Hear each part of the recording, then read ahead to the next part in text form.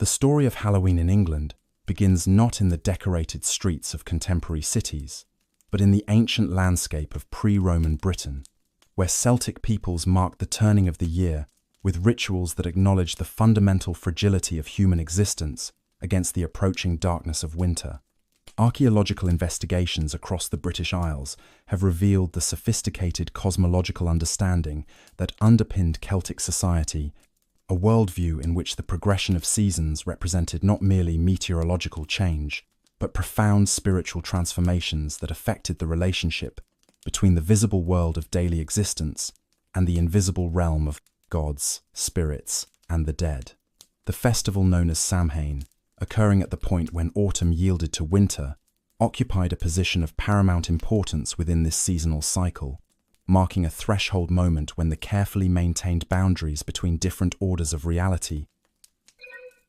supposedly dissolved, allowing dangerous but potentially beneficial commerce between human communities and supernatural forces. The Celtic calendar organized time around 4 major fire festivals that divided the agricultural year into meaningful segments, with Imbolc in early February marking the first stirrings of spring, Beltane in early May celebrating summer's arrival, Lugnasad in early August commemorating the harvest's beginning, and Samhain in early November, acknowledging the year's death and the subsequent period of darkness and uncertainty. These festivals occurred at the midpoints between solstices and equinoxes, reflecting a calendrical system that privileged agricultural rhythms and pastoral cycles over astronomical precision. Samhain held particular significance because it marked not merely seasonal transition, but cosmic transformation. The moment when one year ended and another began, when the achievements and failures of the past agricultural cycle became fixed and immutable, while the future remained terrifyingly uncertain. The positioning of this festival, at the boundary between years, invested it with liminal quality that Celtic belief systems associated with supernatural danger and opportunity. The cosmological beliefs underlying Samhain observances reflected a sophisticated understanding of time, death, and the structure of reality that pervaded Celtic religious thought. The Celts conceived the universe as consisting of multiple interpenetrating realms, with the visible world of human habitation existing alongside an otherworld, inhabited by gods, ancestral spirits, and supernatural beings, whose nature and intentions remained fundamentally mysterious and potentially hostile to human welfare. Under normal circumstances, these realms remained separated by barriers that prevented casual interaction, protecting humans from supernatural forces while limiting divine intervention in human affairs. However, certain times and places possessed liminal character that weakened these barriers, creating opportunities for communication and commerce between worlds. Samhain represented the most significant of these liminal periods, a threshold moment when the separation between living and dead, human and divine, natural and supernatural, became dangerously permeable. The darkness and cold of approaching winter symbolized death's dominion over the land, while the completion of harvest and the slaughter of livestock created unavoidable confrontation with mortality that permeated every aspect of community life. The festival's positioning at this moment of maximum cosmic instability required elaborate ritual responses designed to protect communities from supernatural threats, while harnessing beneficial forces for the difficult months ahead. The practical observances associated with Samhain combined religious ritual, agricultural necessity, and community celebration in ways that modern distinctions between sacred and secular cannot adequately capture. The festival began with the extinguishing of all fires throughout the community, a symbolic death of the old year's protective warmth and light that created a moment of maximum vulnerability and cosmic reset. Druids, the priestly class who maintained religious knowledge and ritual expertise within Celtic society, then kindled new sacred fires, using techniques that emphasized divine rather than human origin of this life-sustaining force. These sacred fires served as the source from which all household fires would be rekindled, creating a moment of communal unity and shared dependence on divine favor that reinforced social bonds, while acknowledging supernatural power.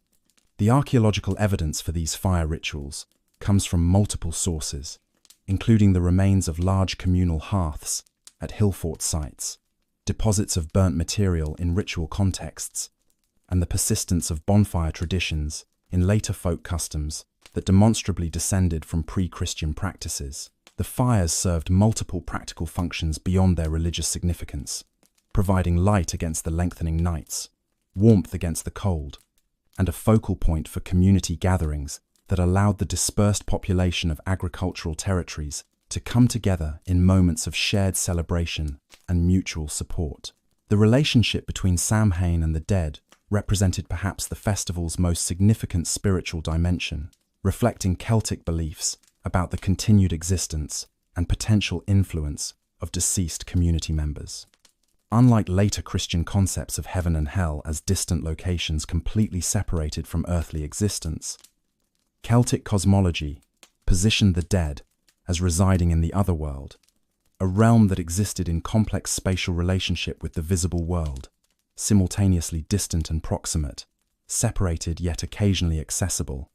The dead retained interest in the affairs of their living descendants, possessing knowledge and power that could benefit or harm the community depending on how they were treated. Samhain's character as a threshold time, when barriers between worlds dissolved, meant that the dead could return to their former homes, seeking the warmth of familiar hearths and the company of living relatives. This return required careful ritual management to ensure that ancestral spirits received appropriate hospitality while preventing malevolent entities from exploiting the cosmic opening to harm the living. Communities prepared special foods and left portions outside for returning spirits, acknowledging familial obligations while maintaining protective boundaries around domestic spaces. The archaeological evidence for these practices includes special deposits of food and drink in ritual contexts, the construction of boundary markers and protective features around settlement sites, and later folk traditions that preserved the essential logic of these ancestral feeding customs. The role of divination and prophecy during Samhain reflected the festival's liminal character and the unique opportunities it provided for perceiving normally hidden truths about past, present, and future events.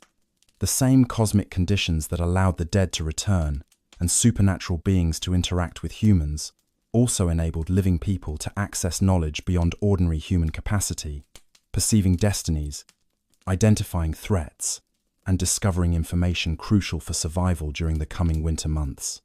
Druids conducted elaborate divination rituals, using techniques that ranged from interpreting the behavior of sacrificial animals to reading patterns in natural phenomena to direct communication with spirits who possessed supernatural knowledge.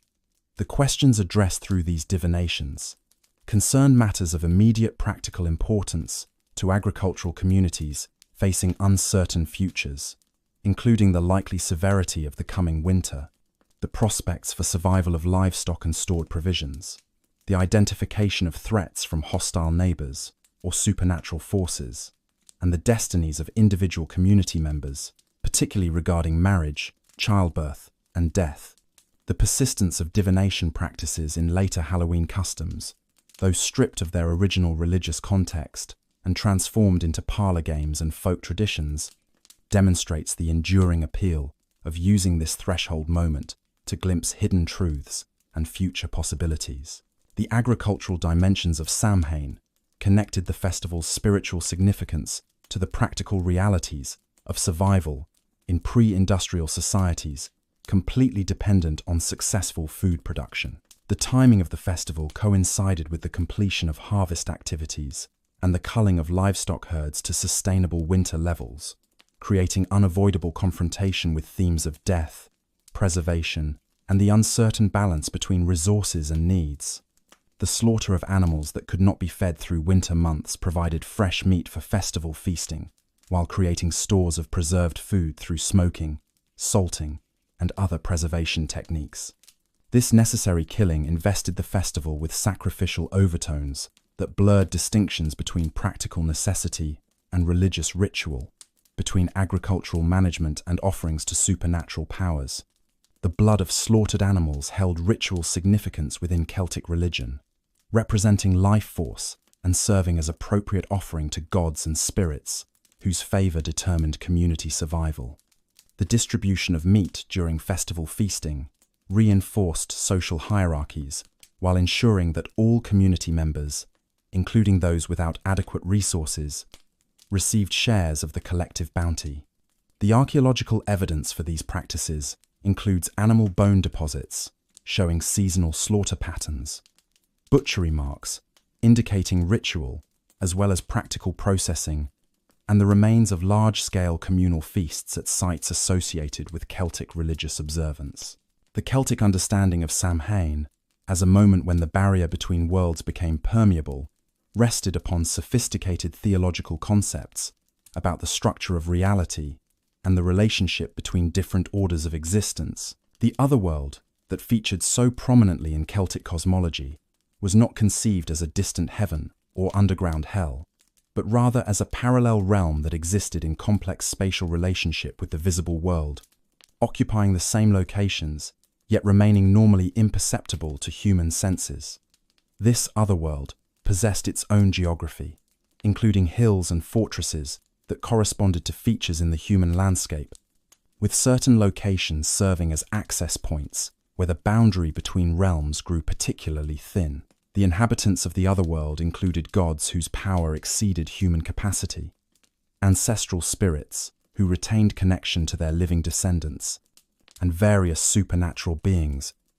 whose nature and intentions remained fundamentally ambiguous and potentially dangerous.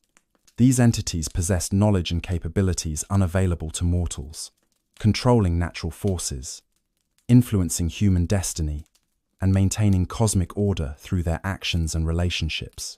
The permeability of boundaries during Samhain allowed unprecedented interaction between human and supernatural communities,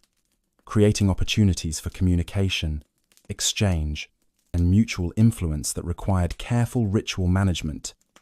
to ensure beneficial rather than harmful outcomes. The ritual technologies that Celtic communities employed during Samhain reflected accumulated knowledge about managing supernatural forces and protecting vulnerable populations from otherworldly threats. The wearing of costumes and disguises, a practice with deep roots in Celtic tradition that would persist through millennia of cultural transformation, served multiple protective and ritual functions that demonstrate sophisticated understanding of how supernatural perception supposedly operated. By disguising their human appearance,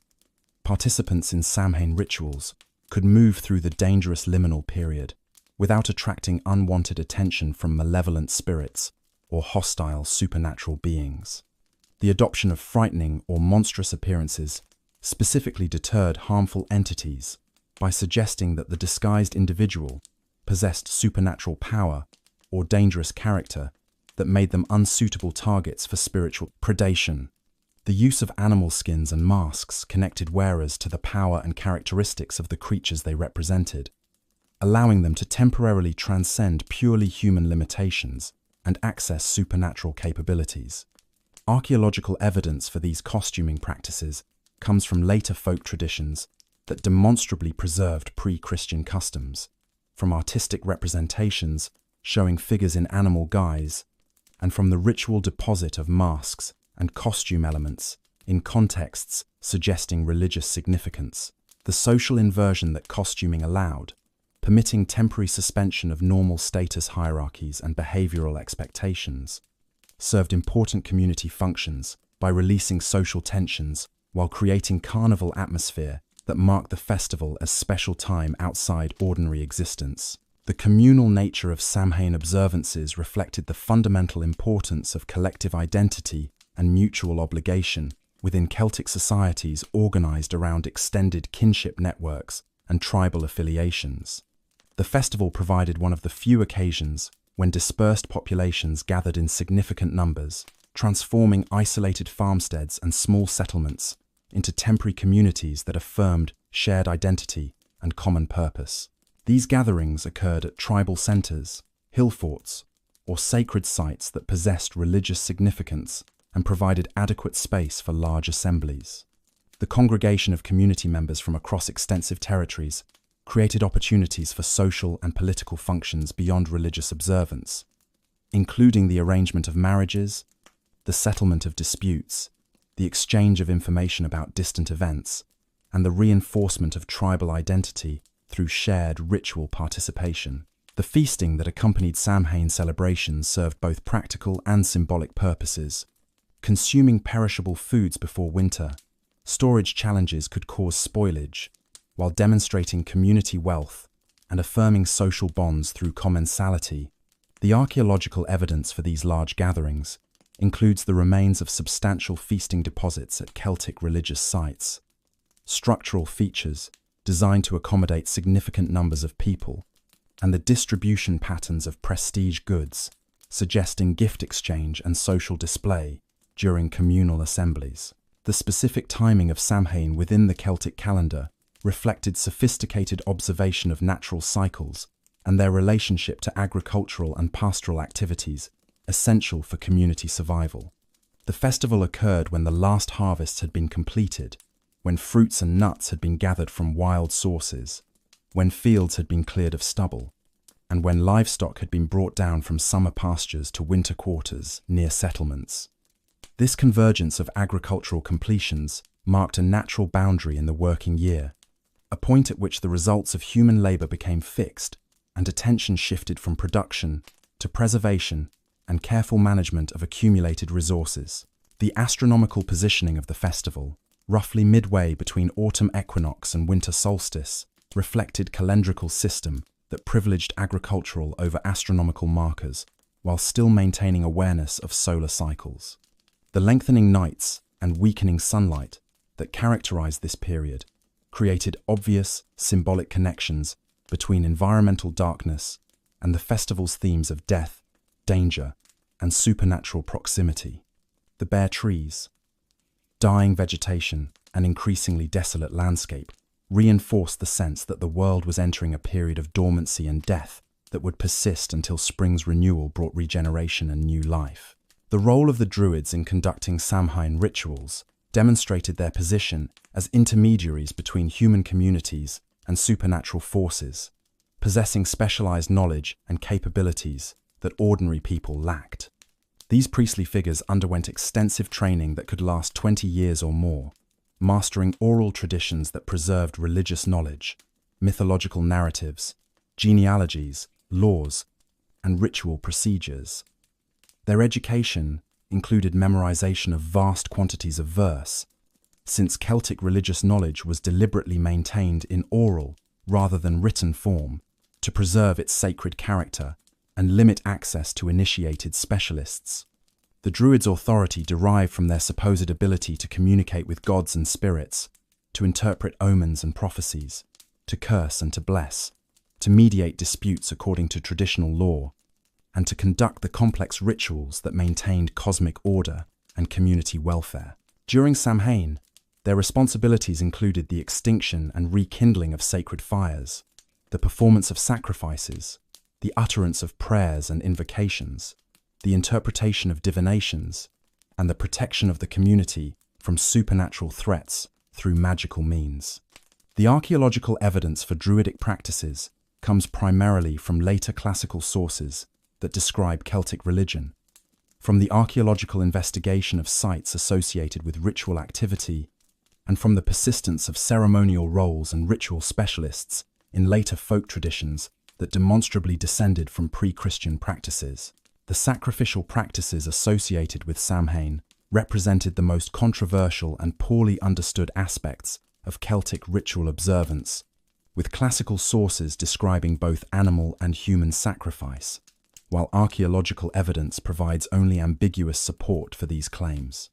The Roman authors who described Celtic religious practices, including Julius Caesar, Strabo, and Tacitus, wrote from outsider perspectives influenced by their own cultural assumptions and political motives,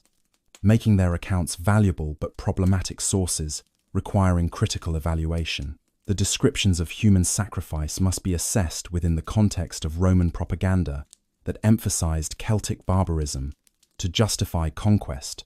while also being weighed against archaeological evidence that does suggest some form of ritual killing in Celtic contexts. The bog bodies discovered across northern Europe, including several from Britain, show evidence of violent deaths in ritual contexts that may reflect sacrificial practices, though the interpretation of these remains contested among scholars. The animal sacrifices attested through bone deposits at ritual sites clearly occurred and served important functions within Celtic religious practice, providing offerings to supernatural powers, while creating the meat for communal feasting that accompanied major festivals. The ritual character of these animal killings elevated them beyond purely practical slaughter, investing them with religious significance through specific procedures, dedicated implements, and symbolic meanings that transformed necessary food production into sacred offering. The Roman conquest of Britain, beginning with Claudius's invasion in 43 AD and extending through decades of military campaigns that gradually brought most of the island under imperial control, initiated a complex process of cultural transformation that profoundly affected indigenous religious practices, including the autumn festivals that would eventually contribute to Halloween's development. The Roman approach to conquered peoples' religions reflected sophisticated imperial policy that distinguished between political loyalty and religious belief, generally tolerating local cults, provided they posed no threat to Roman authority, while actively promoting the integration of provincial deities into the broader pantheon of gods acknowledged throughout the empire. This religious pragmatism reflected both practical governance concerns and genuine Roman theological beliefs about the universality of divine power expressed through culturally specific forms, creating conditions that encourage syncretism rather than requiring complete replacement of indigenous practices with Roman alternatives. The archaeological evidence from Romano-British sites reveals the complex outcomes of this cultural encounter, with temples serving both Roman and Celtic deities, inscriptions invoking gods through names that combined Latin and Celtic elements, and ritual practices that blended indigenous and imported traditions in ways that created distinctive provincial religious culture. The transformation of autumn observances during the Roman period demonstrates these syncretic processes, while establishing patterns of accommodation and adaptation that would characterize English responses to religious change throughout subsequent centuries. The Roman festival calendar included multiple occasions that fell during autumn months and shared thematic connections with Celtic Samhain, creating opportunities for the blending of religious observances that served both imperial and indigenous purposes. The Festival of Pomona, goddess of fruits and orchards, occurred in early November and celebrated the completion of harvest activities with particular emphasis on tree fruits, especially apples, that featured prominently in later Halloween traditions. The archaeological evidence for Pomona's worship in Britain remains limited, suggesting that her cult never achieved the prominence it enjoyed in Italy, but the association between apples and autumn festivals that would persist through centuries of cultural change may reflect the partial adoption of this Roman observance by British populations. The festivals of Feralia and Parentalia, which honoured the dead and provided occasions for families to visit ancestral tombs with offerings of food and flowers, occurred in February rather than autumn, but established Roman precedents for ritual commerce with the deceased that paralleled Celtic practices. The Roman conception of death and the afterlife differed significantly from Celtic beliefs, emphasizing the importance of proper burial, the pollution associated with corpses, and the ongoing obligations between living and dead family members that required regular ritual attention.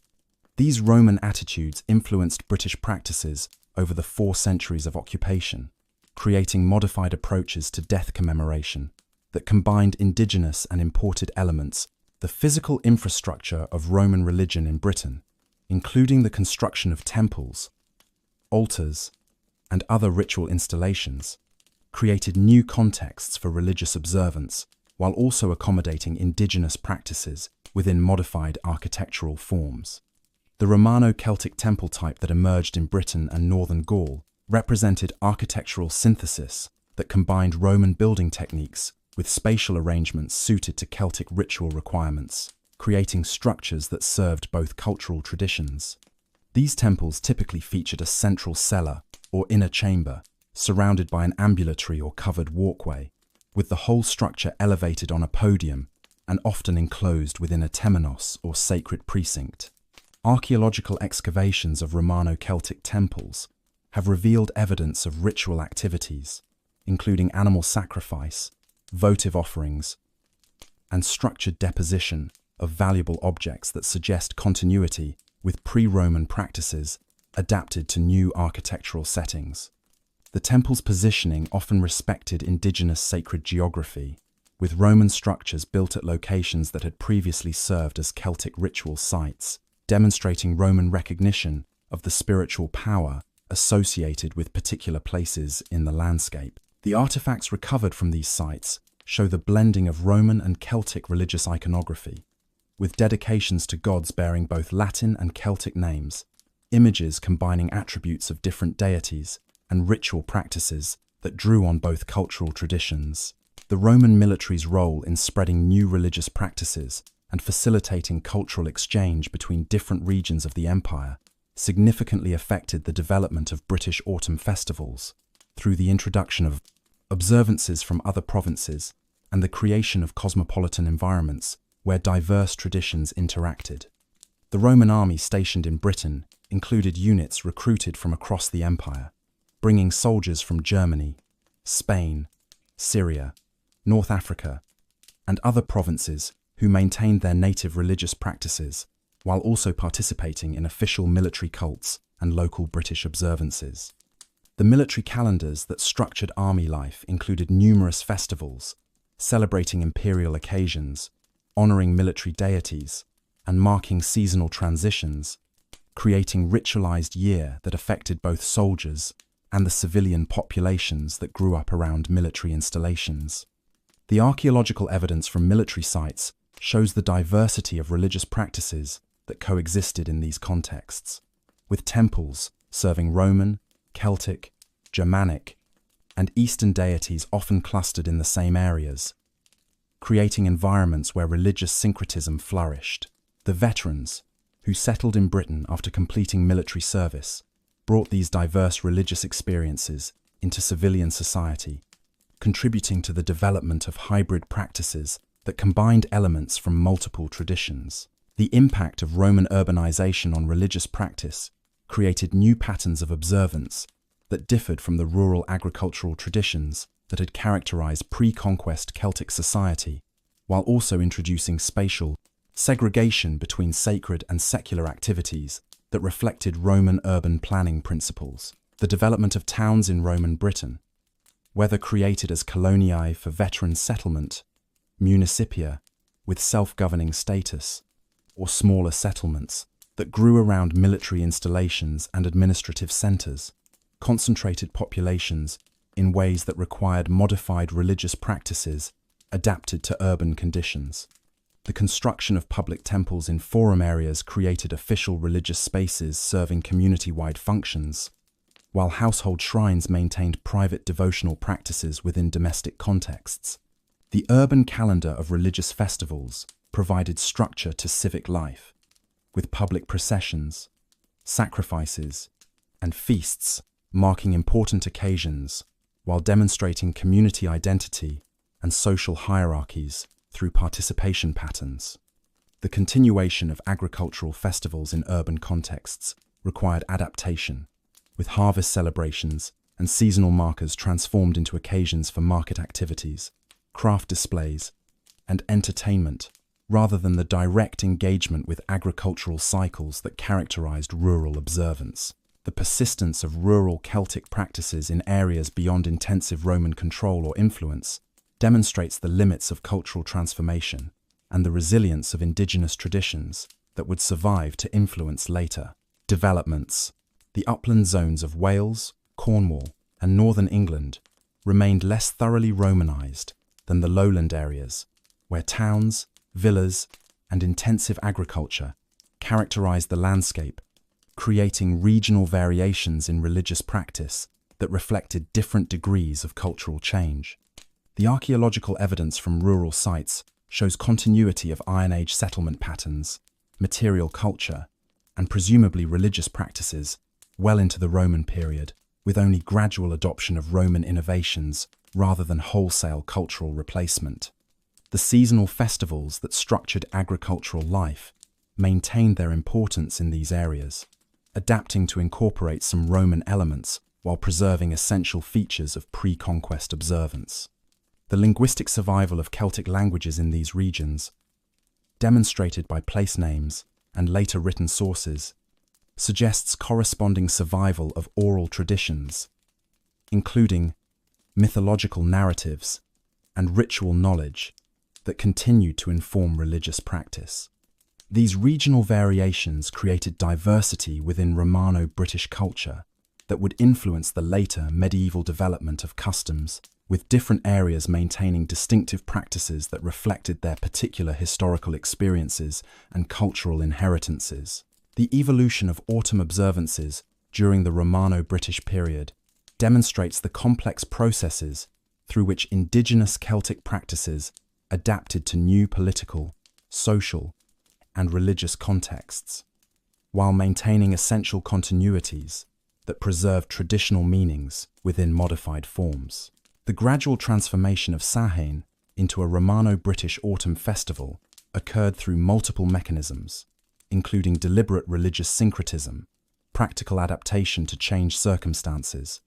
and the natural evolution of customs within contexts where older meanings became obscured or reinterpreted. The archaeological evidence for these changes comes from diverse sources, including material culture associated with religious practice, architectural remains of temples and ritual sites, inscriptions recording dedications and votive offerings, artistic representations showing religious scenes, and the analysis of faunal and botanical remains that reveal ritual feasting and sacrifice patterns. The written sources for this period, though limited compared to later medieval documentation,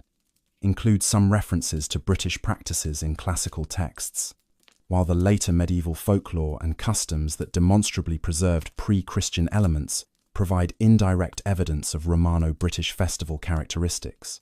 The synthesis of Celtic and Roman practices created distinctive provincial religious culture that would provide foundations for subsequent Christian appropriations, while establishing patterns of cultural adaptation that would characterize English responses to religious change throughout later centuries. The role of Celtic deities in Romano-British religion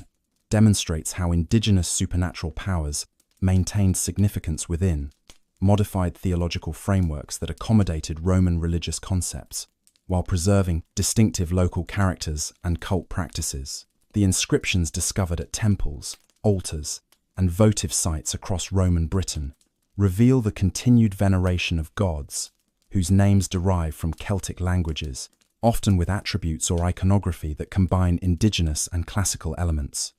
The matronae or mother goddesses who featured prominently in northern British and Germanic religious practice received dedications that suggest their association with fertility, protection, and seasonal abundance,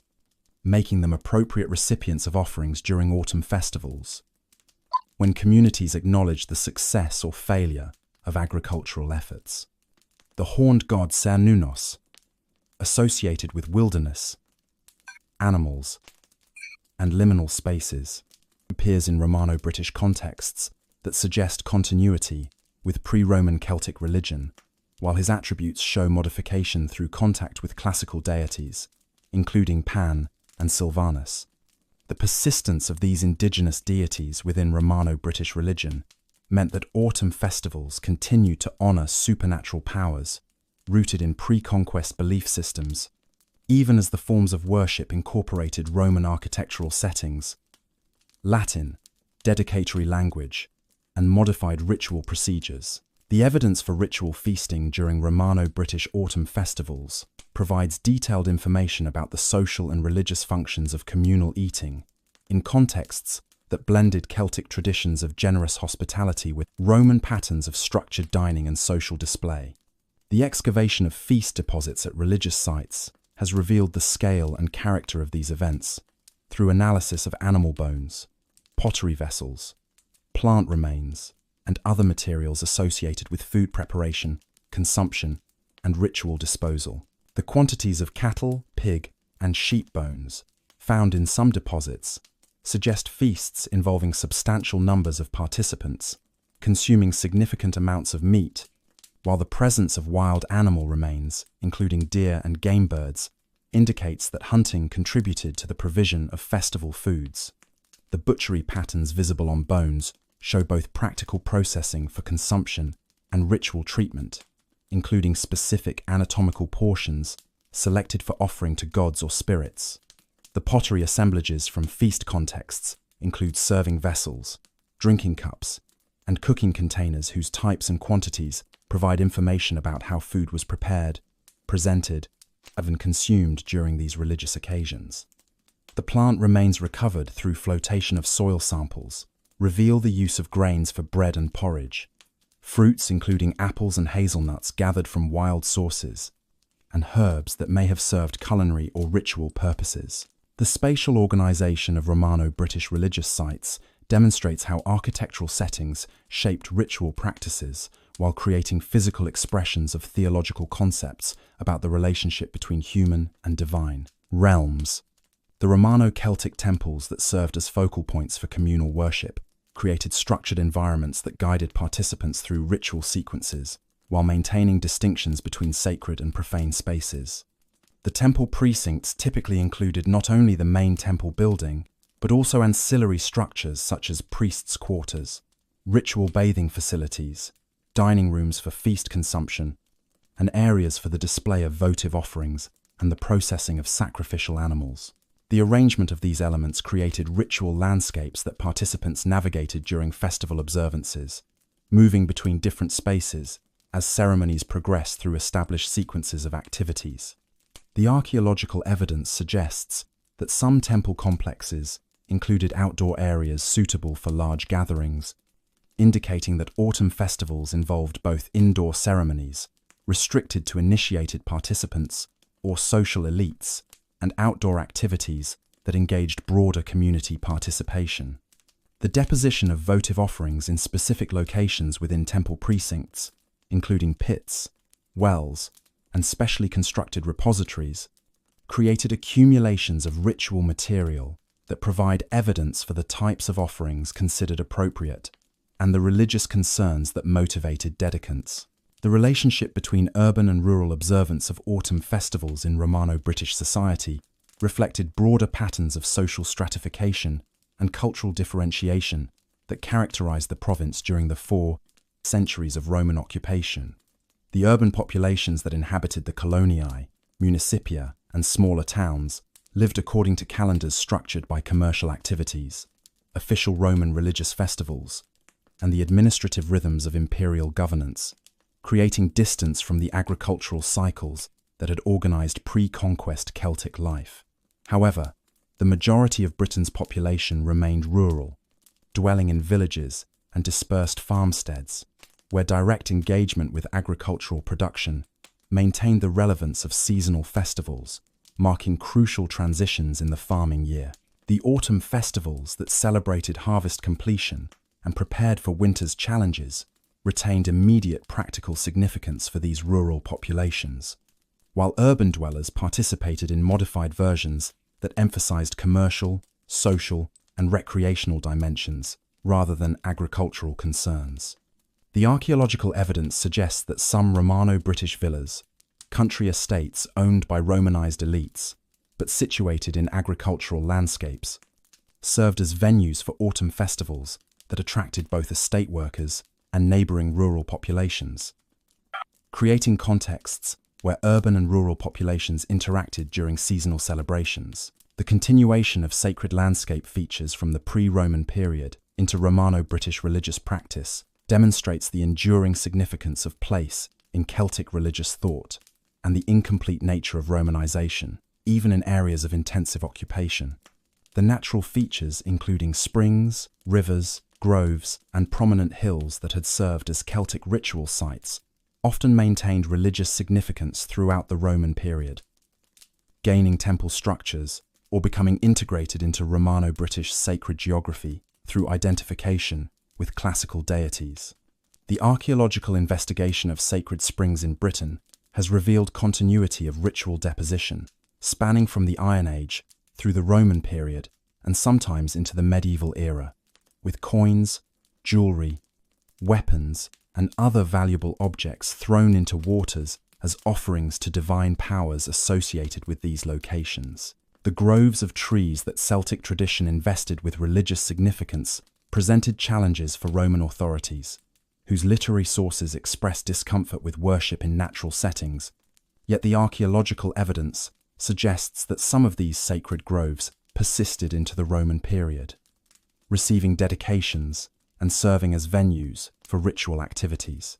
The integration of these pre-existing sacred places into Romano-British religious practice meant that autumn festivals could occur at locations that possessed deep historical and spiritual significance,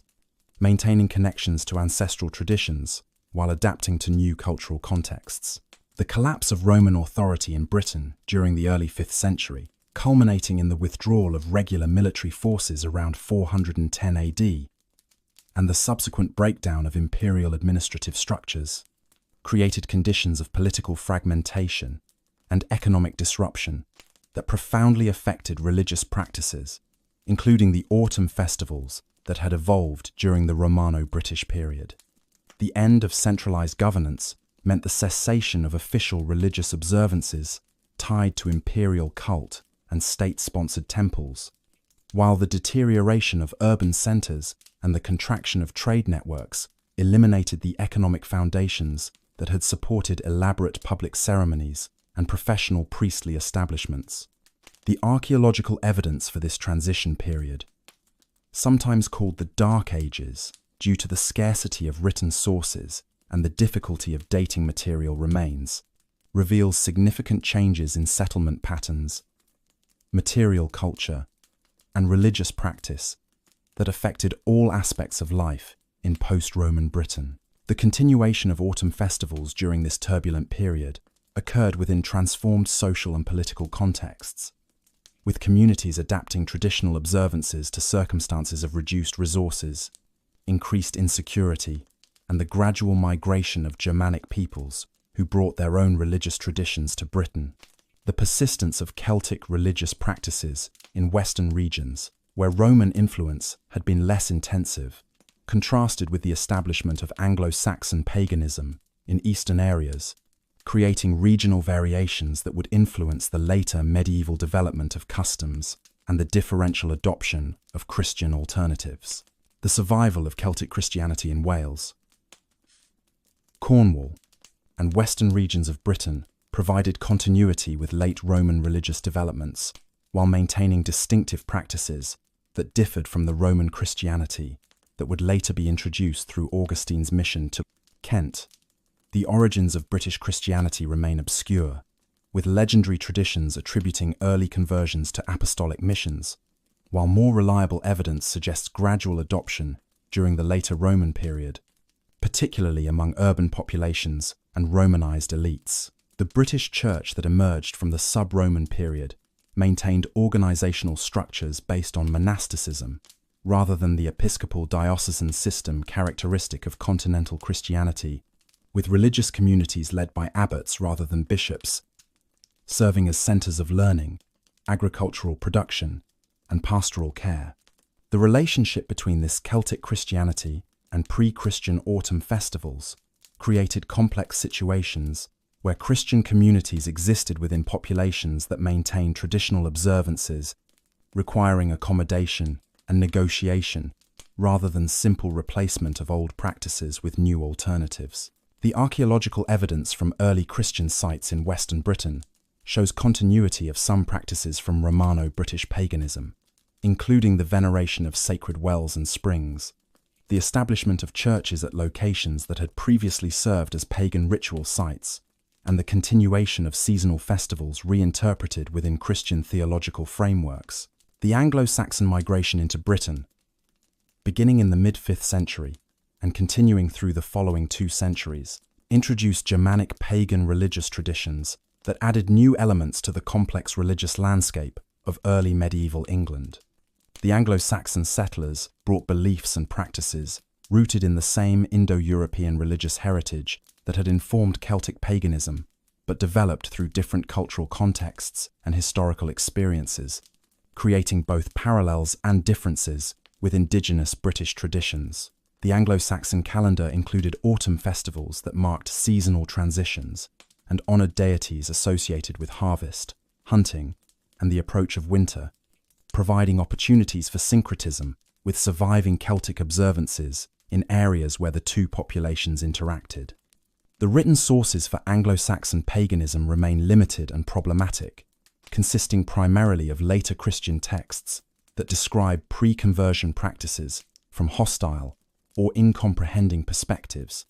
place names preserving the names of pagan deities, and archaeological evidence from burials, settlements, and ritual sites that reveal religious practices through material remains. The reconstruction of Anglo-Saxon autumn festivals requires careful analysis of these diverse sources, while acknowledging the significant gaps and uncertainties that characterize our understanding of pagan Germanic religion in Britain. The Anglo-Saxon peoples who settled in eastern and southern England during the 5th and 6th centuries brought religious traditions centered on deities whose names and attributes are partially known through later sources, including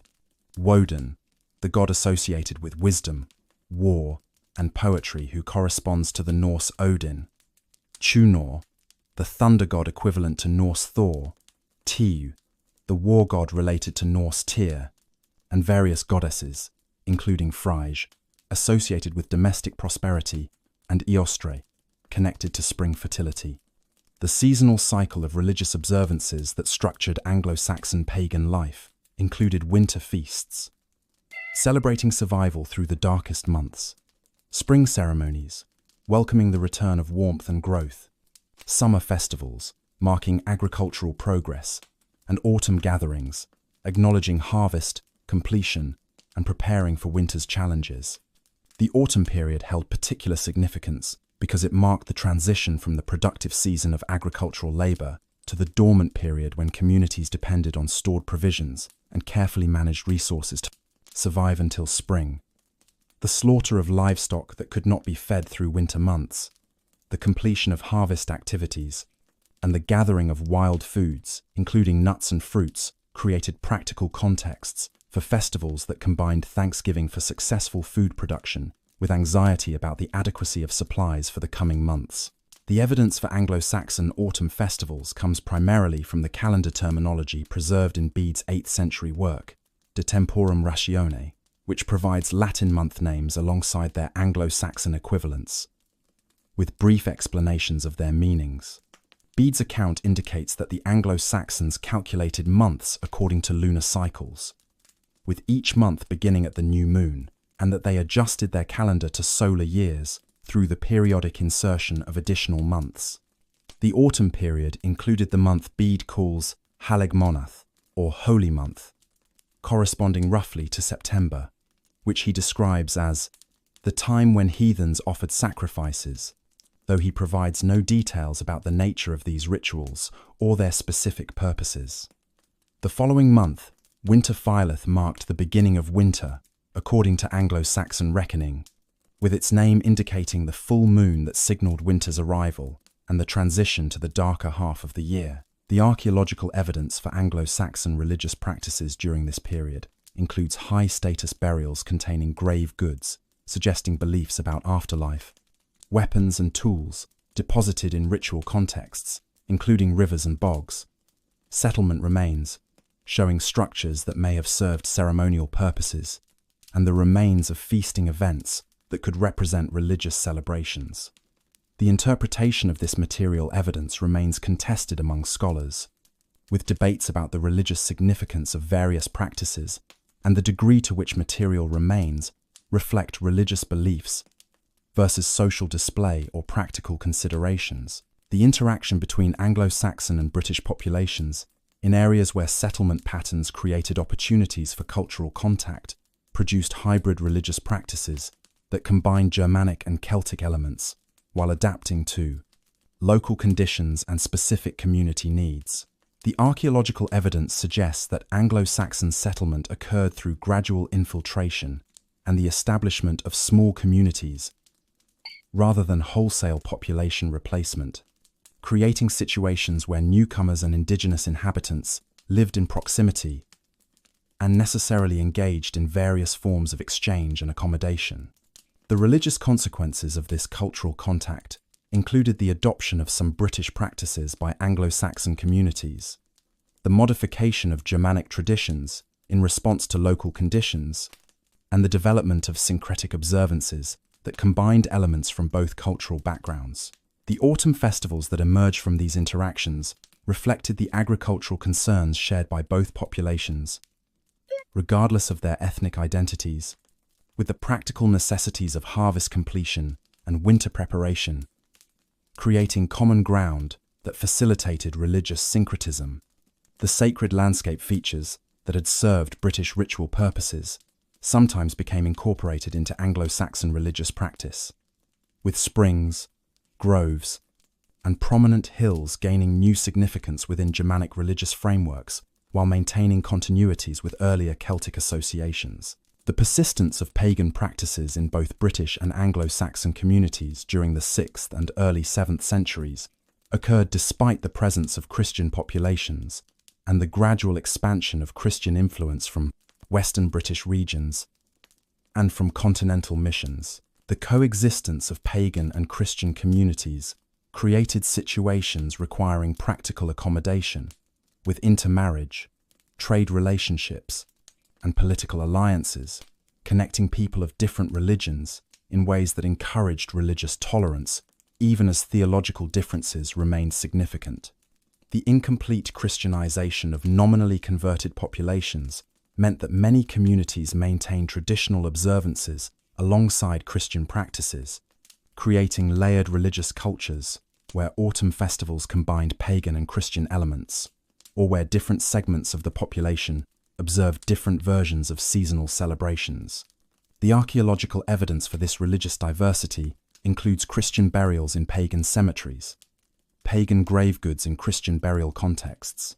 churches built at locations previously used for pagan worship, and material culture showing the coexistence of Christian and pagan symbols. The gradual nature of religious change during this period established patterns that would characterize the later conversion of Anglo-Saxon England, with official adoption of Christianity by royal courts preceding the transformation of popular religious practice by decades or centuries. The arrival of Augustine's mission to Kent in 597 AD, sent by Pope Gregory the Great to convert the Anglo-Saxon kingdoms to Roman Christianity, initiated a new phase in the religious transformation of England that would ultimately determine the fate of autumn pagan festivals, including those practices that would contribute to Halloween's development. Augustine's mission landed on the Isle of Thanet in the Kingdom of Kent, whose king Ethelbert had married a Christian Frankish princess named Bertha, and had therefore already encountered Christianity through his wife's chaplain and the church she maintained in Canterbury. The initial success of the mission, with Ethelbert's conversion and baptism shortly after Augustine's arrival, provided the foundation for establishing a Christian hierarchy in England, modelled on Roman ecclesiastical organisation, with Augustine installed as the first Archbishop of Canterbury and tasked with creating a network of bishoprics that would extend Christian authority throughout the Anglo-Saxon kingdoms. The strategy that Pope Gregory outlined for converting the English demonstrated sophisticated understanding of how religious change actually occurs in societies where traditional practices possess deep cultural roots and social significance, advocating gradual transformation rather than immediate abolition of pagan customs, and recommending the reinterpretation of existing festivals within Christian frameworks rather than their complete elimination. The famous letter that Pope Gregory sent to Mellitus, one of the missionaries working in England, articulated conversion strategy that would profoundly influence how the Christian church approached existing autumn festivals and other pagan observances throughout the medieval period. Gregory's instructions acknowledged that people who had practiced pagan worship throughout their lives could not be expected to immediately abandon familiar customs and adopt completely foreign religious practices, recommending instead that existing temples should not be destroyed, but rather purified, and rededicated to Christian use, that pagan festivals should continue, but be reinterpreted as Christian celebrations, honoring saints rather than pagan deities,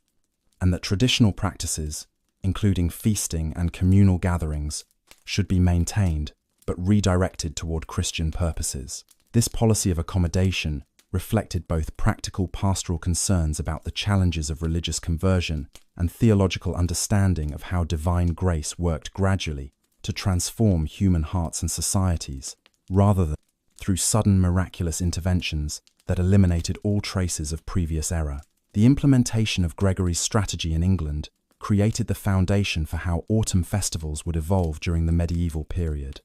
with Christian holy days established at times corresponding to traditional pagan celebrations and existing customs, reinterpreted within Christian theological frameworks that preserved their external forms while attempting to transform their internal meanings. The establishment of monasteries throughout England during the 7th century created centres of Christian learning and practice that served as bases for missionary activities, while demonstrating alternative ways of organising religious life that differed from both pagan traditions and the diocesan structures favoured by Roman ecclesiastical organisation.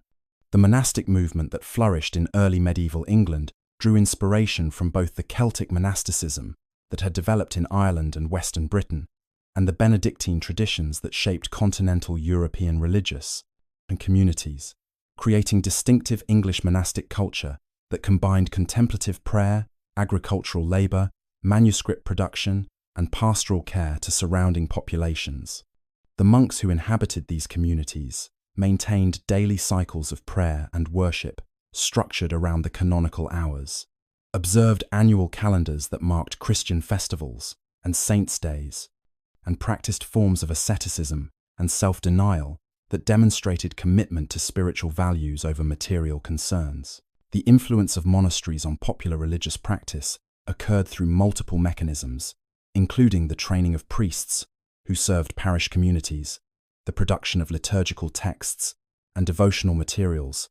the organisation of pilgrimages to shrines and relics, and the direct interaction between monks and lay populations through pastoral care, economic relationships, and social connections. The process of converting Anglo-Saxon England to Christianity extended over nearly a century,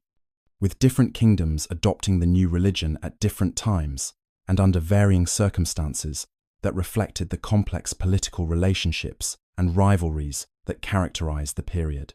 The Kingdom of Kent's early conversion under Augustine's influence provided a model, but also demonstrated the instability of initial conversions, with temporary pagan revivals occurring when Christian kings were succeeded by rulers who maintained traditional religious allegiances. The northern kingdom of Northumbria experienced conversion under King Edwin in the 620s, with the missionary Paulinus establishing churches and conducting mass baptisms, but Edwin's death in battle led to temporary abandonment of Christianity before renewed conversion efforts under King Oswald, who invited Irish missionaries from Iona to establish monasteries and churches. The Kingdom of Mercia in the Midlands resisted Christianity longer than coastal kingdoms, with conversion occurring primarily during the mid-7th century through the combined influence of Northumbrian and Kentish missionaries. The Western Kingdom of Wessex accepted Christianity during the 630s through the efforts of the missionary Birinus, though pagan practices apparently persisted in rural areas for generations after official royal conversion. The Synod of Whitby in 664 addressed conflicts between Celtic and Roman Christian practices that had emerged as different missionary traditions, encountered each other in Northumbria and other regions where both influences operated. The most visible dispute concerned the calculation of Easter's date, with Celtic Christians using methods that sometimes produced different results than the Roman calculations, creating situations where different communities within the same kingdom celebrated Christianity's most important festival on different days. The deeper issues involved questions about ecclesiastical authority, liturgical practices, monastic organization, and the relationship between local traditions and universal church standards. The Synod's decision to adopt Roman practices rather than Celtic alternatives reflected both political considerations about Northumbria's relationship with continental powers and theological arguments about the importance of and unity within the universal church. The practical consequences of this decision included the gradual standardization of religious practices throughout England according to Roman models, the subordination of Celtic Christian institutions to Roman ecclesiastical hierarchy, and the establishment of frameworks that would shape how autumn festivals and other seasonal observances would be incorporated into Christian calendars. The evidence for continuing pagan practices in rural areas, despite official conversion of Anglo-Saxon kingdoms, comes from multiple sources, including ecclesiastical legislation prohibiting specific activities, penitential handbooks prescribing punishments for pagan observances, sermons and homilies condemning persistent non-Christian practices, and archaeological remains showing material culture associated with pagan religion in Christian period contexts. The laws promulgated by Christian kings frequently included provisions against pagan worship, divination, magic, and other practices deemed incompatible with Christian faith, suggesting that these activities remain sufficiently common to require legal prohibition. The intensity and repetition of these legal measures indicates that simple prohibitions proved ineffective at eliminating traditional practices, with communities continuing familiar observances despite official disapproval. The penitential literature that guided priests in administering the sacrament of confession reveals the types of activities that church authorities considered problematic, including offerings to springs and trees, divination practices using various techniques, celebrations at traditional festival times that maintained pagan characteristics, and the consultation of wise women or cunning folk who provided magical services.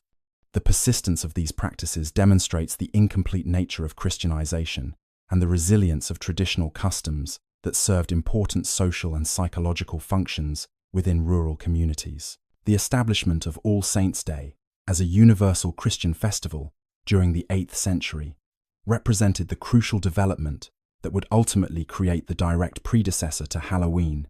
transforming the commemoration of Christian martyrs and holy persons into an occasion that would be deliberately positioned to overlay and eventually replace pagan autumn festivals throughout the Christian world. The origins of All Saints' observance can be traced to earlier Christian practices of honoring martyrs on the anniversaries of their deaths, with local churches maintaining calendars of their own martyrs while gradually adopting commemoration of famous martyrs from other regions, as their cults spread through the exchange of relics and the circulation of hagiographical literature. The practical impossibility of commemorating every saint individually, given the vast numbers of martyrs produced by Roman persecutions, and the continuing addition of new saints through ongoing processes of recognition and cult development, created the need for a collective feast that would honor all holy persons, regardless of whether they possessed individual feast days or had been forgotten by historical memory. The choice of date for this universal commemoration underwent significant evolution, with different regions initially observing All Saints on various dates, including May 13th, when Pope Boniface IV dedicated the Pantheon in Rome, as a church honoring Mary and all martyrs in 609 or 610 AD. The decisive transformation occurred when Pope Gregory III established a chapel in St. Peter's Basilica dedicated to All Saints and designated November 1st as the date for commemorating this dedication, creating the association between All Saints and the autumn season that would prove crucial for the festival's relationship with existing pagan observances.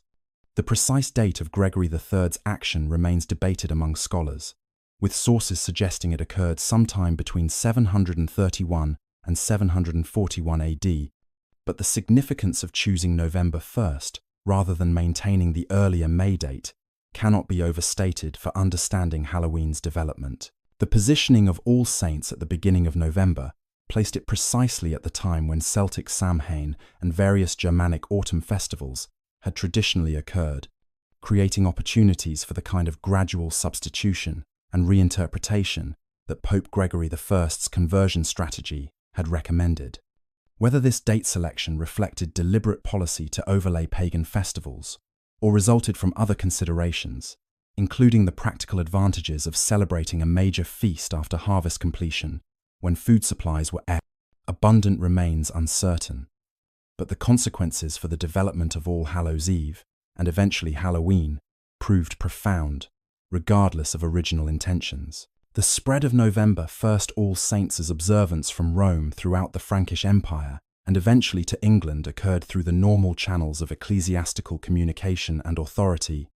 with papal proclamations, councils, and the influence of reformed monastic movements, gradually establishing standardized liturgical calendars across Western Christendom.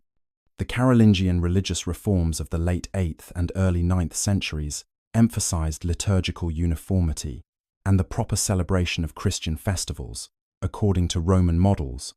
creating pressures for churches throughout the Frankish domains to adopt practices approved by papal and imperial authorities.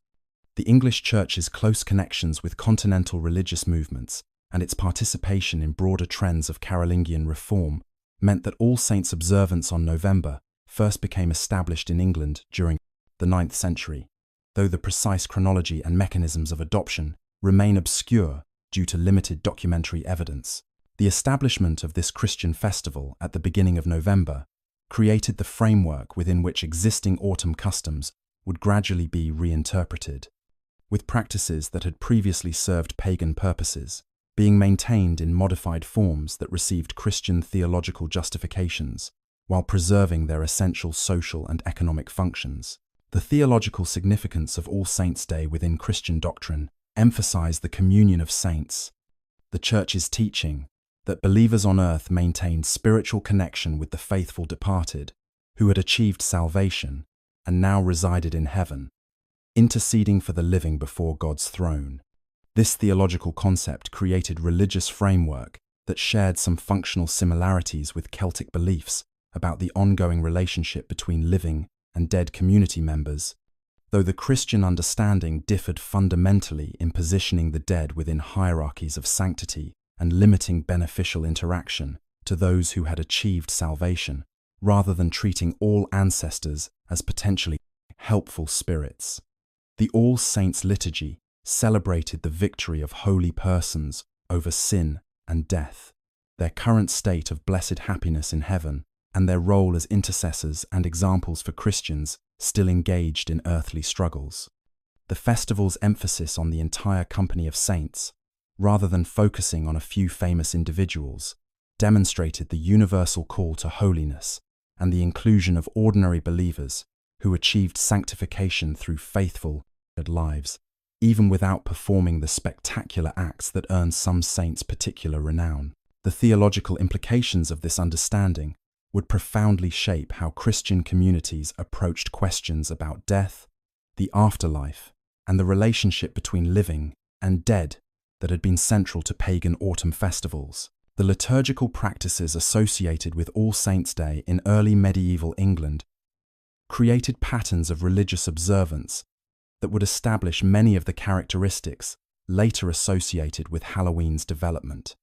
The designation of October 31st as the Vigil of All Saints meant that this evening acquired special significance as a time of preparation for the following day's solemn feast, with Christians expected to fast, pray, and ready themselves spiritually for participation in the liturgical celebrations. The term All Hallows Eve, which eventually contracted to Hallowen and then Halloween, emerged from this liturgical context, with hallow representing an Old English term for saint and the eve designation indicating the evening before the feast proper. The vigil practices that characterized All Hallows Eve in ecclesiastical contexts included special prayers, the ringing of church bells to call the faithful to prayer and to ward off evil spirits, the lighting of candles and lamps to symbolize the light of faith, dispelling spiritual darkness, and the expectation that Christians would spend the night in spiritual preparation rather than worldly entertainment. The contrast between these prescribed religious observances and the actual practices that developed in popular culture demonstrates the gap between clerical ideals and lay reality that characterized medieval religious life. The archaeological and documentary evidence for how ordinary English people observed All Hallows Eve during the early medieval period remains extremely limited, with most sources focusing on elite religious communities and providing little information about popular practices in villages and rural settlements where most of the population lived. The survival of pagan customs alongside Christian observances created hybrid celebrations that combined elements from both traditions in ways that contemporary sources typically condemned when they noticed them at all. The church legislation and penitential literature from this period reveals clerical concerns about persistent pagan practices during autumn festivals, including the maintenance of bonfires that recalled pagan fire rituals, divination activities, seeking knowledge of future events, particularly regarding marriage and death, the continuation of costuming and disguising practices that had pre-Christian origins, and offerings made to supernatural beings that church authorities identified as demons, even when participants understood them as traditional protective gestures. The difficulty of distinguishing between Christian and pagan elements in these hybrid practices reflects the thorough integration of different religious traditions within popular culture and the complex processes through which religious change actually occurred in medieval societies. The development of All Hallows Eve as a distinct observance, separate from the All Saints' Day feast it preceded, demonstrates how Christian liturgical practices created new occasions that acquired their own customs, meanings, and cultural significance beyond their original purposes as preparatory vigils. The transformation of October 31st from a simple evening of fasting and prayer into a festival with elaborate traditions occurred gradually over centuries through the accumulation of practices that served various social,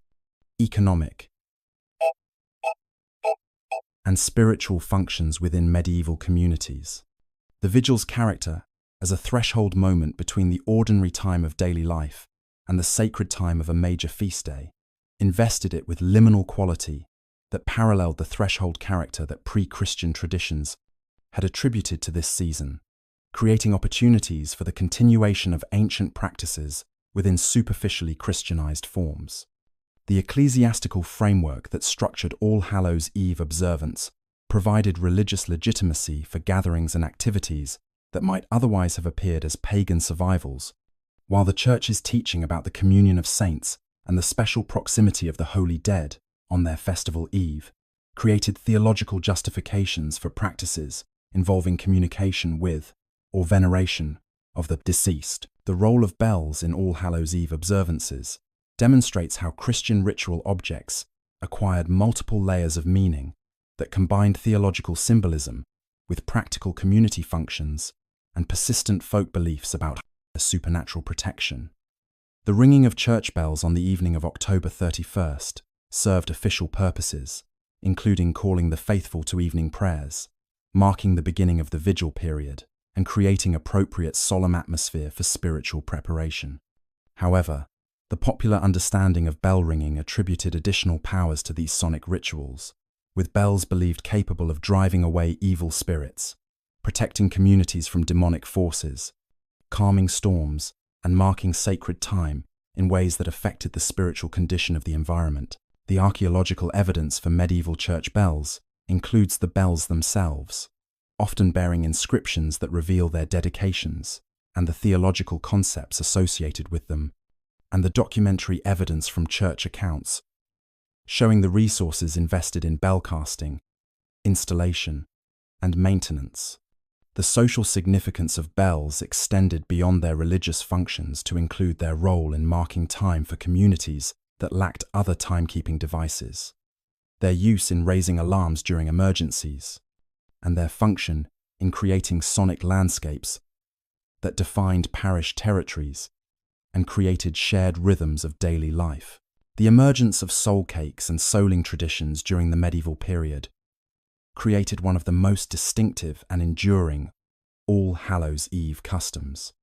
establishing practices that would persist through centuries of religious and social change, while providing direct links between medieval observances and modern Halloween activities, including trick-or-treating.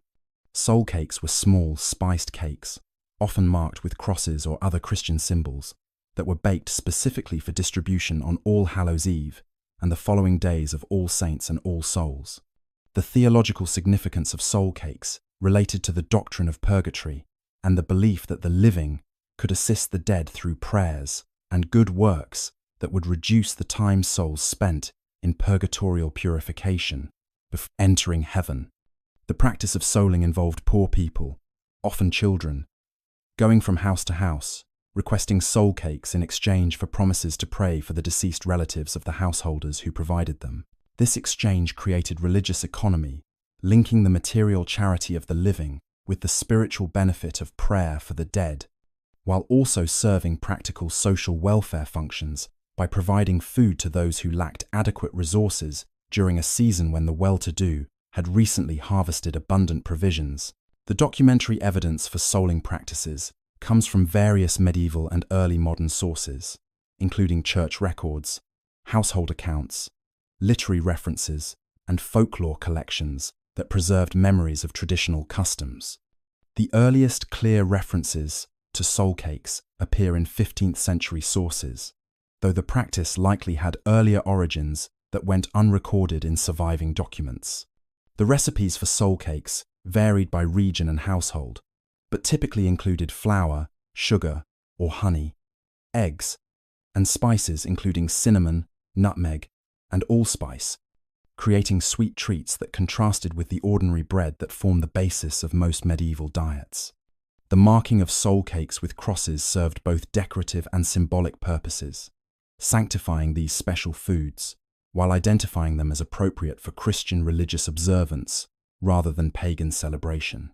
The songs that soulers sang when requesting cakes developed into traditional verses that explicitly linked the gift of food with prayers for the dead,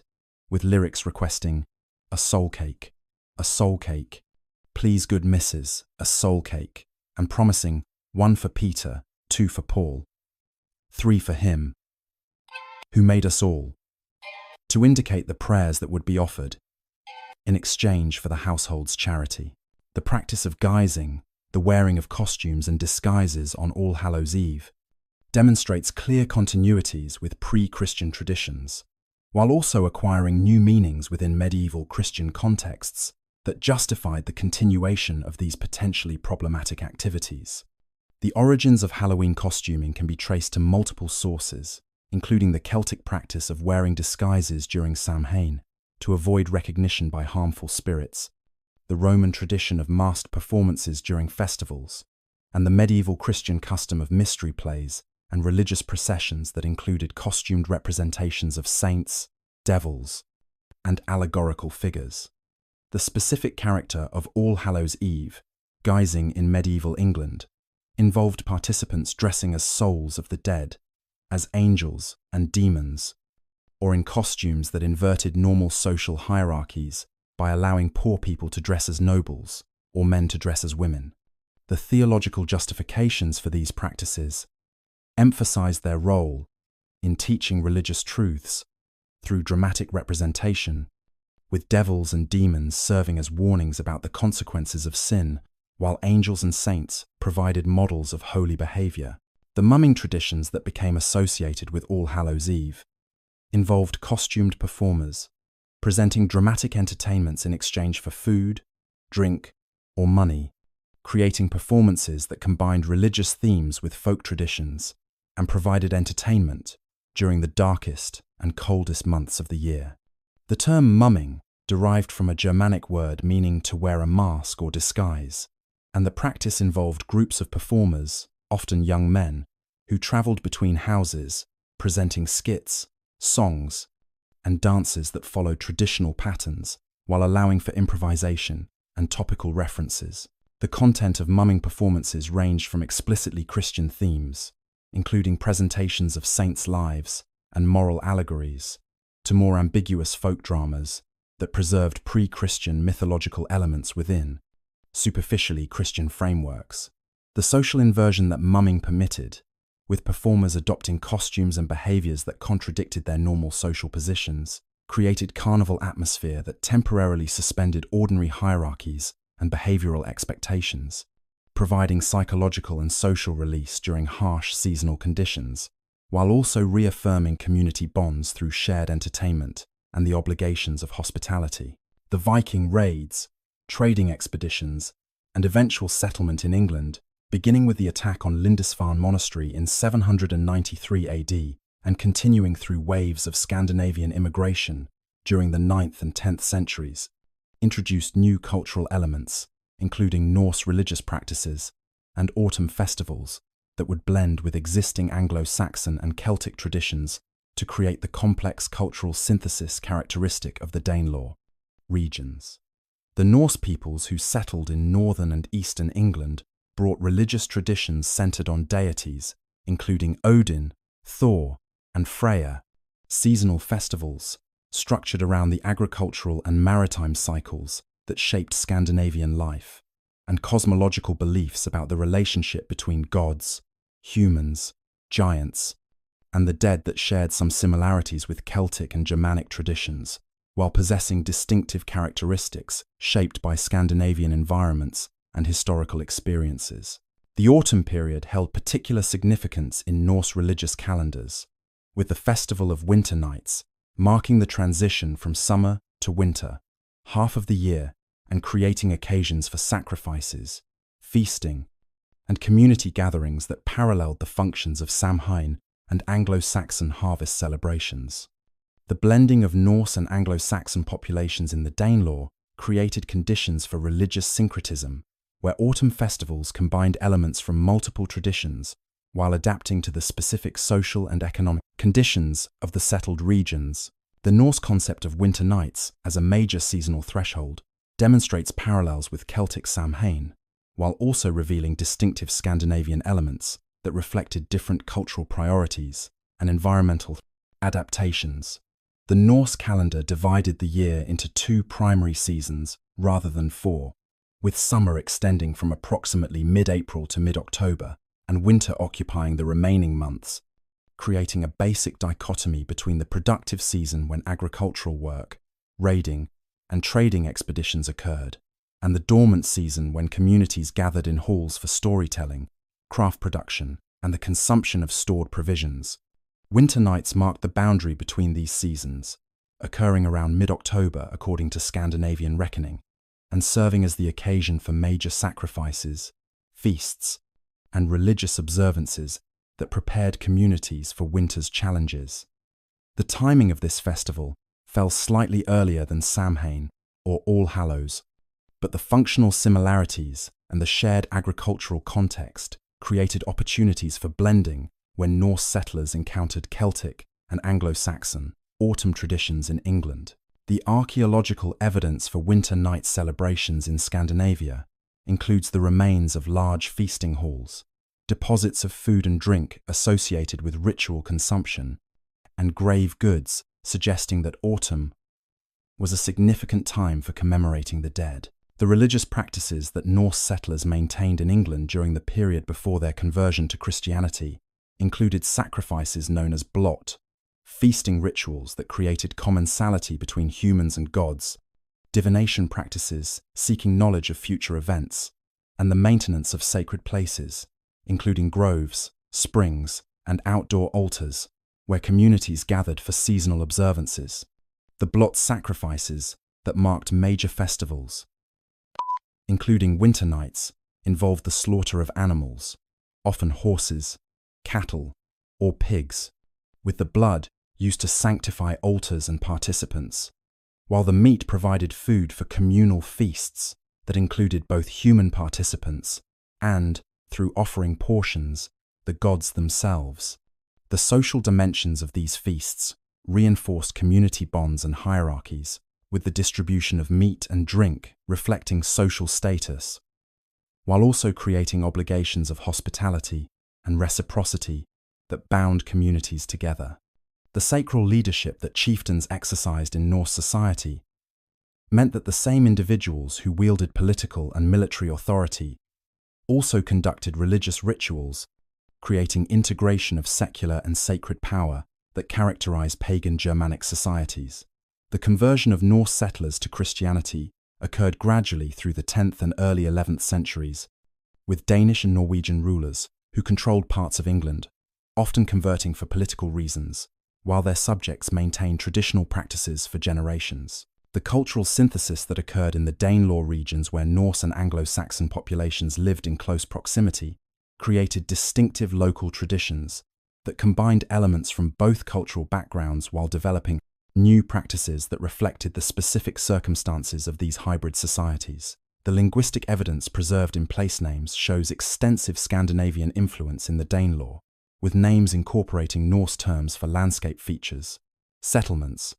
and personal names revealing the depth of Norse settlement and cultural impact. The religious consequences of this cultural contact included the blending of Norse and Anglo-Saxon deities, with some gods apparently recognized as equivalents, serving similar functions in both traditions, the adaptation of Norse ritual practices to English landscapes and social structures, and the development of hybrid festivals that combined elements from both cultural calendars. The autumn celebrations that emerged in these regions potentially incorporated Norse winter nights traditions, including specific types of sacrifices, divination techniques, and feasting customs alongside Anglo-Saxon harvest festivals, and the gradually spreading Christian All Hallows observances, creating complex layered celebrations that served multiple religious and social purposes simultaneously. The archaeological evidence for Norse religious practices in England comes primarily from burial contexts, hoards of valuable objects deposited in ritual circumstances, and the remains of settlements, showing features that may have served ceremonial purposes. The pagan Norse burials found in England often contain grave goods including weapons, tools, jewelry, and sometimes sacrificed animals that suggest beliefs about the afterlife requiring material provisions, while the positioning and orientation of graves sometimes reflects religious concepts about the geography of the other world and the journey that dead souls must undertake. The discoveries of metalwork hoards, buried in remote locations or deposited in watery contexts, including rivers, lakes, and bogs, continue patterns of ritual deposition attested from earlier periods, suggesting that Norse settlers adopted or maintained practices that had deep roots in British religious traditions. The settlement archaeology from Danelaw regions reveals domestic structures and community layouts that differ from contemporary Anglo-Saxon patterns, potentially reflecting different social organizations and cultural preferences, while the presence of particular artifact types, including specific jewelry styles, weapon forms, and craft products, demonstrates the continuation of Norse cultural identity, even as populations gradually integrated with Anglo-Saxon neighbours. The conversion of Norse populations in England to Christianity followed patterns similar to the earlier Anglo-Saxon conversions, with royal baptisms creating official changes in religious allegiance, while popular practices transformed more gradually through the influence of missionaries, the establishment of churches and monasteries, and the social pressures that encourage conformity with the dominant religion of the English kingdoms. The Norse kingdoms, established in York, East Anglia, and other regions, eventually accepted Christianity during the 10th century, often through the influence of English kings who conquered these territories and promoted Christian conversion as part of political integration. The specific circumstances of Norse conversion in England differed from conversions in Scandinavia, where missionaries from England and Germany worked to convert Norse peoples in their homelands, creating different chronologies and patterns of religious change. The persistence of pagan practices in Norse communities occurred despite official conversion, with the archaeological evidence showing continuing deposition of grave goods in Christian cemeteries, the maintenance of pre-Christian names for children, and the continuation of customs that church authorities identified as incompatible with Christian faith, but that participants likely understood as cultural traditions rather than religious observances. The impact of Norse settlement on the development of English autumn festivals created regional variations that would persist through the medieval period and into early modern times,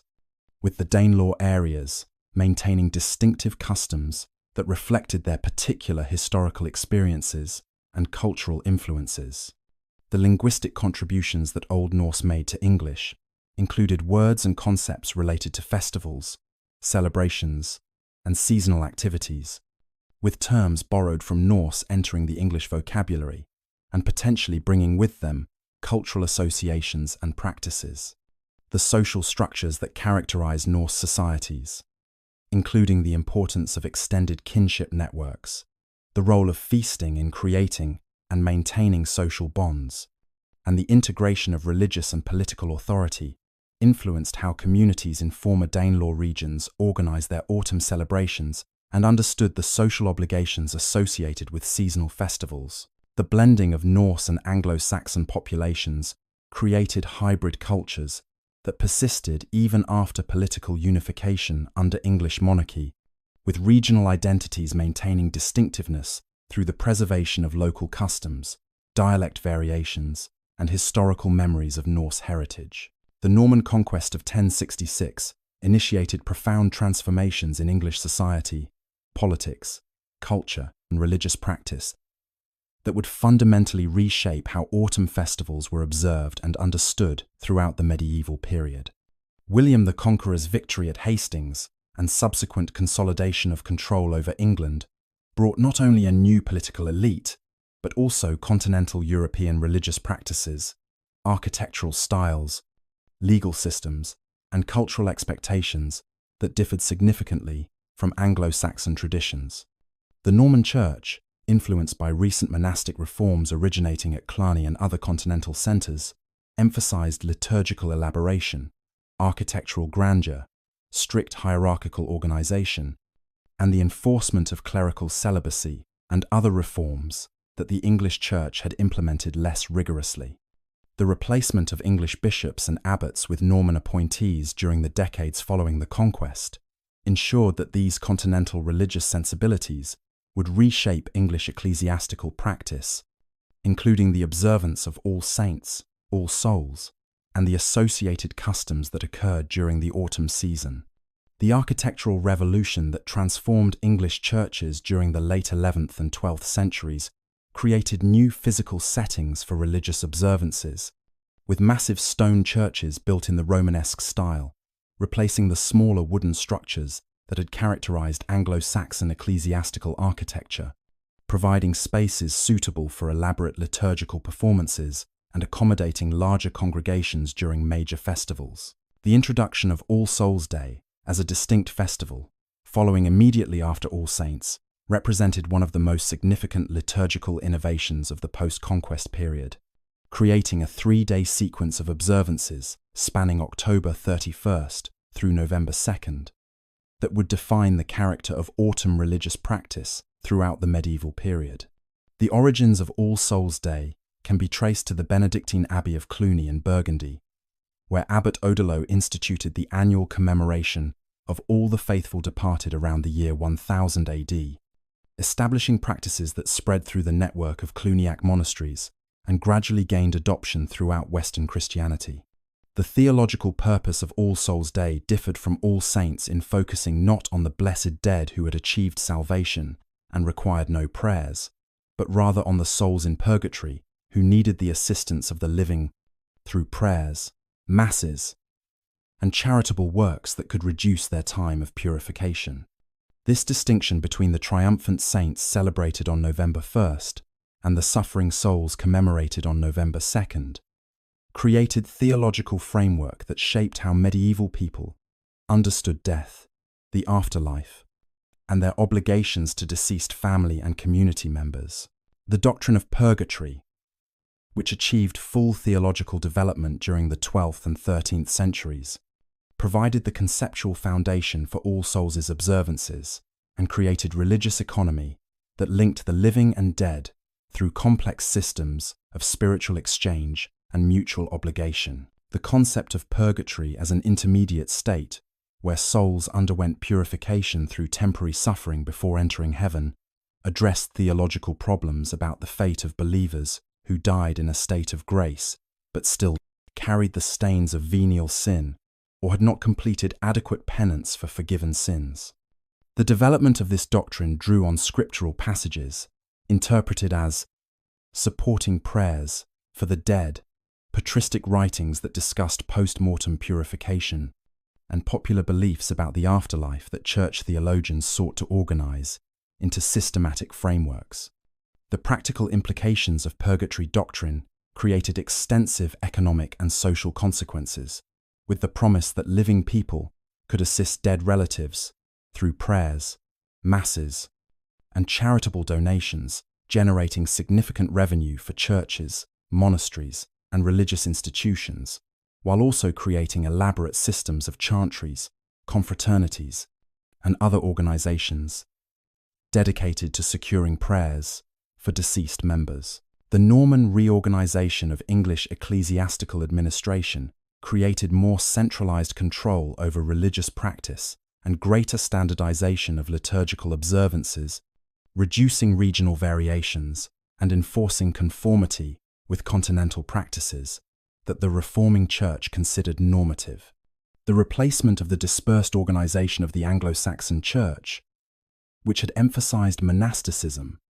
and possessed relatively weak episcopal authority, with a hierarchical system based on clearly defined dioceses under strong episcopal control, enabled more effective supervision of parish-level religious practice. The Norman bishops who assumed control of English sees brought expectations about how major festivals should be celebrated, including specific liturgical texts, ceremonial procedures, and standards of ecclesiastical discipline that parish priests were expected to maintain. The enhanced role of cathedral chapters and collegiate churches in organizing and performing elaborate liturgies for major festivals created models that influenced parish-level observances, while also establishing hierarchies of celebration, where the most elaborate and theologically sophisticated observances occurred in major churches, while simplified versions reached rural populations through their local parishes. The expansion of parish networks during the Norman and Angevin periods brought more of the English population under direct ecclesiastical supervision, while creating the infrastructure necessary for standardized observance of church festivals, including the All Hallows sequence. The systematic organization of England into parishes, each with its own church building, priest, and defined territorial boundaries, occurred primarily during the 11th and 12th centuries, as Norman lords established churches on their estates, and bishops worked to ensure adequate pastoral coverage of their dioceses. The construction of thousands of stone parish churches during this period created permanent physical markers of Christian presence in communities across England, with these buildings serving as focal points for religious observance and community gathering throughout the medieval period. The parish priest's responsibilities included conducting masses and other liturgical services according to the church calendar, administering sacraments to parishioners, providing religious instruction, and supervising the moral and spiritual life of the community. The financial support for parish churches came from tithes that parishioners were legally obligated to pay, typically amounting to 1/10 of agricultural produce and other income, creating economic relationships that bound communities to their churches while providing resources for maintaining buildings, supporting clergy, and funding the celebrations that marked major festivals. The role of religious guilds and confraternities in organizing and funding All Hallows observances demonstrates the importance of voluntary associations in medieval religious life, and the ways that communities created institutions to serve both spiritual and social purposes. The guilds that flourished in English towns during the later medieval period included both craft organizations that regulated specific trades and religious confraternities that brought together members for devotional purposes, mutual assistance, and collective celebration of particular saints or religious occasions. Many guilds maintained special relationships with All Souls' Day, collecting dues from members to fund masses for deceased guild brothers and sisters, organizing processions and services that honored the dead, and providing burial assistance to members and their families. The social functions of these organizations extended beyond their explicitly religious purposes to include economic cooperation, political advocacy, social welfare provision, and the creation of community bonds that transcended kinship networks. The archaeological evidence for guild activities includes the chapels they founded within parish churches, the records of their meetings and expenditures preserved in guild account books, and the material culture associated with their ceremonial activities, including banners, candles, and liturgical furnishings. The development of chantry chapels, where priests celebrated regular masses for the souls of deceased founders, represented another significant dimension of medieval provisions for the dead that particularly flourished during the later medieval period. Wealthy individuals and families established chantries through donations of land or money, that would support priests whose primary duty involved celebrating daily or weekly masses for the donors' souls and those of their relatives, creating permanent institutions dedicated to securing prayers that would reduce time in purgatory. The physical spaces created for chantries ranged from separate chapels built within parish churches or cathedrals to entirely independent chapel buildings, with architectural elaboration reflecting the wealth and social status of the founders.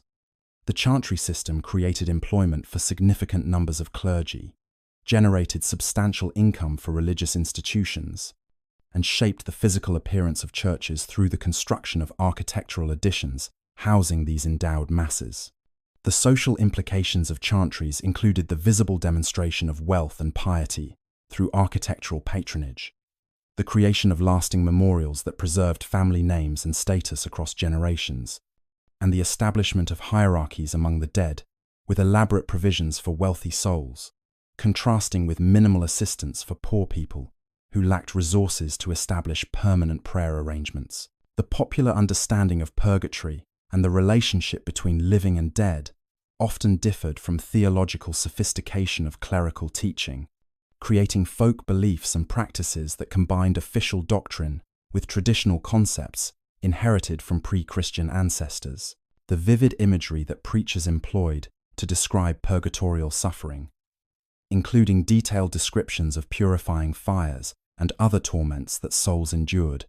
created powerful emotional responses that motivated charitable donations and prayer commitments, while also generating anxieties about the afterlife that shaped how people approached death and commemoration.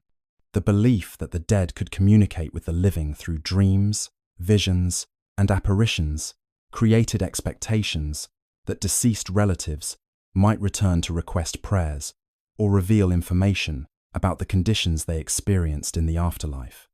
The stories about ghosts and revenants that circulated in medieval communities often involved souls returning from purgatory to seek assistance from living relatives, with narrative patterns emphasizing the importance of providing prayers and masses to relieve the suffering of the dead. These popular beliefs influenced All Hallows Eve observances by creating expectations that the boundaries between living and dead became particularly permeable during this season, allowing increased communication and interaction that required appropriate ritual responses. The economic dimensions of All Hallows and All Souls observances created significant revenue streams for churches and religious institutions, while also imposing financial burdens on communities and families that were expected to provide offerings, donations, and fees associated with commemoration of the dead. The masses celebrated for deceased individuals and families generated income through the fees that priests charged for their services, with the scale of payment typically reflecting the social status of the deceased and the number of masses requested. The special collections that churches conducted during the All Hallows season provided funds for maintaining church buildings, supporting clergy, and funding charitable works, creating financial calendars that made autumn a particularly important time for ecclesiastical fundraising. The soul cakes and other foods that householders provided to soulers and other visitors represented economic transfers that redistributed resources from those who had successfully harvested and stored provisions to those who lacked adequate supplies, serving practical welfare functions alongside their religious significance.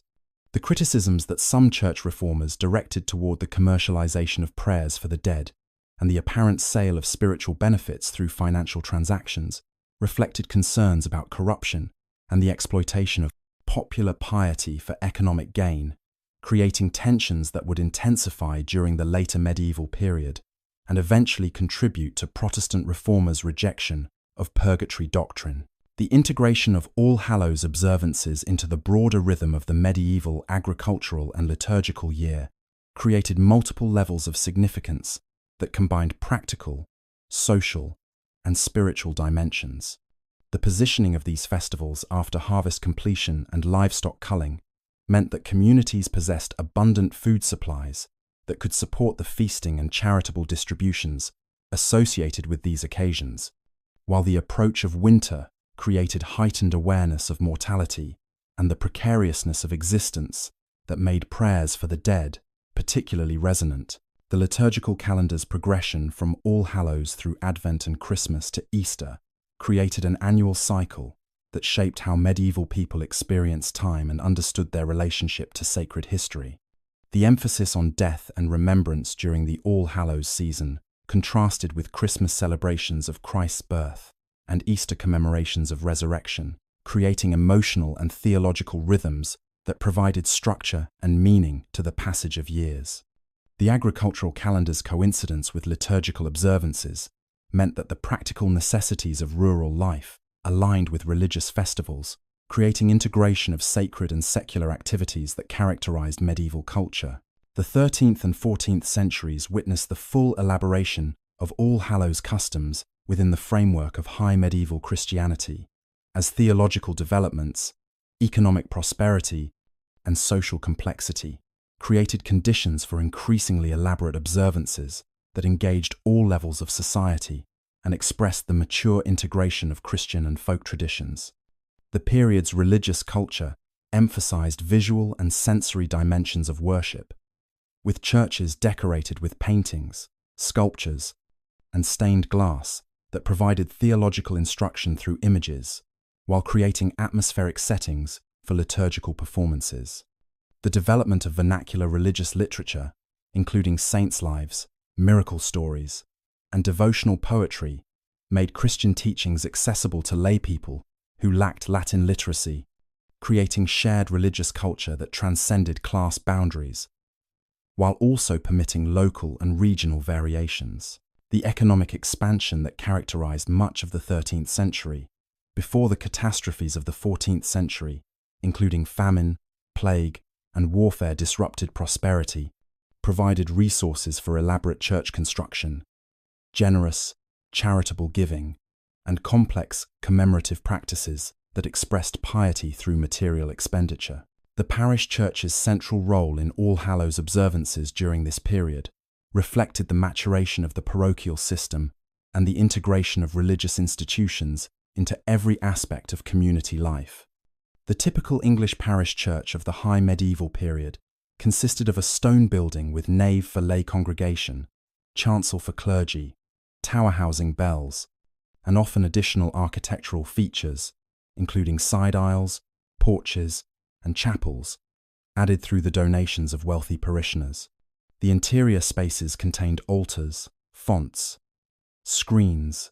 separating chancel from nave, wall paintings depicting biblical scenes and moral allegories, and an accumulation of liturgical furnishings donated by generations of parishioners seeking spiritual benefits through material contributions.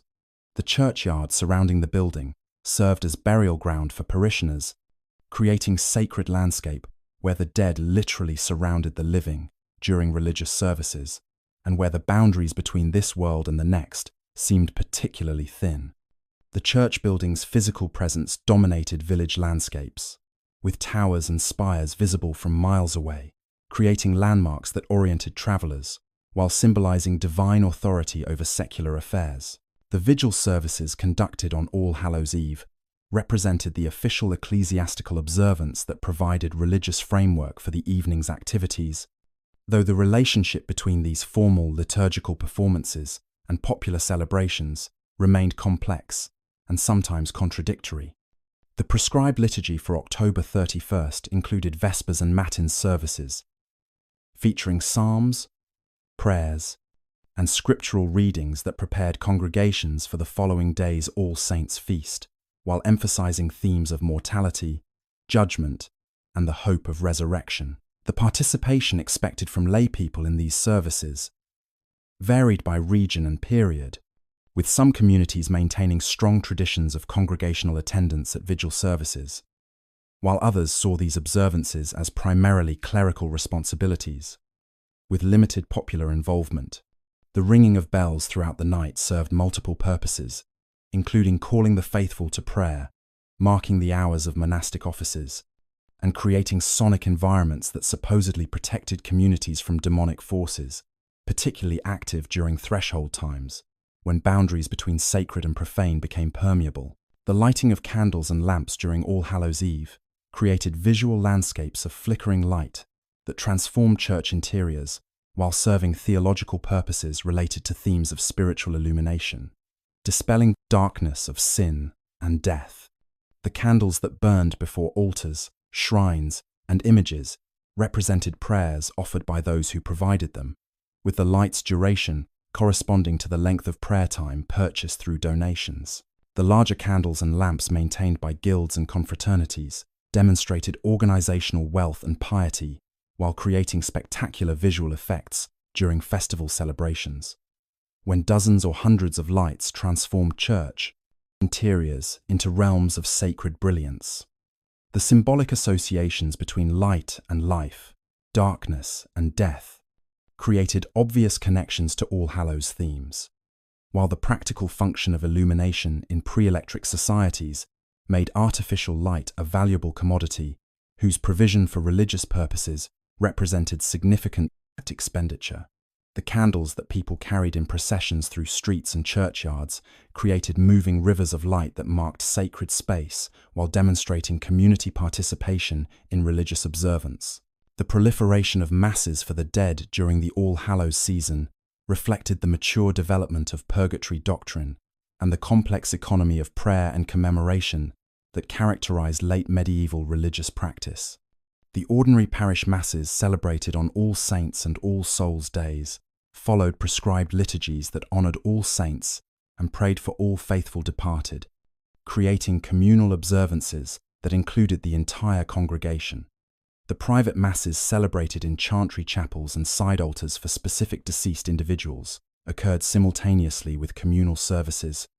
creating layered soundscapes where multiple masses proceeded in different parts of the same building. The accumulation of mass obligations from multiple sources, including perpetual chantries, temporary arrangements, guild commitments, and individual requests created schedules where some churches celebrated dozens of masses during the All Hallows period, generating substantial income through the fees associated with each celebration. The theology underlying this multiplication of masses emphasized that each celebration provided spiritual benefit to the souls being commemorated, creating incentives for families to arrange as many masses as their resources permitted, while also generating clerical employment and institutional revenue. The distribution of soul cakes during the High Medieval period demonstrated the integration of charitable practices with theological beliefs about prayer for the dead, creating exchanges that served both spiritual and material purposes. The baking of soul cakes in households throughout England during the days preceding and following All Hallows represented significant expenditure of resources, including expensive ingredients like spices that had to be imported from distant lands, demonstrating the importance communities attach to these customs. The practice of marking soul cakes with crosses or other Christian symbols sanctified these special foods, while distinguishing them from ordinary baked goods, creating ritual foods whose consumption carried spiritual significance beyond mere nutrition. The giving of soul cakes to soulers who promised prayers in return created contractual relationships, linking material charity to spiritual benefits, with the quantity and quality of cakes reflecting the householder's wealth and piety, while the prayers offered supposedly corresponded to the generosity received. The social dimensions of souling included the temporary inversion of normal hierarchies, as poor people made demands upon the wealthy and received tribute that acknowledged their spiritual power to assist the dead through prayer. The guising and mumming traditions that flourished during All Hallows Eve in many English regions created performances that combined religious themes with folk entertainment, providing occasions for social inversion, community bonding,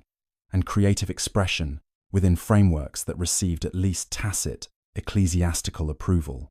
The costumes that guisers wore ranged from simple masks and hooded cloaks that disguised identity to elaborate representations of specific characters, including saints, devils, and allegorical figures representing virtues and vices.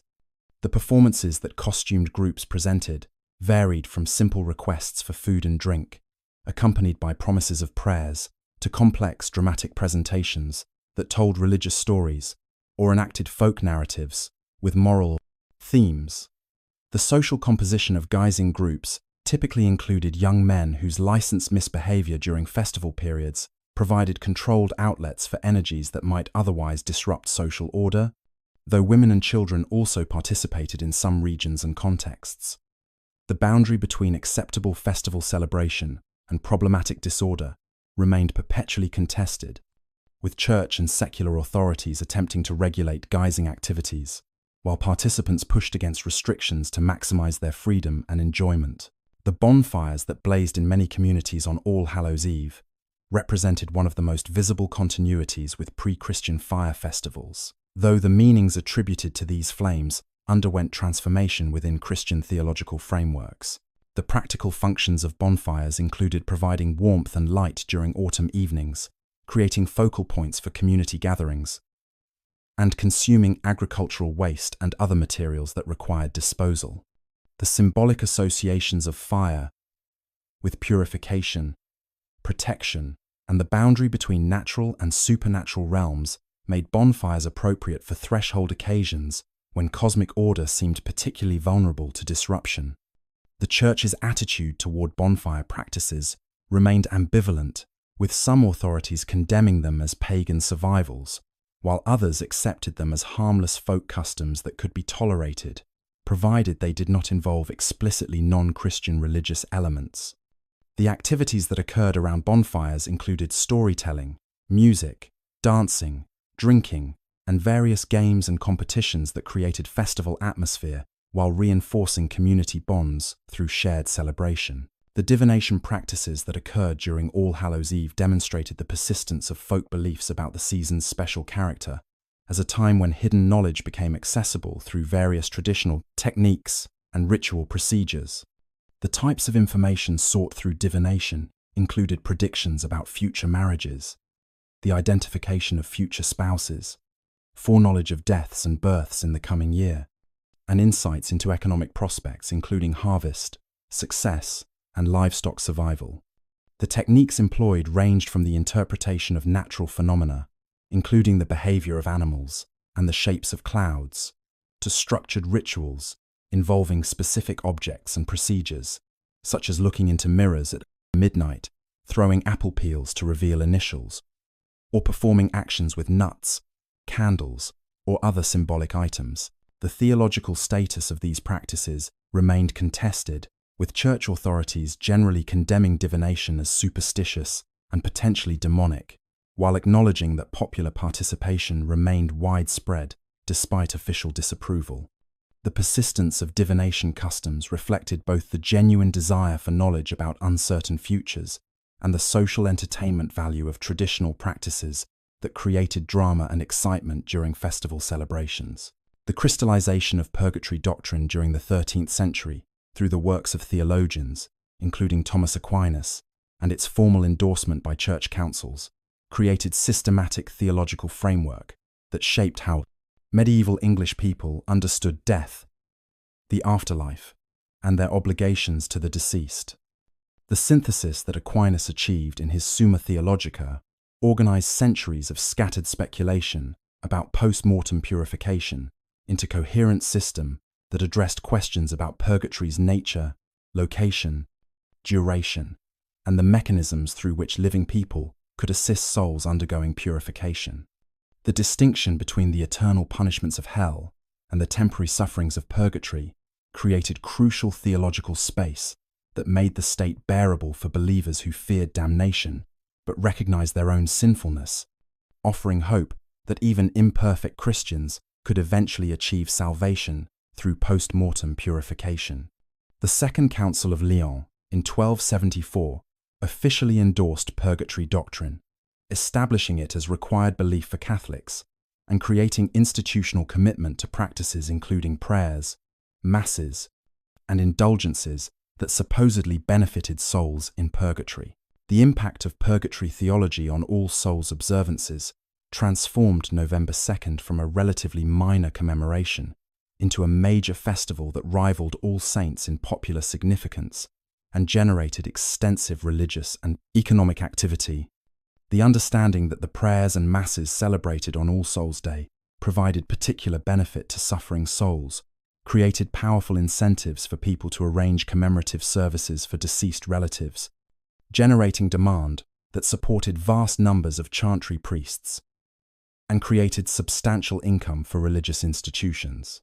The vivid descriptions of purgatorial suffering that preachers employed to motivate charitable giving and prayer commitments drew on traditional imagery of fire, darkness,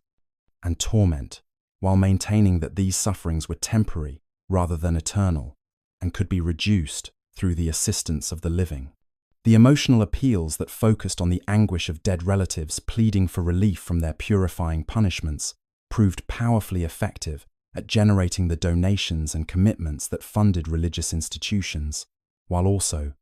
creating genuine anxiety about the afterlife that shaped how people approached death and dying. The economic infrastructure that developed around purgatory doctrine created complex systems of spiritual exchange that linked the living and dead through financial transactions, prayer obligations,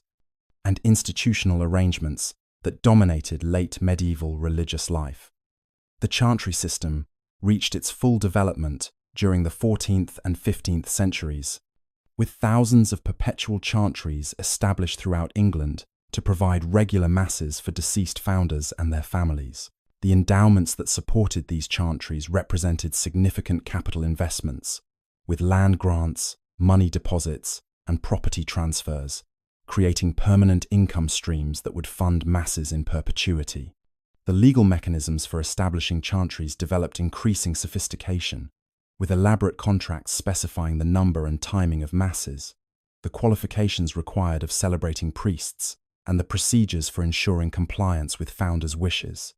The architectural consequences of the chantry boom transformed English churches through the construction of separate chapels, the installation of elaborate tomb monuments, and the accumulation of liturgical furnishings that created increasingly crowded and complex sacred spaces. The role of guilds and confraternities in providing commemorative services for deceased members represented an alternative to individual chantry foundations that made regular prayers for the dead accessible to people of modest means who could not afford permanent endowments.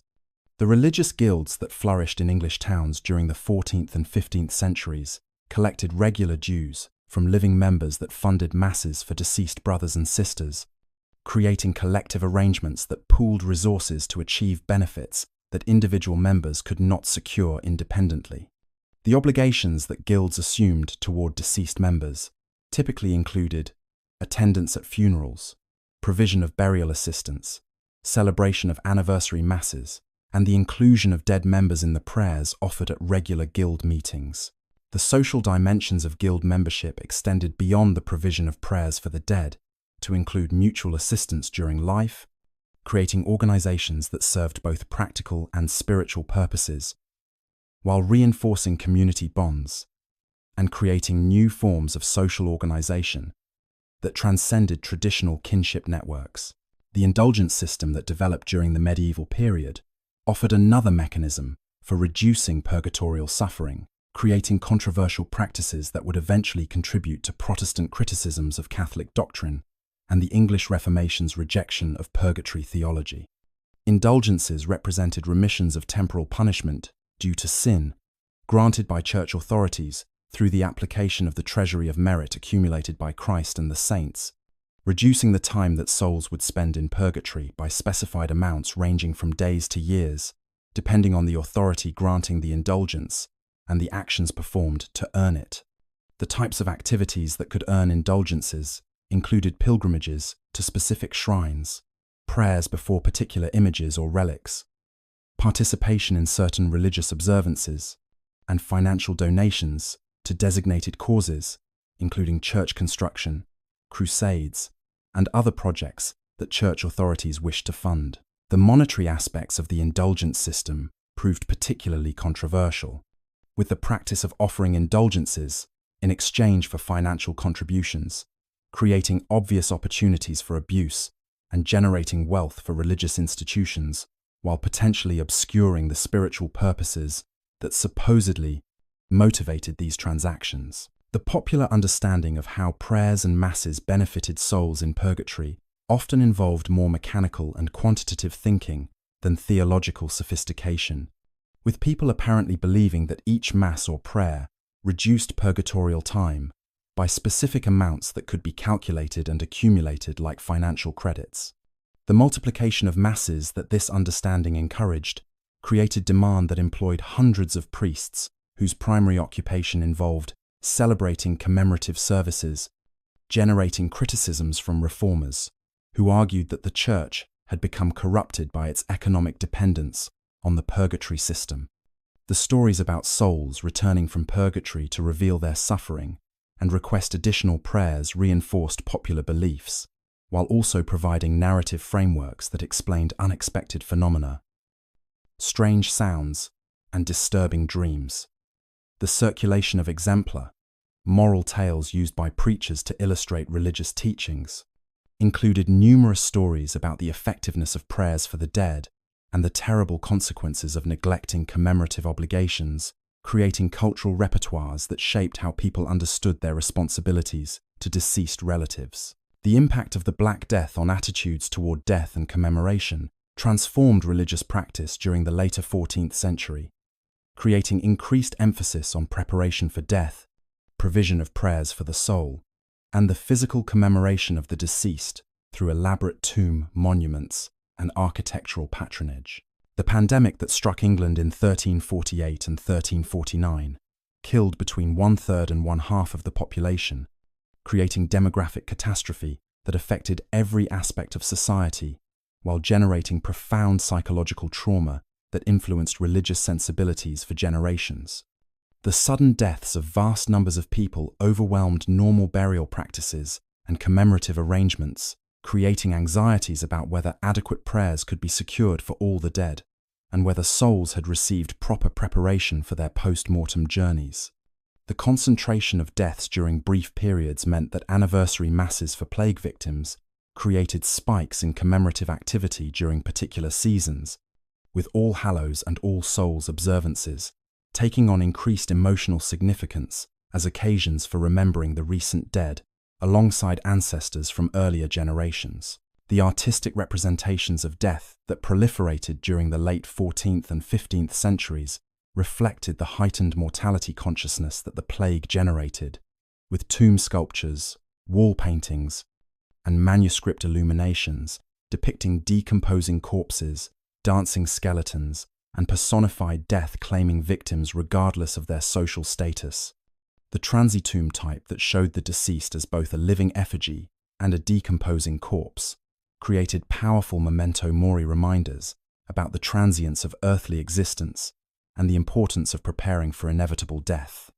The danse macabre, or dance of death motif that appeared in church murals and other artistic contexts, showed death leading representatives of all social classes in a dance toward the grave, emphasizing the universality of mortality, while also suggesting social criticism of hierarchies that seemed so important in life, but meant nothing when confronting death's democratic embrace. These artistic developments influenced All Hallows observances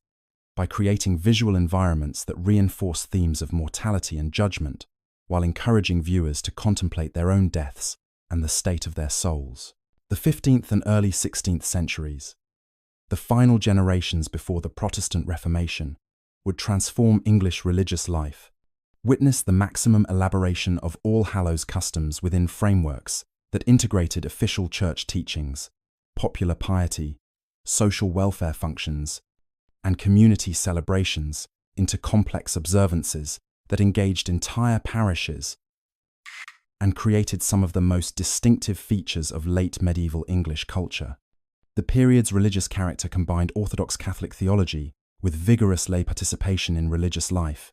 generous charitable giving that funded elaborate church construction and decoration, and the proliferation of devotional practices that created rich and varied spiritual landscape. The economic recovery following the population losses of the 14th century created relative prosperity for survivors who inherited consolidated landholdings and benefited from improved terms of agricultural labor, providing resources for the generous expenditures on religious observances that characterized the period. The mature development of parish structures, guild organizations, and commemorative institutions created infrastructure capable of supporting elaborate celebrations while also generating expectations about appropriate observance that communities work to fulfill through collective effort and individual contributions. The architectural elaboration of English parish churches during this period created settings for All Hallows observances that emphasized visual splendor, acoustic richness, and the material expression of piety through donations of furnishings, decorations, and endowments. The perpendicular Gothic style that dominated English ecclesiastical architecture from the late 14th through early 16th centuries featured large windows filled with stained glass that created luminous interiors, elaborate timber roofs decorated with carved angels and other figures, stone screens separating nave from chancel with intricate tracery and painted decoration, and towers that proclaimed community wealth and pride to surrounding countryside. The interior fittings that accumulated through generations of donations included carved and painted rood screens showing saints and biblical scenes, sets of vestments for different liturgical seasons, silver and gold plate for altar services, bells cast by specialized craftsmen, and numerous images of saints that served as focal points for devotion. The churchyards that surrounded these buildings contained stone crosses, marking community gathering places, charnel houses, storing bones displaced by new burials, and pathways worn by generations of funeral processions and All Hallows observances. The multiplication of masses celebrated during All Hallows season created complex schedules where parish churches hosted numerous simultaneous and sequential services that filled buildings with nearly constant liturgical activity. The primary parish mass celebrated at the high altar represented the communal observance that included the entire congregation following prescribed liturgies for All Saints and All Souls, that incorporated special prayers and scriptural readings appropriate to these commemorations. The chantry masses celebrated at side altars and in separate chantry chapels proceeded simultaneously with the main service, creating layered soundscapes where multiple Latin liturgies overlapped, while different priests celebrated different masses for different deceased individuals. The multiplication of these services reflected both the accumulated obligations from perpetual chantries established over previous generations and the temporary arrangements made by families for recently deceased relatives, creating demand that sometimes required importing additional priests from neighboring parishes to celebrate all the requested masses. The financial dimensions of this mass multiplication generated substantial income for both individual priests, who received fees for their services, and for churches that collected offerings and maintained endowments, creating economic dependence on commemorative practices that would prove problematic. When Protestant reformers challenged purgatory doctrine, the parish ales that communities organized to raise funds for church maintenance and other parochial purposes represented important social dimensions of late medieval religious life, while creating festival occasions that combined pious intentions with communal celebration and entertainment. The term ale referred to the brewing and sale of beer that provided the primary revenue for these fundraising events, with parishes using donated grain to brew large quantities of ale that would be sold to parishioners and visitors during designated celebrations. The All Hallows season provided one of several occasions when parishes might organize ales, taking advantage of the crowds gathered for religious observances to conduct fundraising that supported church operations. The activities associated with church ales extended beyond simple beer sales to include feasting, music, dancing, games, and various entertainments that created festival atmospheres, while generating additional revenue through the sale of food and other commodities. The social functions of these events included reinforcing community bonds, providing entertainment during harsh seasons, creating opportunities for courtship and social interaction, and demonstrating parish identity and solidarity through collective celebration. The elaboration of souling customs during this period created traditions that engaged entire communities in practices that combined charity toward the poor, prayers for the dead, and social festivities that marked the All Hallows season. The groups of soulers who travelled from house to house, requesting soul cakes, developed increasingly elaborate songs and performances that entertained householders, while requesting donations, creating exchanges that served both economic and social purposes. The soul cake songs that survive in later folklore collections preserve verses that explicitly link the provision of cakes to prayers for deceased family members, with lyrics promising, a soul cake, please good missus, a soul cake, 1 for Peter, 2 for Paul, 3 for him who made us all, demonstrating the theological understanding that underlay the practice. The quantities of soul cakes that successful souling expeditions could accumulate represented significant food resources for poor families, creating practical welfare mechanisms that redistributed agricultural abundance from wealthy households to those who lacked adequate provisions. The social dimensions of souling included the licensed demands that poor people could make upon the wealthy, creating temporary inversions of normal hierarchies, while also reinforcing social structures through the acknowledgement of obligations and the performance of deference. The development of specialized soul cake recipes created distinctive regional variations that demonstrated local pride, while also serving practical purposes of preservation and symbolic communication.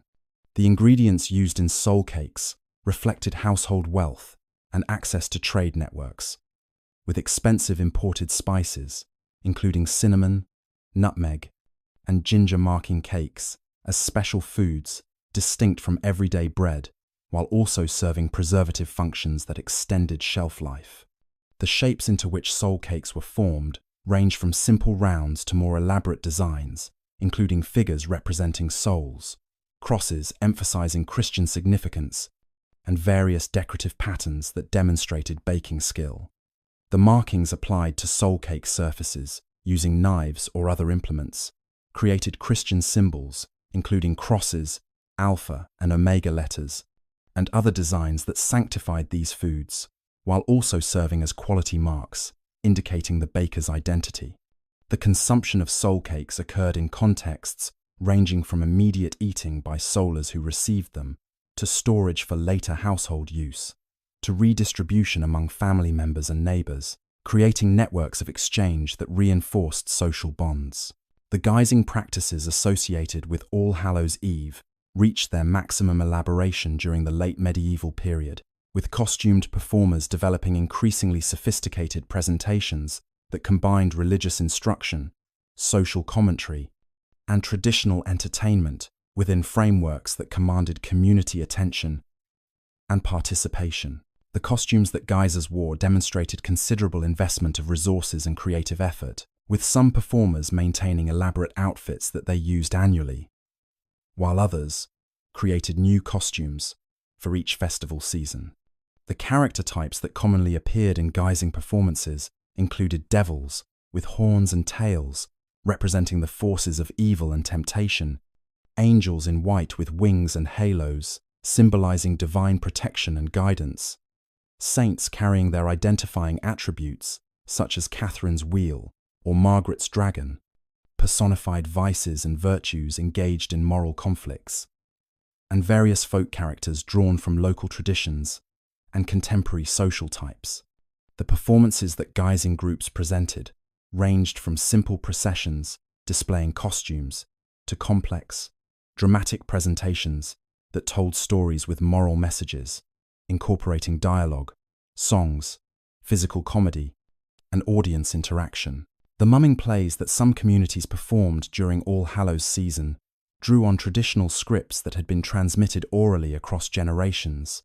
creating dramatic presentations that combined pre-Christian folk elements with Christian moral frameworks in ways that demonstrated the complex cultural synthesis characteristic of late medieval popular religion. The typical structure of mumming plays involved a series of characters entering the performance space, with boastful speeches introducing themselves, conflicts arising between characters leading to combat, the death of one or more combatants, and the miraculous revival of the dead character through the intervention of a doctor or other figure with healing powers. The themes of death and resurrection that these plays enacted resonated with Christian theology, while also connecting to pre-Christian seasonal myths about death of vegetation and its spring renewal, creating performances whose meanings operated on multiple levels simultaneously. The social functions of mumming included providing entertainment during dark winter months, creating opportunities for young men to demonstrate their physical skills and creative abilities,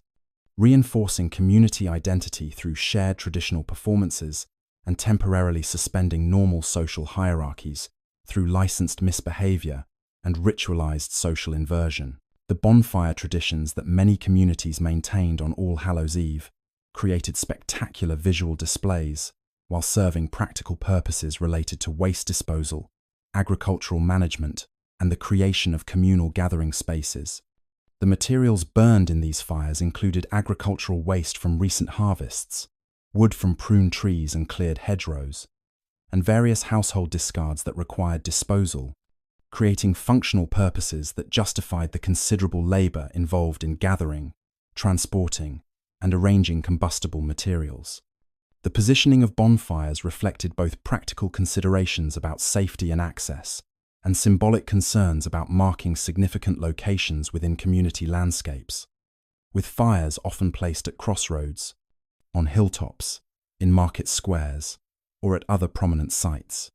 The activities that occurred around bonfires created festival atmospheres that encouraged community participation, while also providing context for various traditional practices, including the roasting of apples and nuts,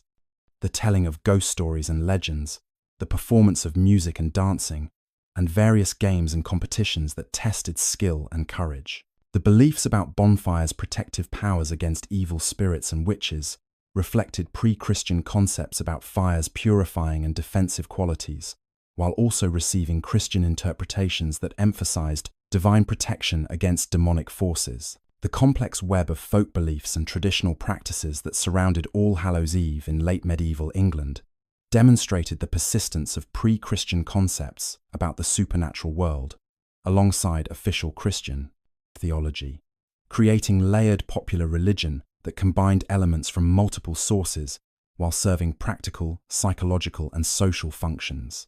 The understanding that October 31st represented a threshold time when the barrier between natural and supernatural realms became permeable drew on ancient Celtic and Germanic concepts about liminal periods, while receiving Christian reinterpretation through doctrines about the communion of saints and the proximity of the dead during their commemorative season. The proliferation of stories about encounters with ghosts, fairies, witches, and demons during All Hallows season reflected genuine beliefs about supernatural dangers, while also serving entertainment functions and providing frameworks for understanding ambiguous phenomena that unsettled observers. The practical responses that communities developed to protect themselves from supernatural threats during All Hallows Eve combined Christian elements, including prayers, holy water,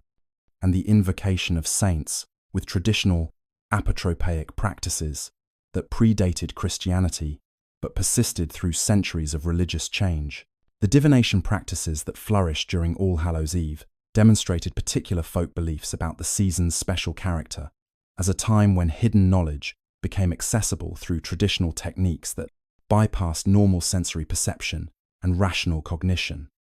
The types of information most commonly sought through Halloween divination centered on questions about marriage, with young women particularly interested in learning the identities of their future husbands and the timing of their weddings. The techniques employed for matrimonial divination included a bewildering variety of procedures that shared the common feature of creating ritual contexts where symbolic actions supposedly revealed information about future events. The practice of apple peeling involved carefully removing the skin of an apple in one continuous strip, then throwing the peel over the shoulder to see what letter it formed when it landed, with this letter indicating the initial of a future spouse. The nut divination that gave the festival one of its alternative names, nutcrack, night in some regions, involved placing nuts in fire while naming them for potential suitors, with the behavior of the burning nuts supposedly revealing information about future relationships, with nuts that burned quietly indicating faithful love, while those that popped or jumped suggested conflict or betrayal. The mirror divination practices that young women performed at midnight on All Hallows Eve involved looking into mirrors by candlelight while performing specific ritual actions, with the expectation that the face of a future husband might appear in the glass, or that symbolic visions might provide information about romantic destiny. The variations on mirror divination included the requirement to eat an apple while looking in the mirror, to walk backward upstairs while carrying a candle and looking in a hand mirror, or to brush hair a specific number of times while concentrating on romantic questions. The underlying belief that mirrors could serve as portals or viewing devices for perceiving supernatural realms drew on widespread folk concepts about the liminal status of reflective surfaces and their potential to reveal normally hidden truths. The psychological dimensions of these practices included the creation of atmospheric conditions through darkness, candlelight, and focused concentration that might genuinely produce hallucinations or interpretable visual phenomena, while the social functions included providing entertainment, creating drama and excitement, and offering young women frameworks for contemplating their futures within the limited options available to them in patriarchal societies, where marriage represented the primary path to adult status and economic security. The beliefs about fairies and their particular activity during All Hallows season reflected the complex position that fairy lore occupied within medieval popular religion, existing an ambiguous relationship to official Christian theology that sometimes identified fairies as fallen angels, sometimes as demons deceiving humans, and sometimes as a category of being whose ontological status remained unclear. The fairy traditions associated with All Hallows Eve emphasized the danger of encountering these beings during threshold times, when their power increased and their interactions with humans became more frequent and potentially more harmful. The stories that circulated about people being taken into fairy hills or mounds on All Hallows Eve and subjected to enchantment, time distortion, or permanent captivity reflected genuine fears about supernatural abduction, while also serving as cautionary tales about the dangers of straying from proper Christian practices and community bonds. The protective measures that people employed against fairy dangers included wearing iron, turning clothing inside out, carrying protective plants including rowan and vervain, reciting Christian prayers and blessings, and avoiding places known as fairy haunts, including certain hills, groves, and springs, where the barrier between worlds seemed particularly thin. The witch beliefs that intensified during the late medieval and early modern periods created associations between All Hallows Eve and witchcraft that would persist through subsequent centuries and eventually become one of the festival's most recognizable features. The theological and legal developments that transformed witchcraft from a relatively minor concern into a major perceived threat during the 15th and 16th centuries included the publication of the Malleus Maleficarum in 1486, the increasing prosecution of suspected witches by both ecclesiastical and secular courts, and the elaboration of demonological theories about witches' supposed pacts with Satan and their participation in sabbats, where they gathered to worship the devil and perform harmful magic. The association of witches with All Hallows Eve reflected beliefs about threshold times,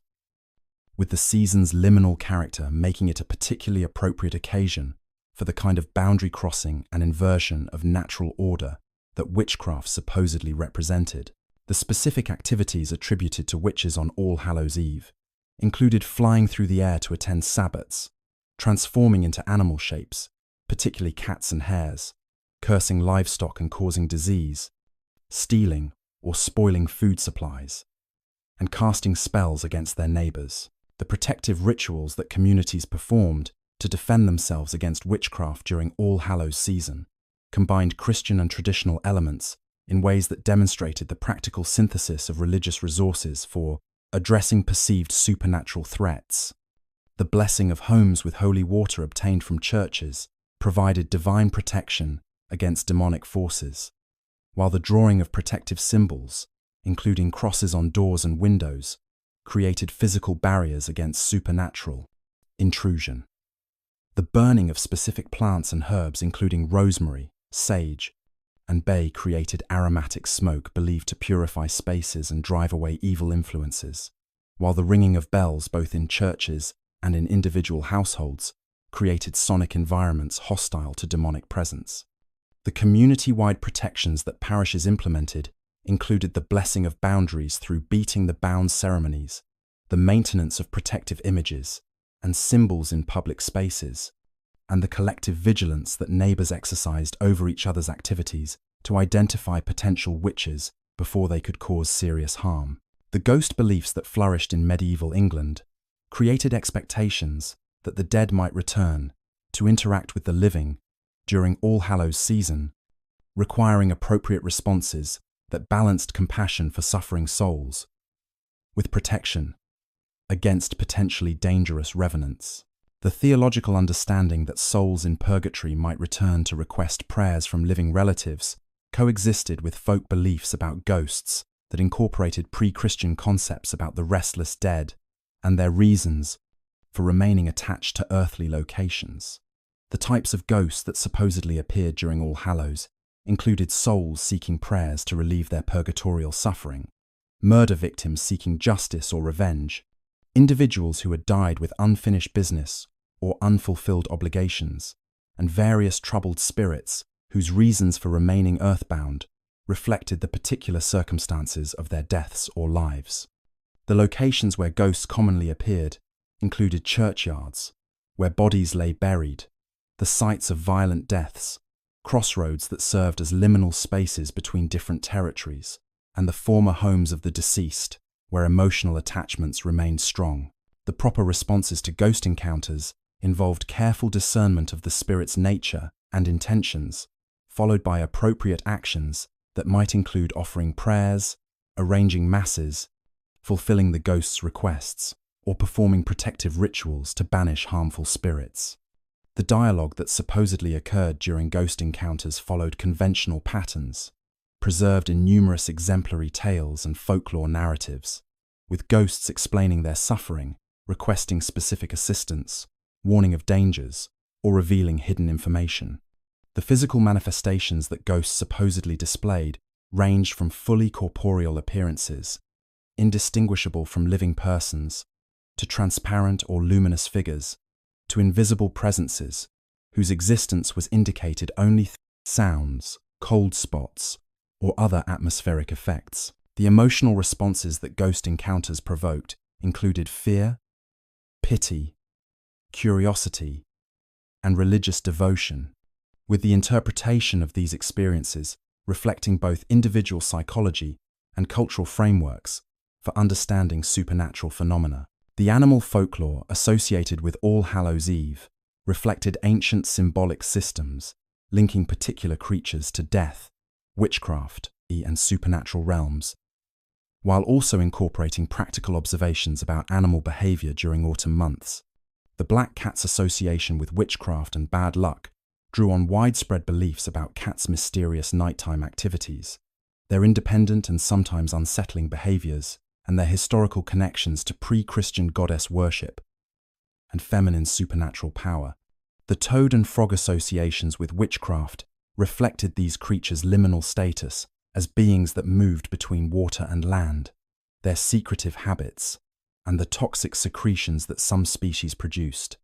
The owl's connection to death and supernatural knowledge derived from its nocturnal habits, its silent flight, its presence near burial sites, and the unsettling quality of its calls that could sound like human voices or ghostly communications. The bat's associations with darkness, death, and demonic forces reflected its nocturnal flying habits, its mysterious echolocation abilities,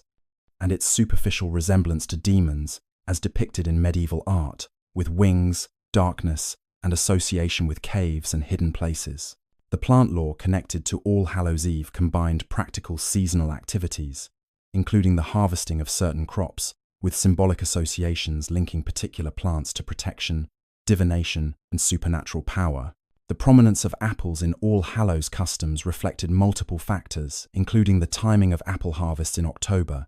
the fruit's importance in Celtic mythology, particularly in connection to the otherworld, the Roman associations between apples and pomona, and the biblical symbolism linking apples to knowledge and temptation.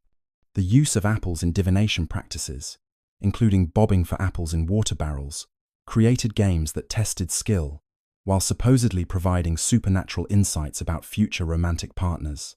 The hazelnuts' associations with wisdom, divination, and supernatural knowledge drew on Celtic traditions about sacred hazel trees, whose nuts fell into salmon-inhabited wells, creating creatures of wisdom,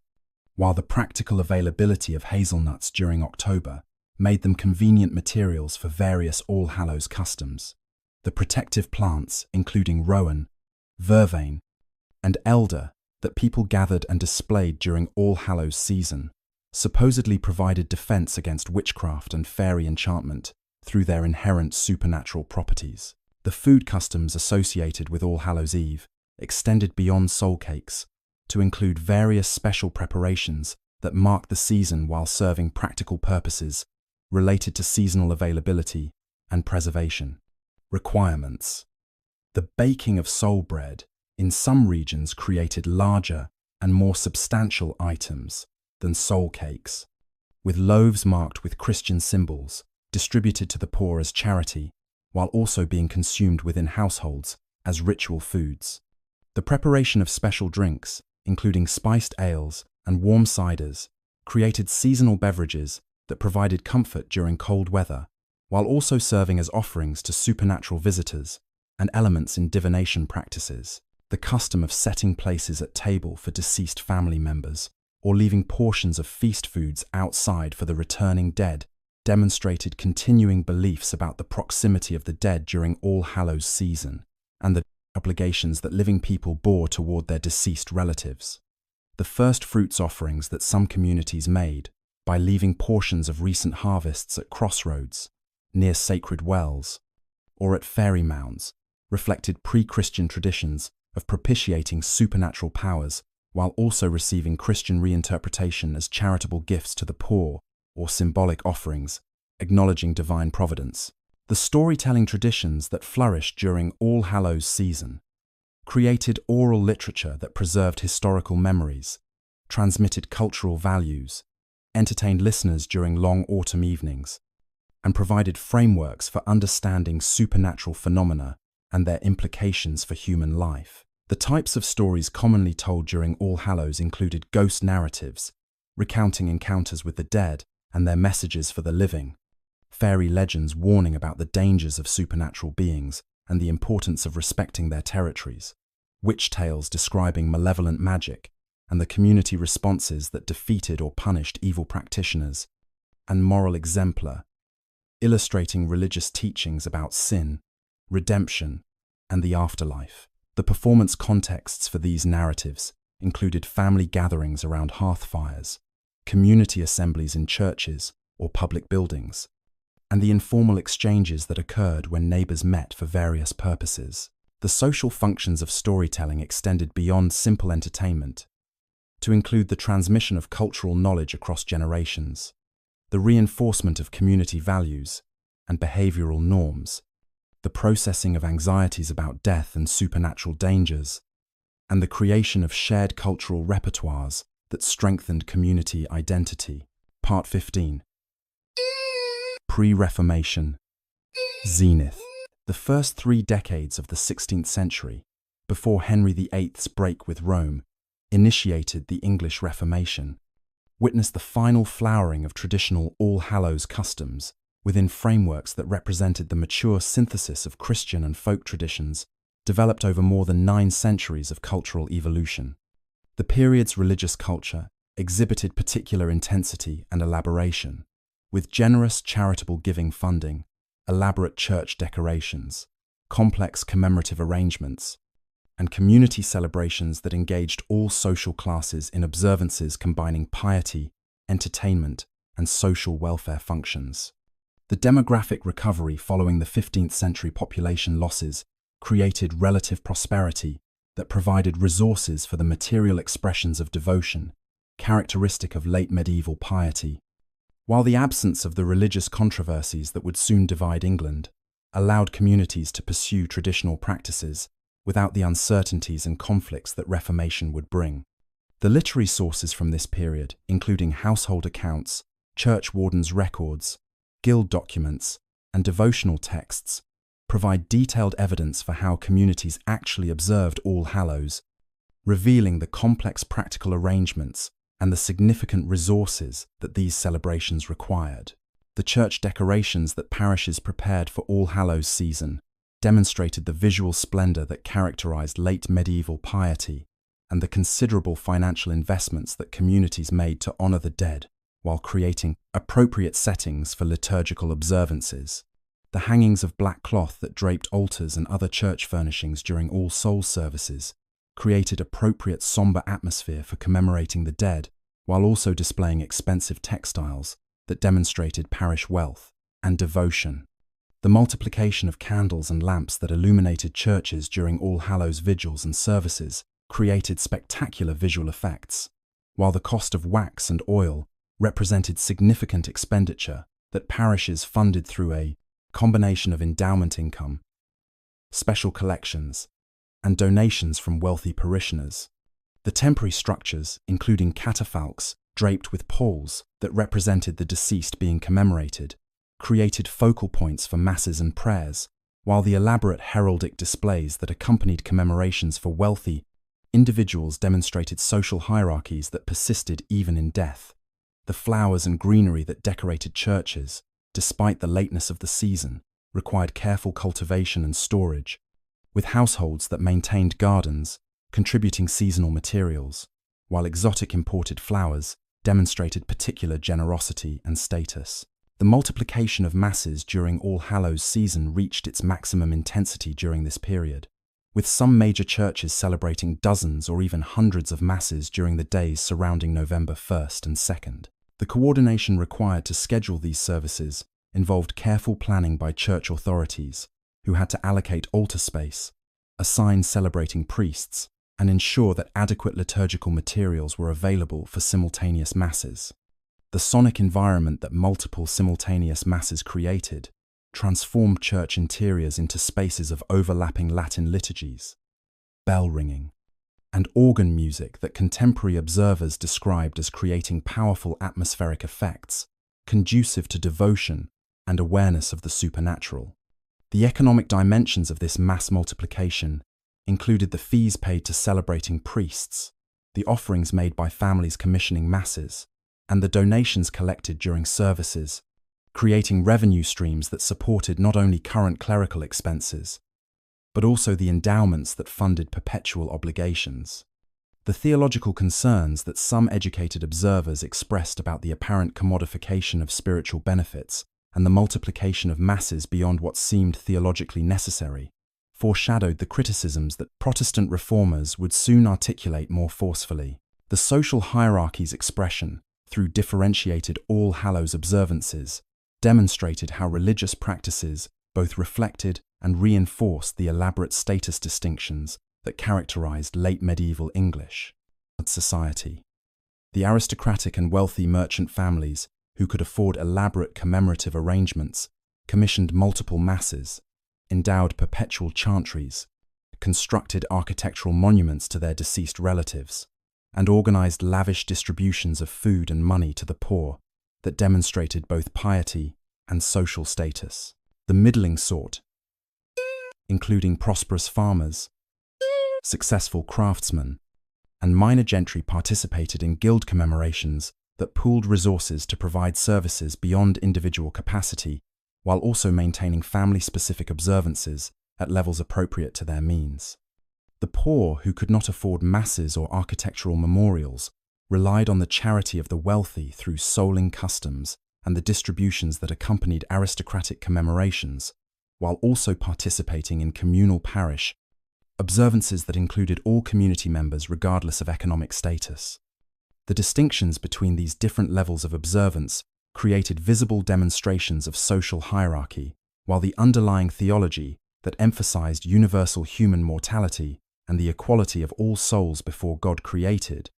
tensions that All Hallows celebrations both expressed and temporarily resolved. The guild observances that marked All Hallows season demonstrated these organizations' central importance in late medieval, urban, religious and social life, while creating commemorative practices that balanced collective identity with individual remembrance. The masses that guilds funded for deceased members typically occurred at guild chapels or designated altars within parish churches, creating regular annual commemorations that maintained memory of departed brothers and sisters while demonstrating organizational continuity across generations. The attendance expectations that guilds maintained for members at these commemorative services reinforced mutual obligations, while the fines imposed for absence without adequate excuse ensured compliance with organizational expectations. The feasts that many guilds organized following commemorative masses created social occasions that strengthened bonds among living members, while symbolically including the dead through the prayers and remembrances that accompanied communal eating and drinking. The charitable distributions that guilds conducted during All Hallows season extended organizational benefits beyond membership to include the wider community, with donations to the poor, contributions to parish funds, and support for local charitable institutions, demonstrating civic responsibility alongside member-focused activities. The literary evidence from this period provides unprecedented detail about actual All Hallows practices through sources, including the household accounts of aristocratic families, the church wardens' records that documented parish expenditures and revenues, the guild account books that tracked organizational finances, and the devotional literature that provided religious instruction and encouraged particular pious practices. The household accounts reveal the quantities of food, drink, and materials that wealthy families purchased for All Hallows celebrations, including soul cakes, special breads, ale and wine, candles, decorative materials, and the costs of hiring musicians and entertainers for private celebrations. The itemized expenses for masses, offerings, and charitable distributions demonstrate the significant financial resources that commemoration required, while also revealing the priorities that different families maintained regarding their obligations to the dead. The church wardens' accounts document the income that parishes received during All Hallows season through special collections, the rents from church properties, the fees for burial plots and memorial services, and the donations that parishioners made to support church operations. The expenditure records show how parishes allocated these resources among maintenance costs, liturgical supplies, clerical salaries, and the various obligations that corporate bodies maintained toward the dead and the poor. The guild records provide evidence for the organizational structures that supported collective commemorations, including the schedules of masses, the fees that members paid to support these services, the rules governing attendance and participation, and the complex negotiations that sometimes occurred when individual members sought special arrangements beyond standard organizational provisions. The devotional literature, including primers, books of hours, and vernacular religious texts, reveals the theological understandings that informed All Hallows practices, while providing models for private prayers that individuals could offer for deceased relatives. The instructions for preparing for death that these texts provided reflect the intense concern about ensuring adequate preparation for the afterlife, while the prayers specifically designated for use during All Hallows season demonstrate the integration of private devotional practices with communal celebrations. The exemplary tales that appear in these devotional collections reinforce theological teachings about purgatory, the efficacy of prayers for the dead,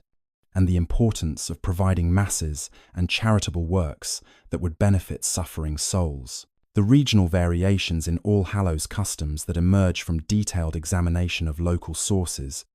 demonstrate that despite increasing standardization of liturgical practices, communities maintained distinctive traditions reflecting their particular historical experiences, economic structures, and cultural preferences. The northern regions that had experienced intensive Scandinavian settlement maintained customs that showed Norse influences, including particular emphasis on feasting and the consumption of special seasonal foods. The western areas, including Cornwall and Wales, where Celtic languages and cultural practices persisted, longest retained customs that more clearly reflected pre-Christian Samhain traditions, including elaborate bonfire celebrations and divination practices. The eastern counties, where commercial agriculture and urban development were most advanced, showed earlier adoption of newer commemorative practices, including individual chantries and elaborate tomb monuments. The careful documentation of these regional variations by antiquarian collectors during later centuries preserved evidence of practices that the Reformation would disrupt, creating historical records that allow modern scholars to reconstruct the rich diversity of late medieval All Hallows celebrations. The intersection of All Hallows observances with other aspects of late medieval culture, including drama and visual arts, created multi-sensory experiences that engage participants emotionally and intellectually, while communicating religious teachings through forms accessible to people across the social spectrum. The mystery plays and moral interludes that some communities performed during All Hallows season presented biblical narratives and theological concepts through dramatic performances that combined entertainment with religious instruction.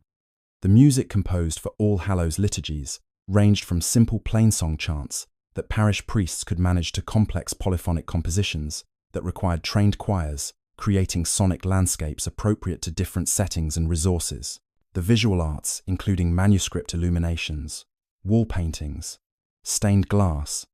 and sculptural programs that decorated churches, provided continuous religious education through images that depicted the fates of the blessed and the damned, the sufferings of purgatory, and the intercession of saints on behalf of struggling souls.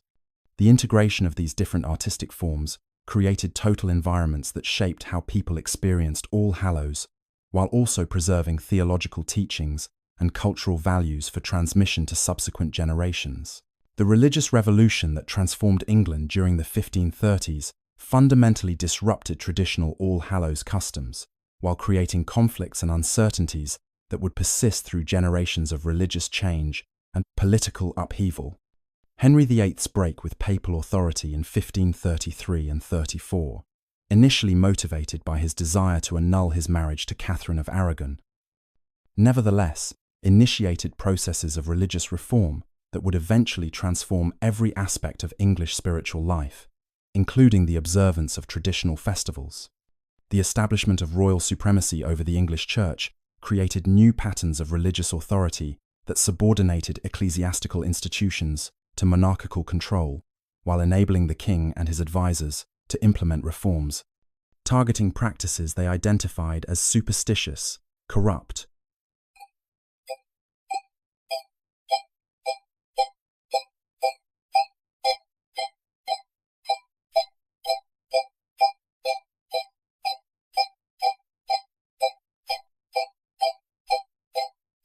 Protestant principles. The dissolution of monasteries between 1536 and 1540 eliminated the religious communities that had been central to medieval English religious life, destroying institutions that had maintained elaborate All Hallows observances, while also removing significant sources of charitable assistance and intercessory prayer that communities had relied upon for generations. The attack on purgatory doctrine represented the most direct threat to traditional All Hallows customs,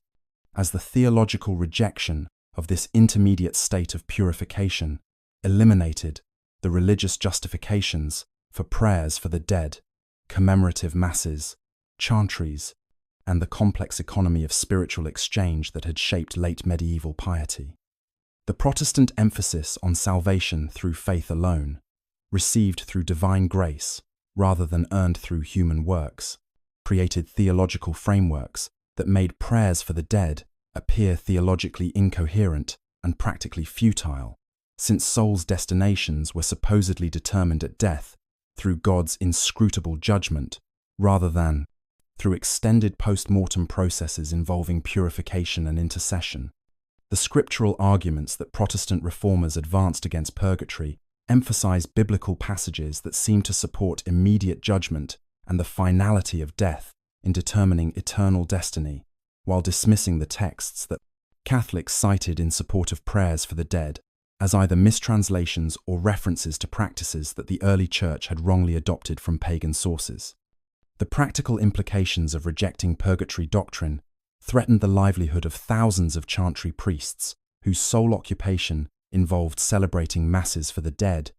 challenged the validity of the enormous endowments that generations of pious donors had established to fund perpetual prayers, and eliminated the theological basis for All Souls' Day observances that had become central to November religious calendars. The initial Reformation measures under Henry VIII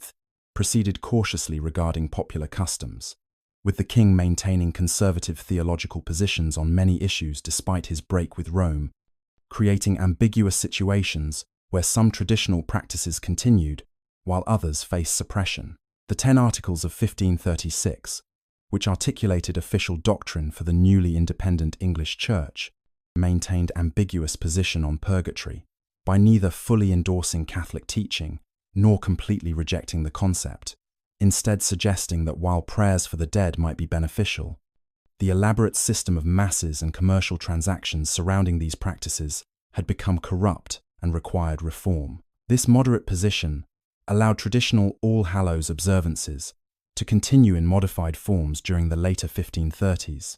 though the dissolution of monasteries eliminated the most elaborate institutional commemorations, while the suppression of certain pilgrimage sites and the removal of some images reduced the full range of devotional practices available to the faithful. The 6 Articles of 1539 represented a more conservative reaction that reaffirmed traditional teachings on several points, including the real presence in the Eucharist, creating theological environment that permitted continuation of masses for the dead, even as criticism of excessive commemoration intensified. The popular resistance to Reformation, measures that occurred in various regions, including the Pilgrimage of Grace in 1536, demonstrated that many communities valued traditional religious practices, including All Hallows, customs, and opposed reforms that threatened familiar devotional patterns. The Northern Uprising that brought together between 30,000 and 40,000 participants under religious banners, demanding the restoration of dissolved monasteries, the preservation of traditional holy days, and the reversal of reform measures demonstrated the depth of attachment that many people felt toward the old religion and their willingness to risk rebellion to preserve it. The specific grievances that rebels articulated included complaints about the removal of images from churches, the suppression of certain feast days, the dissolution of monasteries that had provided charity and hospitality, and the introduction of Protestant teachings that contradicted traditional beliefs. While the rebellion ultimately failed and its leaders suffered execution, the scale of the uprising demonstrated that religious reform could not be imposed without encountering significant popular opposition, particularly in northern and western regions, where traditional practices remained deeply embedded in community life. The chantry legislation passed during the final years of Henry VIII's reign initiated processes that would culminate under his son Edward VI in the complete dissolution of chantries and the elimination of masses for the dead as official church practice. The Chantries Act of 1545 theoretically confiscated chantry endowments for the crown, while promising to maintain prayers for the dead and educational activities that chantries had supported, though actual implementation proceeded slowly during Henry's remaining years. The practical challenges of dissolving chantries included the complex legal arrangements that governed endowments, the resistance from communities that valued these institutions, and the administrative burden of cataloguing thousands of foundations throughout England. The death of Henry in 1547 and the accession of the 9-year-old Edward VI brought to power Protestant reformers who had been restrained during the previous reign but now possessed opportunity to implement more radical measures, transforming English religious practice according to Calvinist and Zwinglian principles imported from continental Reformed churches. The reign of Edward VI from 1547 to 1553 witnessed the most radical Protestant transformation of English religious life, with the young king's councillors implementing sweeping reforms that dismantled the institutional and theological foundations of traditional All Hallows observances and created legal frameworks prohibiting the customs that had characterized autumn festivals for centuries. The Regency government, led initially by Edward Seymour, Duke of Somerset, and later by John Dudley, Duke of Northumberland, pursued aggressively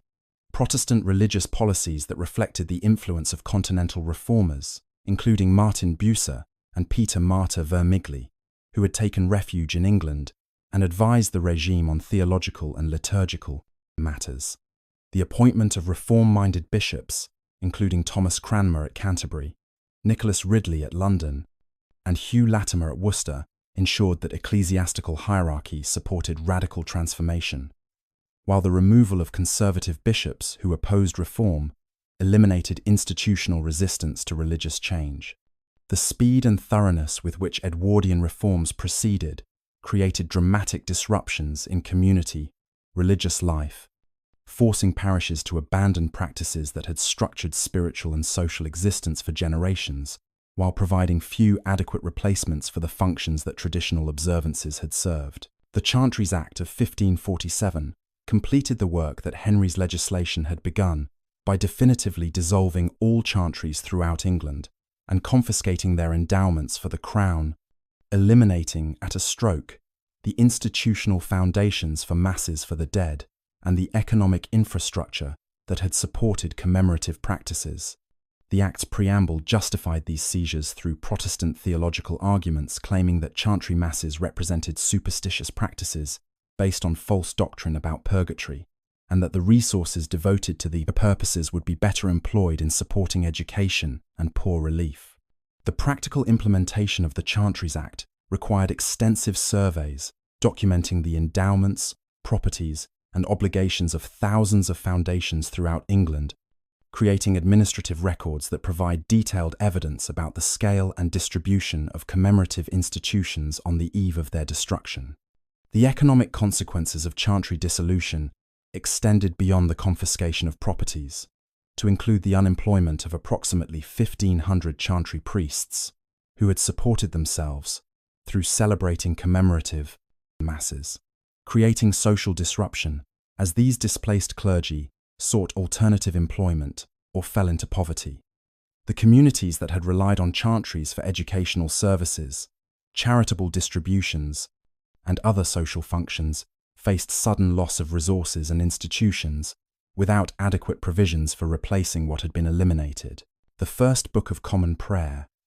introduced in 1549 and made compulsory through the Act of Uniformity, created standardized English liturgy that replaced the Latin Mass and eliminated prayers for the dead from official worship. The liturgical innovations that Cranmer implemented through the prayer book included the transformation of All Saints' Day into a simplified commemoration, focusing on thanksgiving for the examples of holy lives rather than invocation of saints as intercessors, the elimination of All Souls' Day as an official feast, and the removal of all references to purgatory and prayers for the dead from funeral services and other liturgical texts. The requirement that all churches use the English prayer book and abandon traditional Latin liturgies created immediate practical challenges for parishes that had to obtain copies of the new texts, train clergy in unfamiliar services, and explain radical changes to congregations accustomed to traditional forms. The theological implications of these liturgical changes extended beyond mere language translation to encompass fundamental reordering of relationships between living and dead, eliminating the spiritual economy that had linked the two groups through prayers and masses. The iconoclastic campaigns that accompanied liturgical reform resulted in the systematic destruction or removal of religious images, rood screens, wall paintings, and other church decorations that reformers condemned as idolatrous, transforming the visual environments that had shaped traditional All Hallows observances. The royal injunctions issued in 1547 ordered the removal of images that had been objects of pilgrimage or special devotion, while subsequent orders extended these requirements to include virtually all representational religious art in churches. The practical implementation of iconoclasm varied by region and community, with some parishes enthusiastically destroying images, while others attempted to preserve valued artworks through concealment or minimal compliance with official requirements. The whitewashing of wall paintings that had depicted purgatory, the Last Judgment, and other religious subjects eliminated visual programs that had provided religious education and atmospheric settings for All Hallows celebrations. The destruction of rood screens separating nave from chancel removed architectural features that had served as focal points for prayers and processions, while the elimination of side altars, where chantry masses had been celebrated, physically reconfigured church interiors to reflect Protestant theology that emphasized preaching over sacrificial masses. The prohibition of traditional customs associated with All Hallows Eve represented direct assault on popular practices that communities had maintained for generations, creating conflicts between official reform policies and deeply embedded cultural traditions. The Protestant suspicion of all practices that seemed to derive from Catholic superstition or pagan origins led reformers to condemn bonfires, divination activities, guising, souling, and other customs that had characterized October 31st observances. The ecclesiastical visitations that monitored parish compliance with reform measures inquired specifically about the continuation of prohibited practices, with church wardens required to report any parishioners who maintained traditional All Hallows customs. The punishments prescribed for violating these prohibitions ranged from public penance to fines to imprisonment for persistent offenders, though actual enforcement varied considerably depending on local authorities' enthusiasm for reform and communities' resistance to change. The popular response to these prohibitions included both outward compliance that concealed private continuation of traditional practices and active resistance that maintained public observances despite official disapproval. The elimination of the liturgical calendar's traditional structure through the reduction of official feast days and saints' commemorations removed the temporal framework that had organized medieval, religious, and social life. The Protestant emphasis on Sunday worship as the primary regular religious observance diminished the significance of saints' days and other special festivals that had punctuated the year with occasions for celebration and community gathering. The specific suppression of All Souls' Day as an official feast eliminated the November 2nd observances that had been central to commemoration of the dead, while the simplification of All Saints' Day reduced it from a major festival to a relatively minor occasion. The practical consequences of this liturgical simplification included the loss of numerous holidays, when ordinary work ceased and communities gathered for religious services and social activities, creating more intensive work schedules that some historians have identified as contributing to the development of Protestant work ethics, emphasizing continuous labor over festival leisure. The attack on guilds and confraternities that had organized collective commemorations and supported various charitable and social functions eliminated voluntary associations that had been central to late medieval urban religious life. While the Chantries Act primarily targeted foundations that existed solely to provide masses for the dead, subsequent measures extended to religious guilds, whose commemorative functions reformers condemned as superstitious. The confiscation of guild properties and the prohibition of their religious activities destroyed organizations that had served important social welfare functions, including support for poor members, burial assistance, educational activities, and various forms of mutual aid. The social consequences of guild suppression extended beyond the loss of commemorative services to include the elimination of institutions that had provided identity, community, and practical assistance to members, creating vacuums in urban social structures that would not be adequately filled for generations. The popular resistance to Edwardian reforms manifested through various forms, ranging from passive non-compliance to active rebellion, demonstrating that Protestant transformation faced significant opposition, particularly in regions where traditional religion remained deeply embedded in community culture. The Western Rebellion of 1549, which brought together communities in Devon and Cornwall in armed resistance to the prayer book and other reforms, included among its demands the restoration of traditional religious practices, including prayers for the dead, the Latin Mass, and the feast days that had been suppressed. The rebels' articles of complaint specifically referenced All Souls' Day and requested its restoration, demonstrating the importance that these autumn observances held in popular religious consciousness. While the rebellion ultimately failed and suffered brutal suppression, its occurrence revealed the depth of attachment to traditional practices and the willingness of some communities to risk violent confrontation rather than accept Protestant innovations. The northern and western regions that had been least affected by earlier Tudor reforms showed particular resistance to Edwardian measures, creating geographical patterns of conformity and resistance that would persist through subsequent religious changes. The social disruption caused by rapid religious transformation extended beyond specifically religious consequences to affect economic relationships, community bonds, and cultural continuities that had shaped English life for centuries. The elimination of chantries removed sources of employment not only for chantry priests, but also for the various workers who had maintained chantry properties and provided services for commemorative observances. The reduction in church expenditures for candles, vestments, decorations, and other materials associated with elaborate festivals affected craftsmen and merchants who had depended on ecclesiastical customers. The suppression of traditional charitable distributions that had accompanied All Hallows observances eliminated welfare mechanisms that had provided assistance to the poor, creating hardships for vulnerable populations without adequate alternative provisions. The loss of community celebrations that had brought people together for shared religious and social activities weakened bonds that had united parishes and created collective identities, contributing to social atomization that some contemporaries blamed for increasing disorder and moral decline. The archaeological evidence for the physical transformation of churches during the Edwardian period reveals the scale of change through the material remains of destroyed or concealed religious objects, architectural modifications, and the deposits of discarded ecclesiastical furnishings. The discoveries of wall paintings, hidden beneath whitewash layers, images buried in church grounds, rood screens, dismantled and sometimes reused for other purposes, and liturgical objects hidden in church structures demonstrate both the thoroughness of iconoclastic campaigns and the attempts by some communities to preserve valued items against possible future need.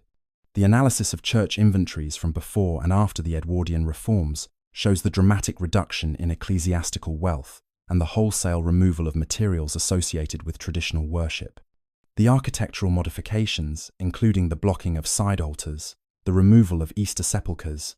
and the installation of communion tables, replacing stone altars, physically reconfigured sacred spaces to reflect Protestant theology, while eliminating the architectural settings that had supported traditional All Hallows observances. The accession of Mary Tudor in 1553 following Edward VI's death brought dramatic reversal of Protestant reforms and the restoration of traditional Catholic practices, including the All Hallows customs that had been suppressed during the previous reign. Mary's commitment to restoring England to papal obedience and reversing her father's and brother's religious innovations reflected both genuine religious conviction, shaped by her Spanish mother's influence, and political calculation about securing her contested succession against Protestant rival Lady Jane Grey. The restoration of Catholic worship began immediately after Mary's accession with the celebration of Latin Mass in royal chapels, proceeded through parliamentary repeal of Edwardian religious legislation, and culminated in the formal reconciliation with Rome in 1554 under Cardinal Reginald Pole, who returned from exile to serve as Archbishop of Canterbury. The speed and thoroughness of Marian restoration demonstrated both the Queen's determination and the enthusiasm that many communities showed for returning to familiar religious practices after 6 years of Protestant experimentation that had disrupted traditional observances. The revival of All Hallows customs during Mary's reign occurred within context of broader Catholic restoration that included the re-establishment of monasteries, the reconstruction of religious guilds, the return of Latin liturgy, the restoration of images and church decorations, and the reinstitution of the full ecclesiastical calendar with its traditional feast days and commemorations. The specific measures affecting All Hallows observances included the restoration of All Souls' Day as an official feast requiring appropriate liturgical celebration, the authorization of masses for the dead and prayers for souls in purgatory, the permission for guilds and confraternities to resume their commemorative functions, and the tacit or explicit approval of popular customs, including souling, guising, and the various traditional practices that communities had maintained despite Edwardian prohibitions. The enthusiasm with which many communities embraced these restorations suggests that traditional practices had continued underground during the Protestant years and could be quickly revived once official persecution ended, though the 6-year interruption had created some discontinuities and the loss of accumulated customs and institutional knowledge. The reconstruction of institutional support for prayers for the dead faced practical challenges that limited how completely the pre-Reformation commemorative system could be restored during Mary's brief reign. The properties that had belonged to dissolved chantries had been sold to private purchasers who proved unwilling to return them, despite the Queen's Catholic sympathies, creating financial obstacles to re-establishing permanent endowments for masses. The dispersal of chantry priests during the Edwardian years meant that many former clergy had found alternative employment or died, reducing the pool of experienced celebrants available for commemorative services. The legal complexities of unwinding Protestant reforms that had been enacted through parliamentary statute required working with parliaments that included Protestant members opposed to full Catholic restoration, creating political obstacles to complete reversal of previous changes. The result was partial restoration that authorized traditional practices without fully reconstructing the elaborate institutional apparatus that had supported them before the Reformation. The Marian persecution of Protestants who refused to conform to restored Catholicism created approximately 300 martyrs, whose deaths would profoundly influence subsequent English religious development and complicate the memory of this Catholic interlude. The burnings of prominent Protestant leaders, including Thomas Cranmer, Hugh Latimer, and Nicholas Ridley in 1555 and 1556, eliminated the architects of Edwardian reforms, while the execution of numerous ordinary believers demonstrated the regime's willingness to enforce religious conformity through violence. The propaganda value that Protestants extracted from these persecutions, particularly through John Foxe's Acts and Monuments, published shortly after Mary's death, created lasting negative associations with Catholic rule and the attempted restoration of traditional religion. The coincidence of these persecutions with the revival of All Hallows customs meant that for Protestant critics, the autumn festivals became associated with Catholic tyranny and superstition,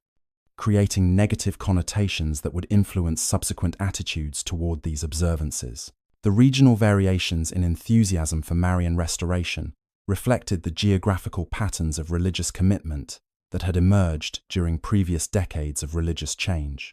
The northern and western regions that had resisted Edwardian reforms most strongly showed greatest enthusiasm for returning to traditional practices, with communities quickly restoring All Hallows customs and rebuilding the infrastructure for masses and commemorations.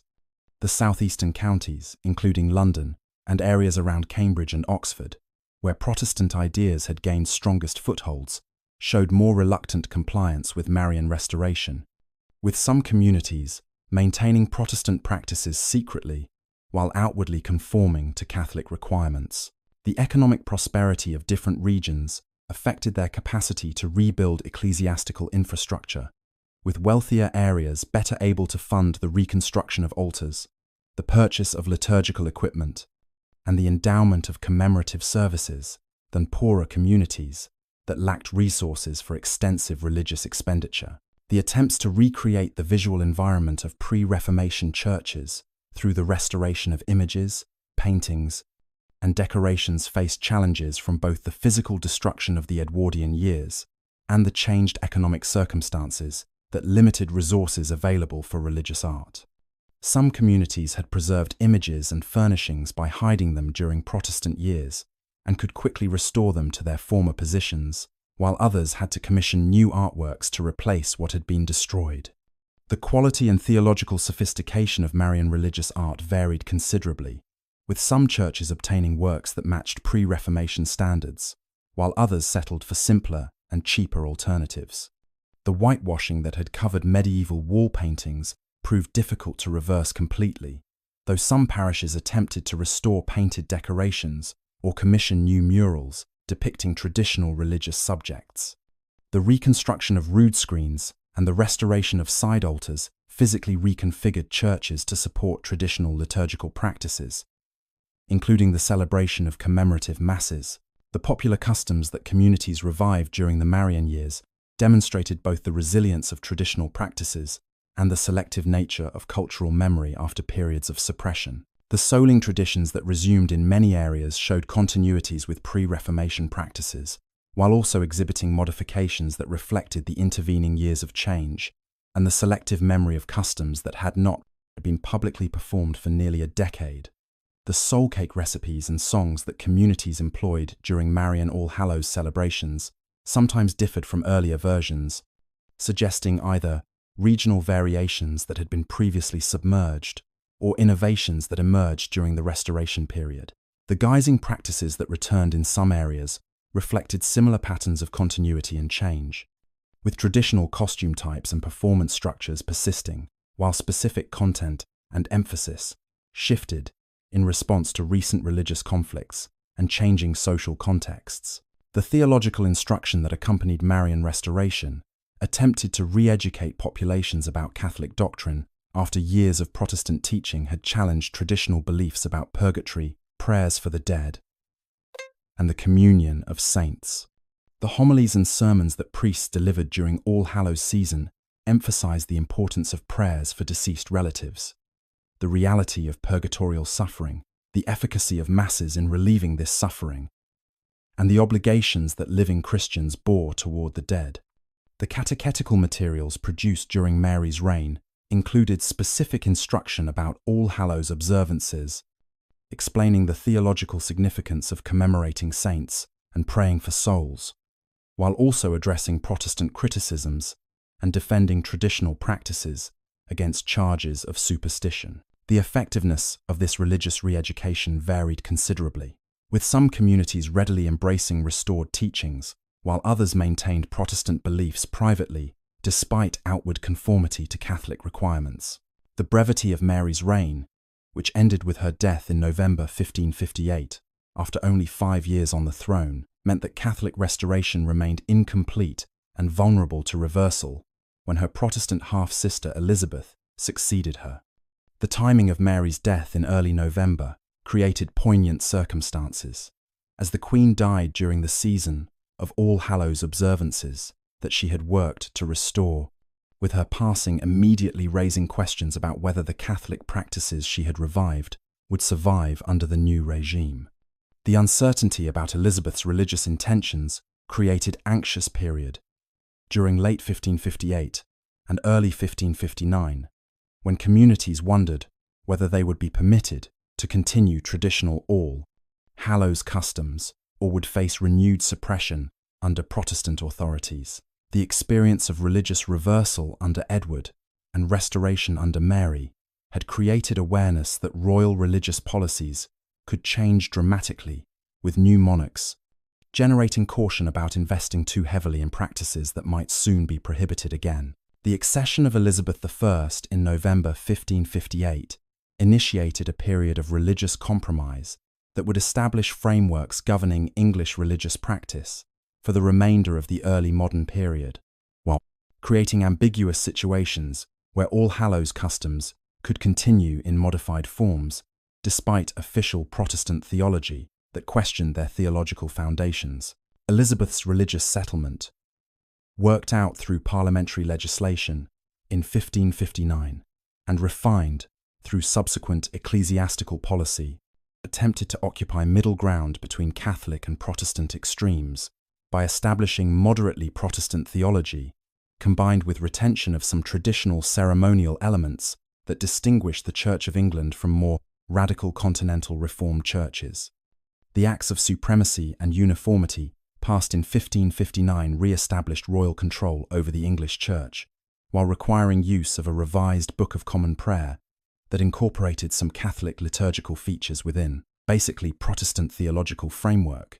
creating religious compromise that satisfied neither committed Catholics, who desired full restoration of traditional religion, nor zealous Protestants, who wanted thorough reformation modelled on Genevan or Zurich examples. The status of All Saints' Day under the Elizabethan settlement illustrates the ambiguous position of traditional festivals within the new religious order, with the feast retained in the official calendar, but stripped of theological elements that Protestants found objectionable.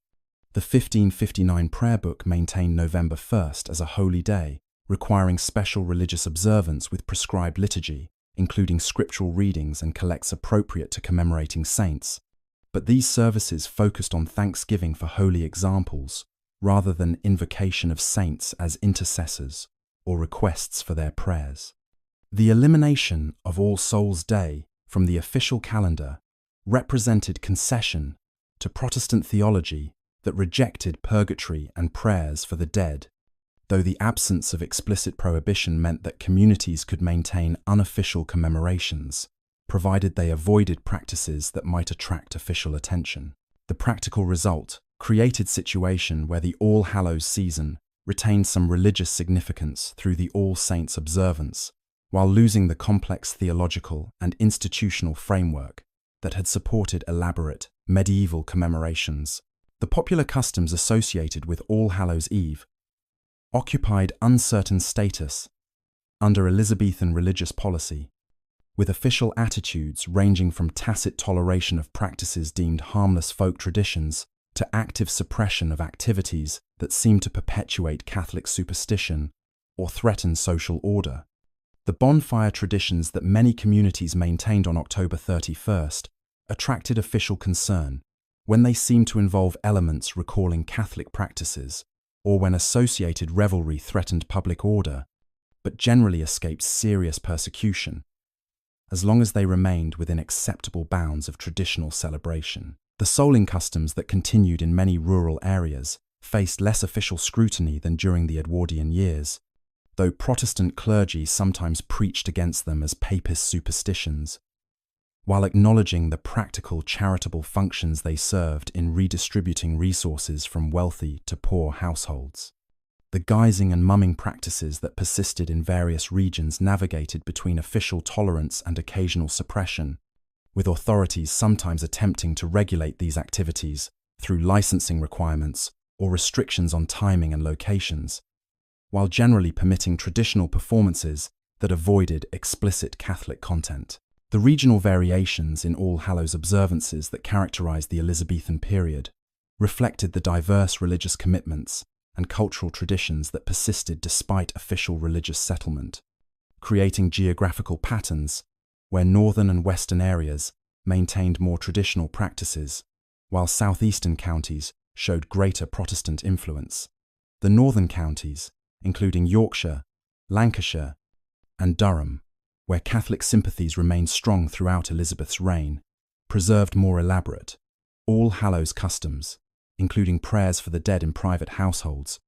the continuation of soul cake traditions, with explicit references to purgatory and various folk practices that clearly derived from pre-Reformation observances.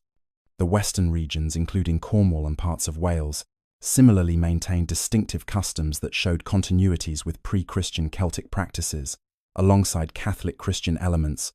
creating observances that combined multiple historical layers. The areas around London and in East Anglia, where Protestant ideas had gained strongest footholds, showed more thorough transformation of All Hallows customs,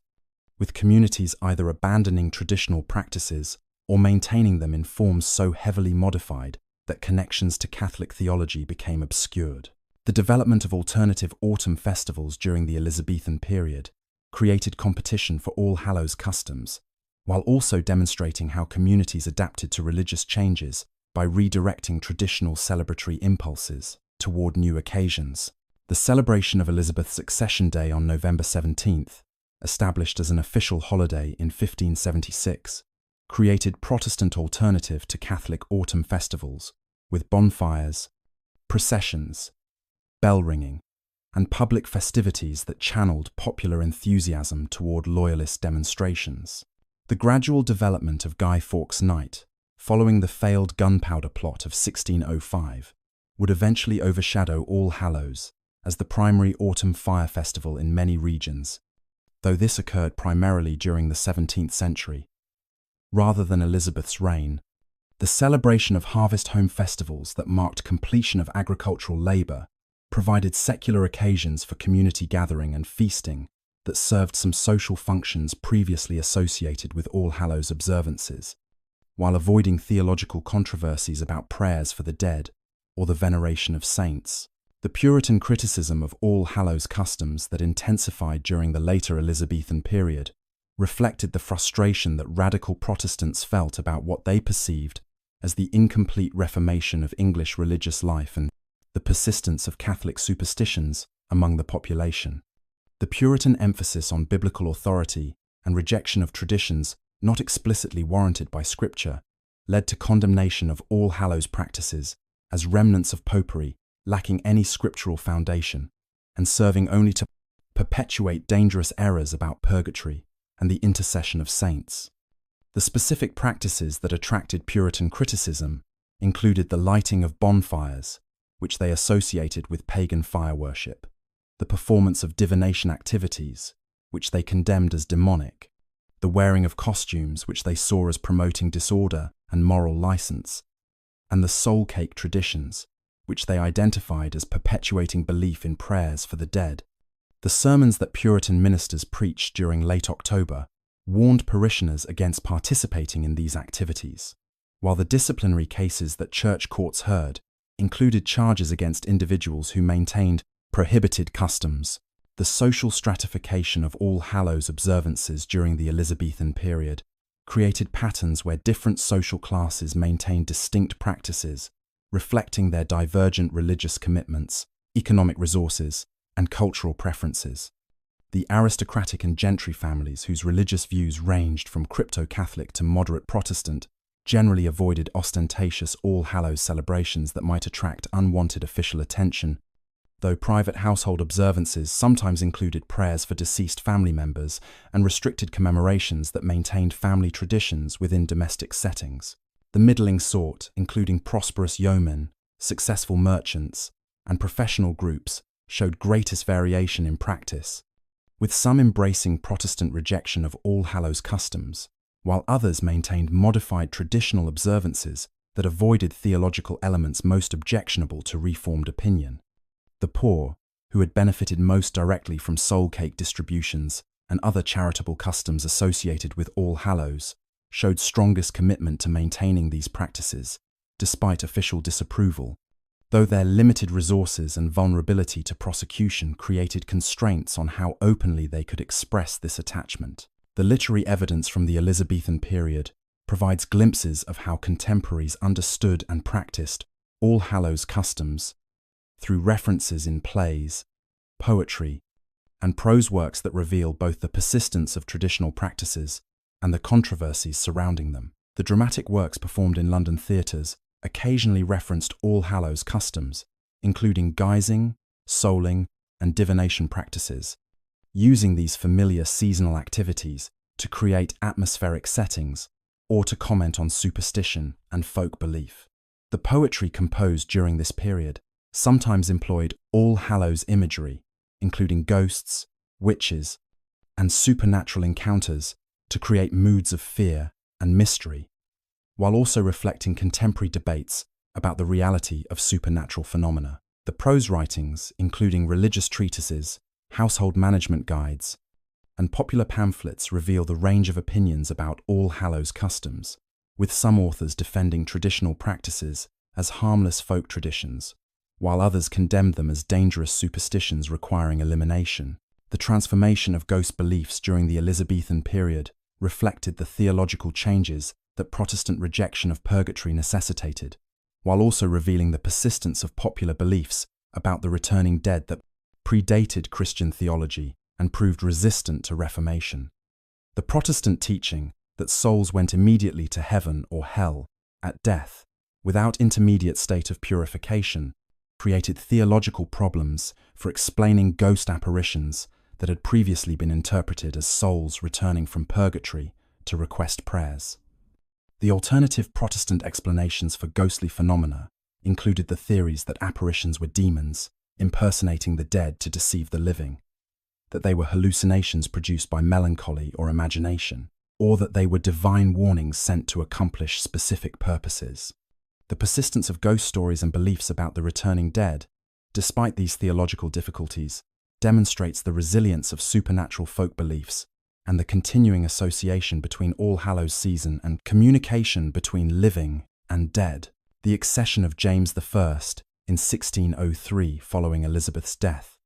brought to the English throne a monarch whose attitudes toward traditional customs and popular celebrations would shape how All Hallows observances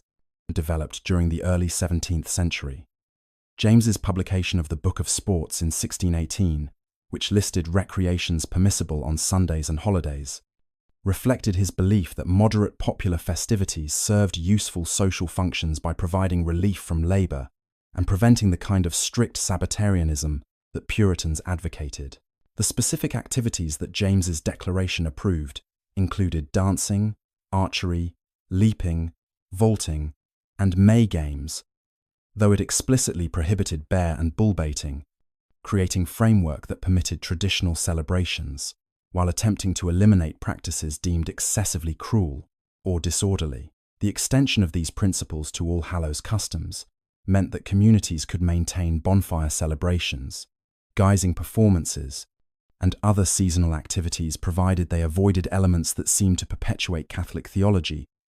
or threatened public order, creating relative tolerance that allowed traditional practices to persist in many regions, despite ongoing Puritan criticism. The continued regional variation in All Hallows observances during the early Stuart period demonstrated the persistence of distinctive local traditions, shaped by different patterns of religious commitment, economic development, and cultural preservation. The northern counties where Catholic recusancy remained significant throughout James's and Charles I's reigns maintained most elaborate All Hallows customs, including prayers for the dead in Catholic households, soul cake distributions that explicitly referenced purgatory, and various folk practices that showed clear continuities with pre-Reformation observances.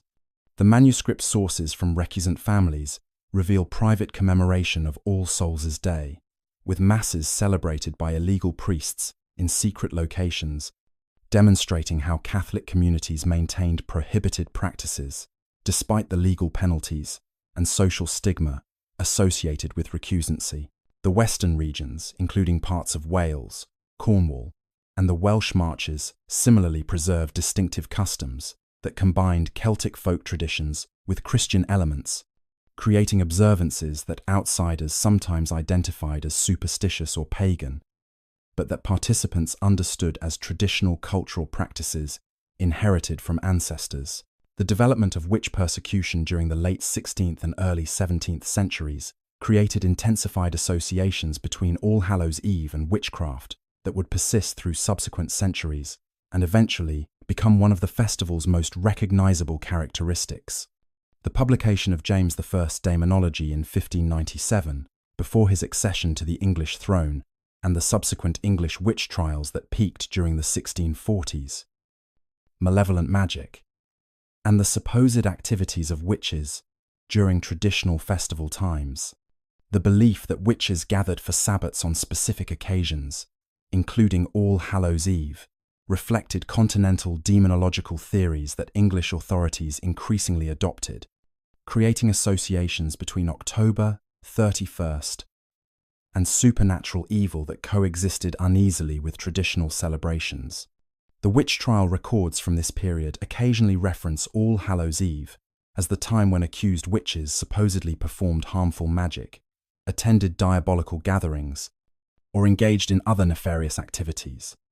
though these associations never became as prominent in England as in some continental regions. The Civil War period, from 1642 through 1649, created massive disruptions in community life that profoundly affected traditional observances, including All Hallows customs, with military campaigns, economic hardships, and the triumph of Puritan religious radicalism in parliamentary territories, creating conditions hostile to the maintenance of seasonal festivals. The Puritan control of Parliament and military forces led to implementation of strict religious and moral reforms, including the Directory for Public Worship that replaced the Book of Common Prayer in 1645, the abolition of the church calendar, including all traditional feast days in 1647, and the prohibition of Christmas and other festivals, deemed tainted by popish superstition. The specific measures affecting All Hallows included the elimination of November 1st as an official holiday, the prohibition of church services commemorating saints, and the suppression of popular customs associated with the season, including bonfires, guising, and soul cake distributions. The enforcement of these prohibitions varied by region, with areas under firm parliamentary control experiencing more thorough suppression, while royalist territories and remote rural areas maintained traditional practices despite official prohibition. The popular resistance to Puritan suppression of traditional festivals manifested through various forms ranging from passive non-compliance to active defiance of prohibitions, demonstrating that many communities valued these customs and resented attempts to eliminate them. The continuation of All Hallows observances in secret or semi-secret forms allowed some communities to maintain traditional practices while avoiding direct confrontation with authorities, with families gathering privately for customary foods, children conducting limited souling expeditions among sympathetic households, and individuals maintaining personal commemorations of deceased relatives without public displays that might attract persecution. The occasional riots and disturbances that occurred when authorities attempted to prevent traditional celebrations demonstrated that festival suppression could provoke serious resistance, though All Hallows customs seem to have generated less violent conflict than Christmas observances, whose prohibition sparked several notable disturbances. The manuscript evidence from this period, including personal diaries and household accounts, reveals that some families maintained All Hallows traditions throughout the Civil War and Commonwealth periods,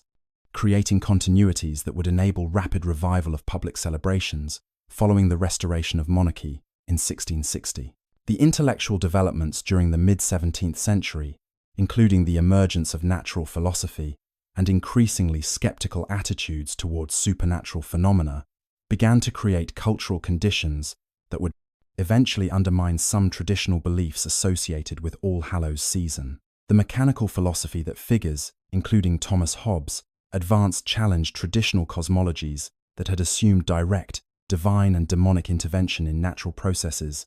creating frameworks for understanding the world through material causation rather than supernatural agency. The growing skepticism about witchcraft among educated elites, though witch trials continued at popular levels,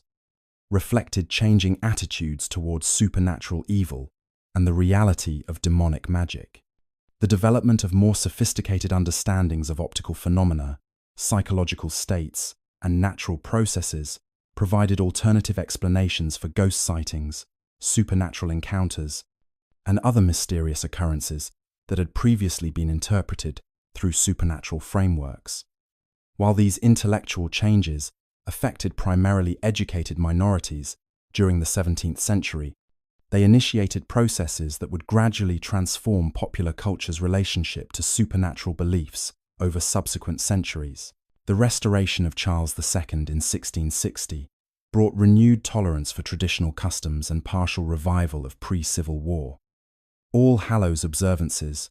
though the intervening decades of suppression and social change meant that practices could not simply return to their earlier forms without modification. The re-establishment of the Book of Common Prayer and the traditional church calendar restored November 1st as an official feast day with prescribed liturgy, creating religious framework that legitimated seasonal observances, even as theological content remained Protestant rather than Catholic. The popular customs that communities revived following the Restoration showed both continuities with pre-Civil War practices and innovations, reflecting the intervening years of change, with bonfire traditions resuming in many areas, though sometimes redirected toward commemoration of the gunpowder plot, rather than explicitly All Hallows purposes. The souling customs that resumed in rural regions demonstrated resilience of traditional charitable practices, while also showing modifications in the songs and procedures that soulers employed, suggesting that the 20-year suppression had created breaks in cultural transmission that required reconstruction of customs from imperfect memories. The late Stuart period, from 1660 through 1714, witnessed gradual transformation of All Hallows observances, as the festival competed with alternative autumn celebrations, particularly Guy Fawkes Night, while also experiencing social changes that affected how different classes participated in seasonal customs. The commemoration of the failed gunpowder plot on November 5th had been established as official Thanksgiving Day during James I's reign, and gradually developed elaborate popular customs including bonfires, fireworks, processions, and the burning of effigies representing Guy Fawkes or the Pope. The proximity of this celebration to All Hallows Eve created a situation where communities sometimes combined or confused the two occasions, with bonfire traditions migrating from October 31st to November 5th in many areas, while the anti-Catholic emphasis of Guy Fawkes celebrations provided acceptable outlet for festival energies in Protestant religious climate. The divergence between elite and popular observances became more pronounced during this period, with aristocratic and gentry families largely abandoning public All Hallows celebrations while maintaining some private household traditions, while rural poor communities preserved customary practices that served important social and economic functions. Despite their increasing marginalization from polite culture, the reigns of William and Mary, Anne, and the first two Georges witnessed continued evolution of All Hallows customs as the festival experienced gradual secularization, increasing regional variation, and growing social stratification that reflected broader transformations in English society and culture. The Glorious Revolution of 1688, which replaced the Catholic James II with Protestant rulers William and Mary, had reaffirmed England's Protestant identity while creating renewed emphasis on anti-Catholic celebrations, including Guy Fawkes Night, that increasingly overshadowed All Hallows observances. The cultural dominance that Guy Fawkes celebrations achieved during the late 17th and 18th centuries reflected both the political utility of anti-Catholic propaganda in maintaining support for Protestant monarchy and the popular appeal of spectacular fire festivals that offered entertainment and social bonding through shared participation. The migration of bonfire traditions from All Hallows Eve to November 5th became nearly complete in many regions during this period, with October 31st bonfires disappearing from most communities, while Guy Fawkes fires became elaborate annual events involving extensive preparation and broad participation. The survival of souling customs in rural areas, particularly in northern and western counties, demonstrated the persistence of traditional practices that served continuing social and economic functions, despite their declining theological significance in Protestant religious climate.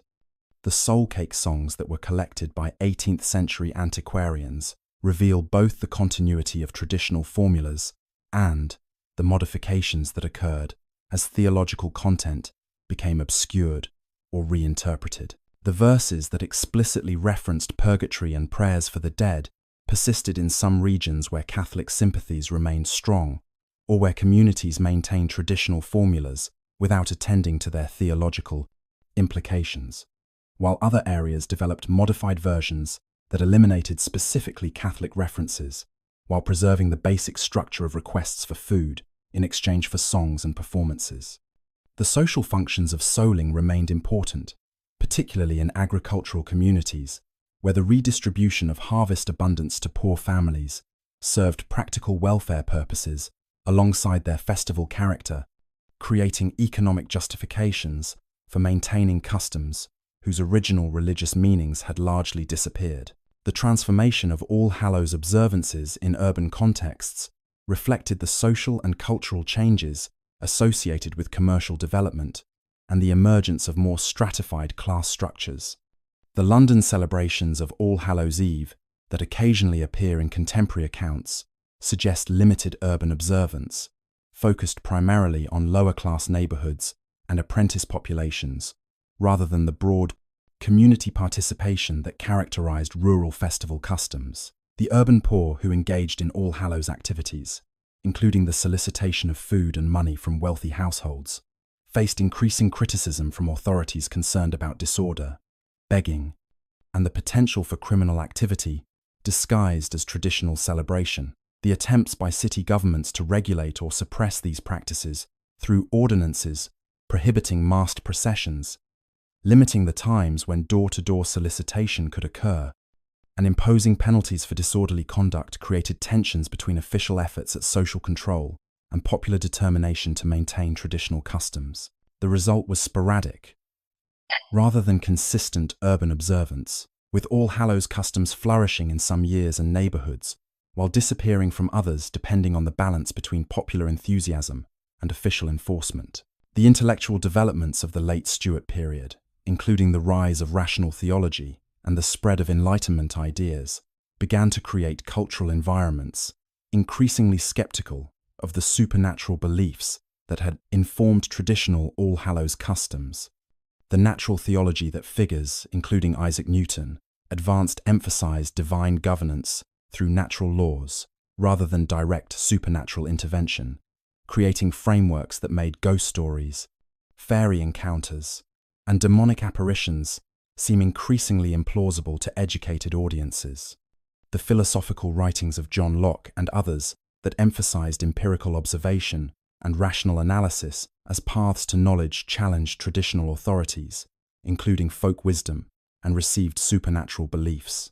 The publication of skeptical treatises questioning the reality of witchcraft, ghosts, and other supernatural phenomena reflected changing elite attitudes, even as popular beliefs persisted among less educated populations. The cultural impact of these intellectual changes proceeded gradually, with educated elites adopting skeptical positions during the late 17th and early 18th centuries, while popular culture maintained traditional supernatural beliefs well into the 19th century and beyond. The agricultural calendar's continuing influence on All Hallows observances ensured that the festival retained practical significance in rural communities, despite declining religious content and increasing skepticism about supernatural elements. The timing of All Hallows, at the completion of harvest activities, when communities possessed abundant food supplies, maintained the practical foundation for feasting and charitable distributions that had characterized the festival for centuries.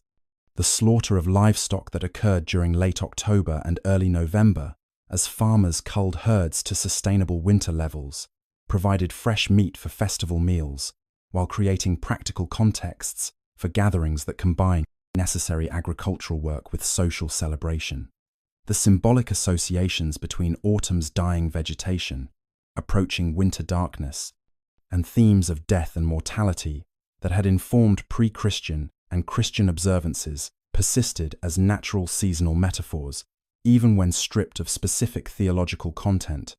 The rural communities that maintained close connection to agricultural rhythms continued to mark this seasonal transition through various customs, even as urban populations increasingly disconnected from direct agricultural labor lost the practical context that had given these observances immediate relevance. The regional antiquarian interest in traditional customs that emerged during the early 18th century created the first systematic documentation of All Hallows practices, preserving evidence about local variations and traditional formulas that would otherwise have disappeared without record. The gentleman scholars who collected folklore during this period, motivated by combinations of nostalgic attachment to disappearing traditions, patriotic interest in English cultural heritage, and scholarly curiosity about popular beliefs, conducted surveys of regional customs that provide invaluable evidence for understanding 18th century observances. The descriptions of All Hallows customs that appear in these antiquarian compilations reveal the diversity of practices across different regions, while also documenting the decline that many traditions were experiencing as social and cultural changes eroded the foundations that had supported them. The soul cake songs, divination formulas, and traditional narratives that antiquarians recorded preserved cultural materials whose oral transmission was breaking down, creating textual archives that would later enable scholarly reconstruction of practices that living memory had forgotten. The class stratification of All Hallows observances became increasingly pronounced during the Georgian period, as aristocratic and middle-class families largely abandoned public seasonal celebrations, while rural poor maintained traditional customs that served continuing economic and social functions. The polite society that dominated cultural production during the 18th century showed minimal interest in All Hallows, beyond occasional literary references, and the preservation efforts of antiquarian scholars, with the festival increasingly identified with rustic populations whose customs educated elites viewed as quaint survivals from superstitious past. The almanacs and household guides, published for middle-class audiences, typically omitted All Hallows from their lists of notable occasions, suggesting that the festival had lost significance for urban, commercial, and professional classes whose lives followed rhythms determined by business cycles rather than agricultural calendars. The persistence of All Hallows customs among rural poor occurred despite, and perhaps partially because of their marginalization, from polite culture, with traditional practices serving as markers of local identity and continuity with ancestral ways in contexts where agricultural labor and community bonds remained central to existence. The relationship between All Hallows and Guy Fawkes celebrations created complex patterns of competition, conflation, and mutual influence as communities adapted traditional autumn festivities to changing political and religious contexts. Some regions maintained distinct observances on October 31st and November 5th, with different customs and emphases characterizing each occasion, while others merged the two festivals into extended autumn celebration, spanning multiple days. The bonfire traditions that had characterized All Hallows Eve in many areas completed their migration to Guy Fawkes Night during this period, with the anti-Catholic Protestant identity of gunpowder plot commemorations, providing more acceptable framework for fire festivals in post-Reformation religious climate. The guising practices that had been associated with All Hallows sometimes transferred to Guy Fawkes celebrations, with costumed solicitation of money and materials for bonfires replacing the soul cake requests that had characterized earlier autumn customs. The result was partial absorption of All Hallows traditions into Guy Fawkes observances, while some communities maintained residual October 31st customs alongside more elaborate November 5th celebrations. The survival of divination practices associated with All Hallows Eve demonstrated the persistence of folk beliefs about the season's special character as a time when hidden knowledge became accessible, despite the skepticism that educated elites expressed about such supernatural claims. The young women who continued to perform traditional divination rituals, seeking information about future husbands, maintained practices whose origins stretched back through medieval Christian customs to pre-Christian, seasonal observances. The techniques that 18th century diviners employed showed both continuities with earlier practices and modifications, reflecting changed social circumstances, with some traditional procedures preserved intact, while others were adapted or new methods developed. The participation in these activities reflected complex motivations, combining genuine belief in supernatural revelation with recognition of divinatory practices as traditional games, providing entertainment and social interaction. The secularization that some divination customs underwent transformed them from serious attempts to access supernatural knowledge into parlor games performed for amusement, though the boundary between belief and playful performance remained permeable, with individuals sometimes uncertain about the ontological status of the practices they engaged in. The ecclesiastical calendar's continued inclusion of All Saints' Day as an official feast maintained minimal religious framework for autumn observances. Even as theological content became increasingly attenuated and popular, participation declined. The Church of England's retention of November 1st in its calendar reflected the moderate Protestant character that distinguished the established church from more radical Reformed denominations that had eliminated All Saints' days and special festivals beyond Sundays.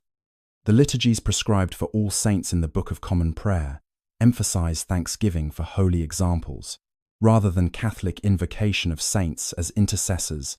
creating services that Protestant theology could accommodate while maintaining some continuity with pre-Reformation practices. The actual observance of All Saints' Day in 18th century parishes varied considerably, with some communities maintaining special services and others treating November 1st as an ordinary weekday, unless it fell on Sunday. The decline of compulsory church attendance and the general weakening of ecclesiastical discipline during this period meant that even officially prescribed services often attracted minimal participation beyond the most committed church members. The literary references to All Hallows that appear in 18th century poetry, drama, and prose reveal contemporary attitudes toward the festival and its associated customs, while also demonstrating how writers employed seasonal imagery for various artistic purposes.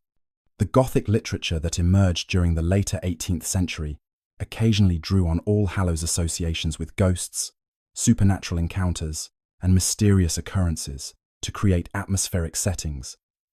and enhance narrative tension. The antiquarian poetry that celebrated traditional English customs sometimes referenced All Hallows observances as examples of picturesque folk practices worthy of preservation and commemoration.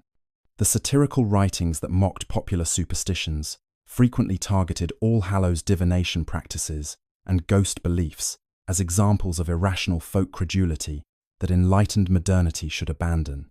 These diverse literary treatments reveal the range of elite attitudes toward All Hallows, from nostalgic appreciation to rational skepticism to aesthetic exploitation of seasonal imagery. The period from 1714 through 1800 witnessed accelerating decline of All Hallows observances in most English regions, as urbanization, industrialization, rational skepticism,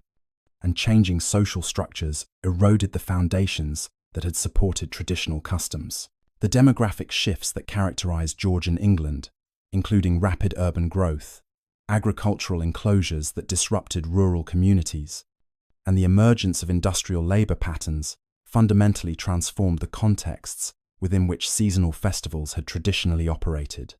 The movement of population from countryside to expanding urban centers removed people from the agricultural rhythms that had given All Hallows observances practical significance, while placing them in environments where traditional community bonds were weaker and seasonal celebrations faced competition from alternative entertainments.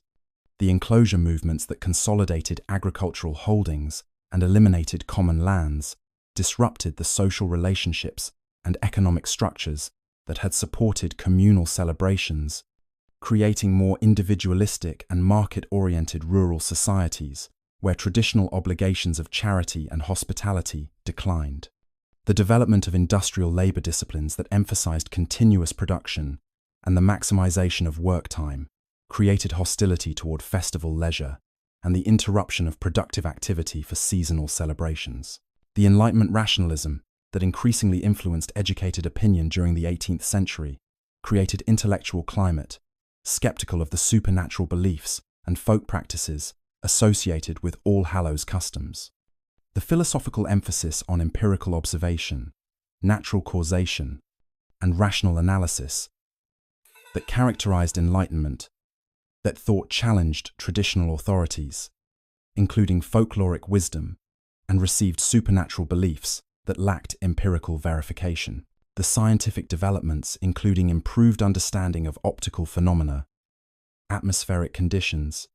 and psychological states, provided natural explanations for experiences that had previously been interpreted as supernatural encounters with ghosts, fairies, or demons. The historical scholarship that subjected traditional narratives to critical analysis revealed the legendary and mythological character of many stories about saints, miracles, and supernatural events that had previously been accepted as historical facts.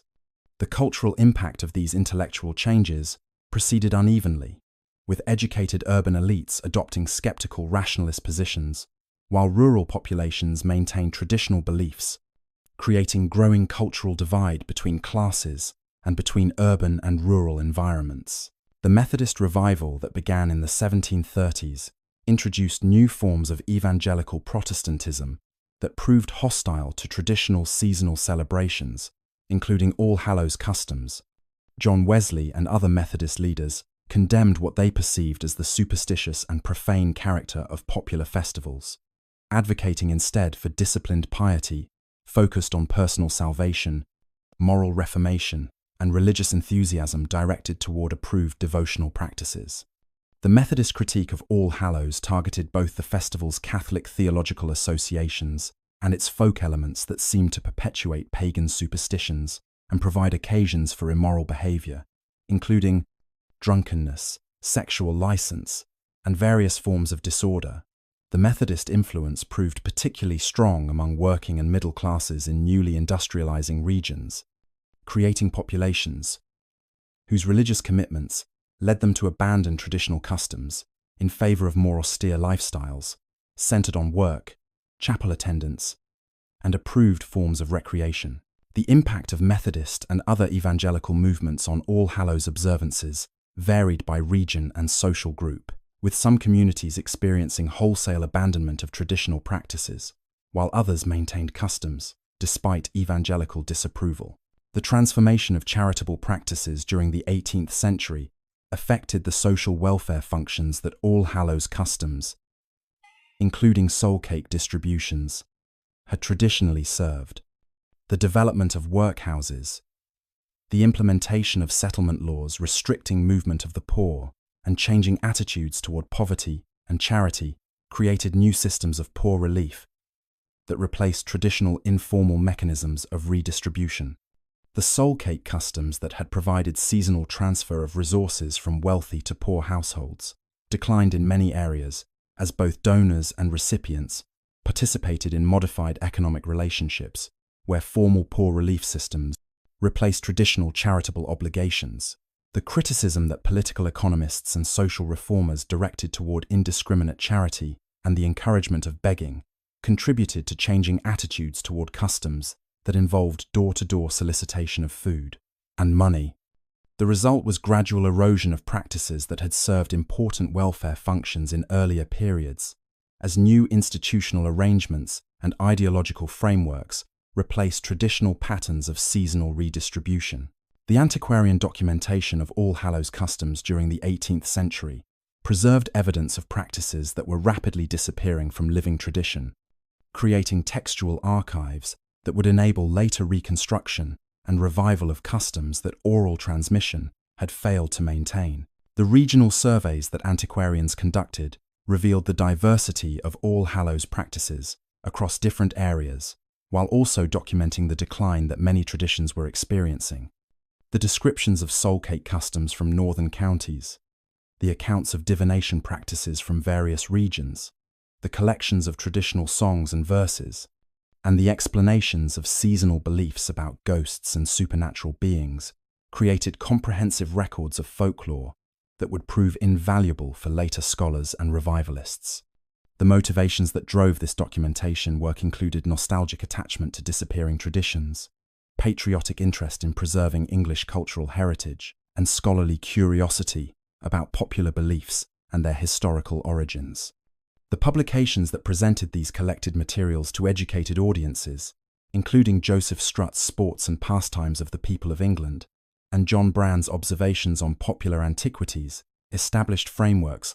for understanding traditional customs as historical survivals worthy of preservation and study. The persistence of All Hallows customs in remote rural areas, particularly in upland regions of northern and western England, demonstrated the resilience of traditional practices in communities that remained relatively isolated from the social and economic changes transforming more accessible lowland areas. The continued agricultural emphasis in these regions maintained practical contexts for seasonal festivals, marking important transitions in the farming year. The stronger survival of Catholic recusancy in some northern areas preserved religious commitments that valued traditional observances, including commemoration of the dead. The geographical isolation that limited external cultural influences allowed communities to maintain customs without facing the kind of ridicule and reform pressure that characterized more cosmopolitan environments.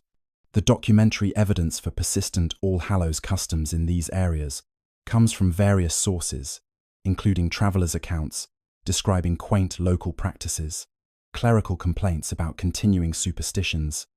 and later folklore collections that found living traditions in regions where they had disappeared elsewhere. The transformation of ghost beliefs during the 18th century reflected broader cultural changes,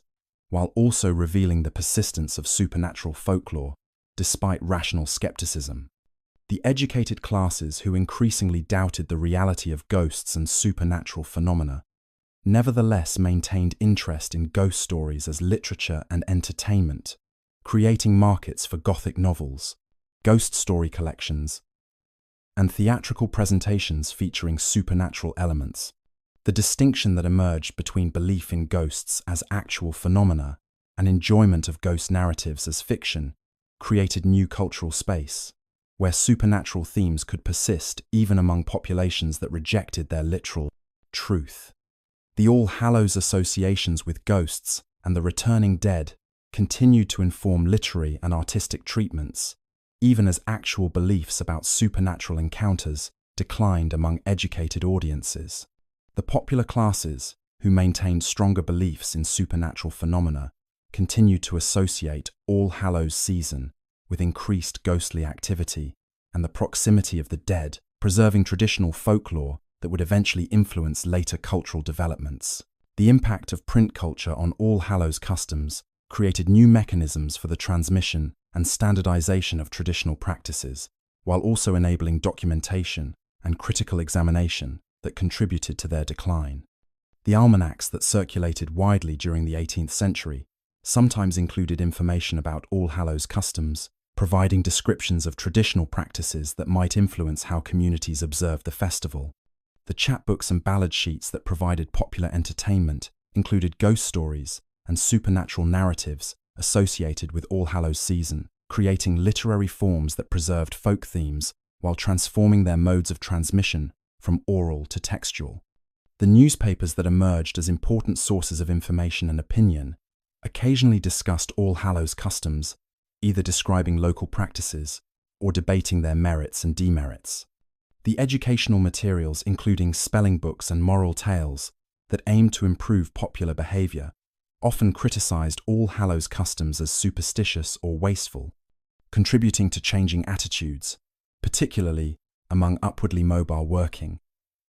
and middle classes seeking respectability. The seasonal economy that had supported All Hallows observances experienced transformation as market relationships replaced traditional patterns of reciprocity and obligation.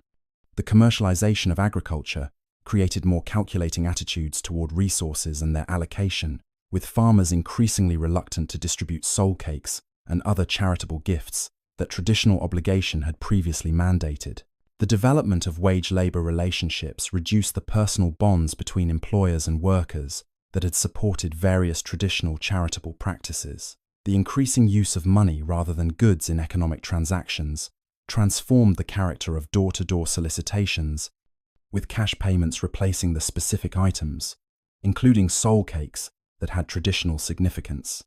These economic changes did not immediately eliminate All Hallows customs, but gradually eroded their economic foundations, while transforming their character in ways that often reduced their cultural resonance and social functions. The late 18th and early 19th centuries witnessed significant cultural revaluation of traditional customs, including All Hallows observances, as Romantic movement attitudes challenged Enlightenment, rationalism, and created new appreciation for folklore, historical traditions, and popular culture. The Romantic emphasis on emotion, imagination, and connection to historical past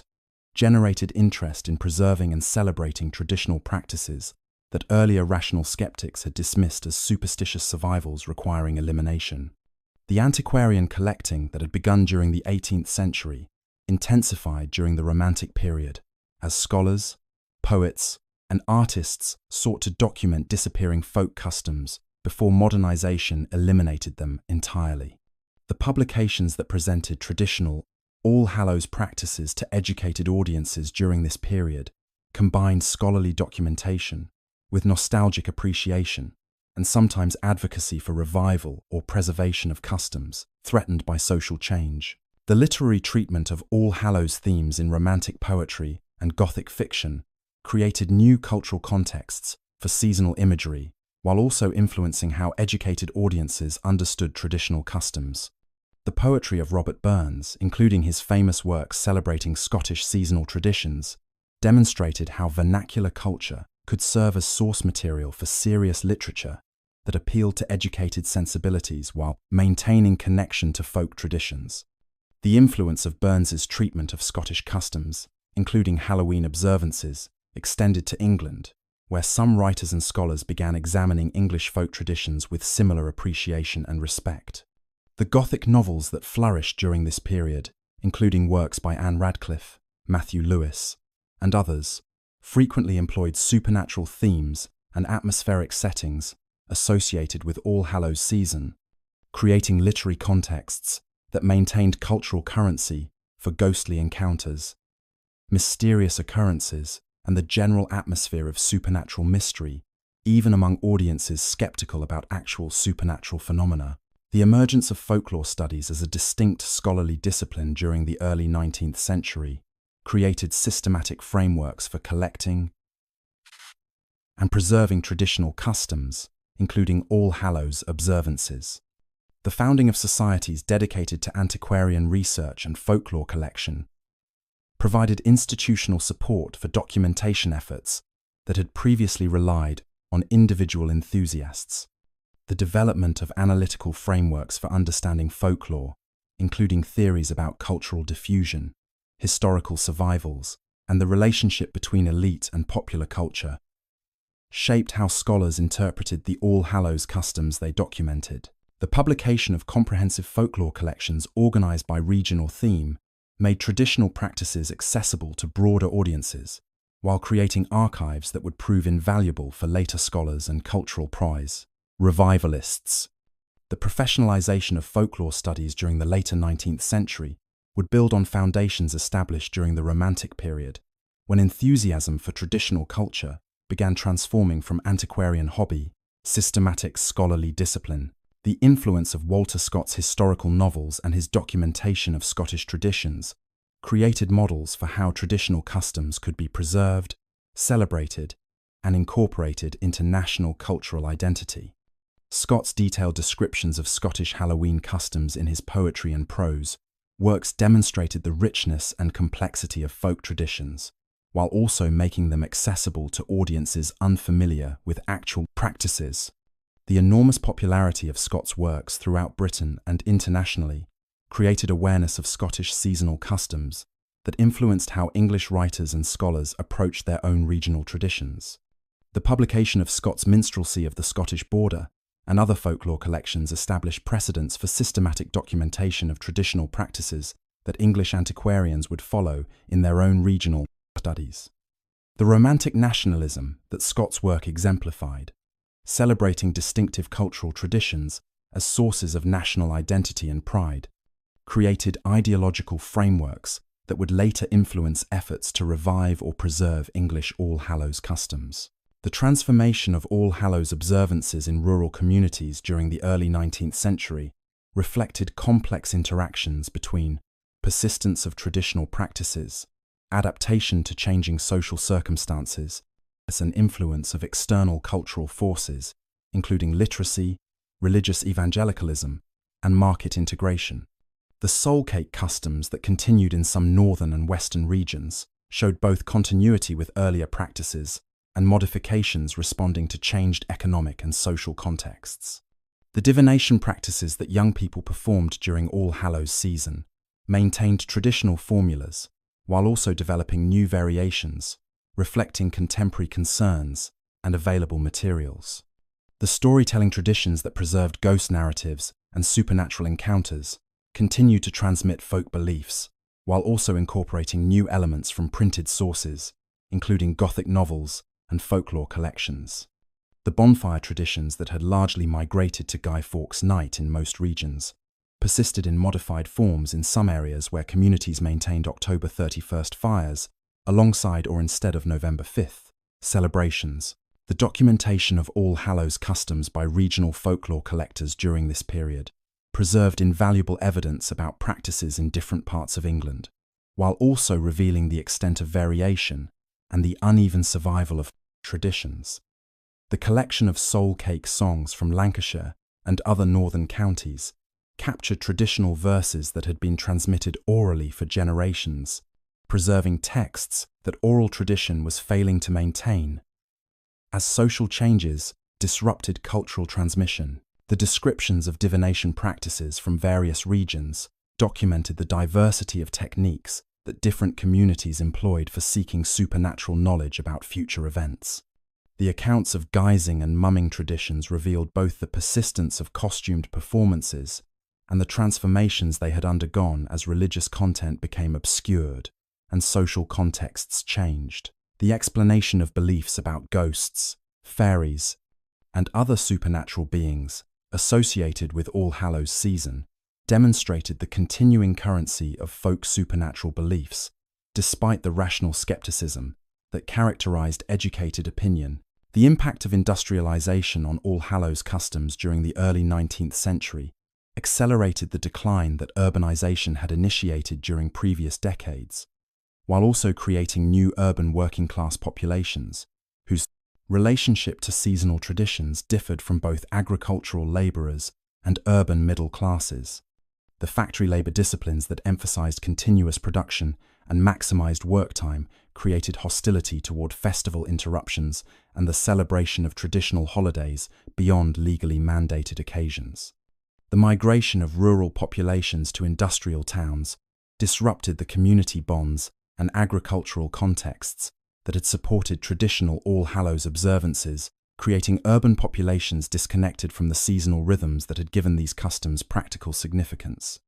The development of new forms of working-class leisure, including music halls, public houses, and commercial entertainments, provided alternative recreational options that competed with traditional seasonal celebrations. The result was virtual disappearance of All Hallows customs from most industrial urban contexts, while persistence in agricultural areas maintained the basic geographical divide between declining urban observance and continuing, though diminishing, rural practice. The religious revival movements of the early 19th century, including continuing Methodist influence and the emergence of new evangelical denominations, maintained hostility toward traditional seasonal celebrations that early generations of Protestant reformers had expressed.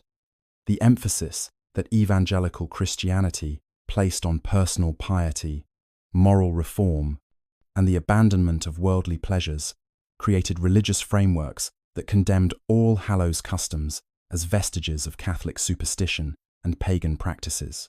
The Sunday school movement that sought to provide religious instruction and moral guidance to working-class children taught that traditional seasonal practices, including All Hallows observances, represented dangerous superstitions,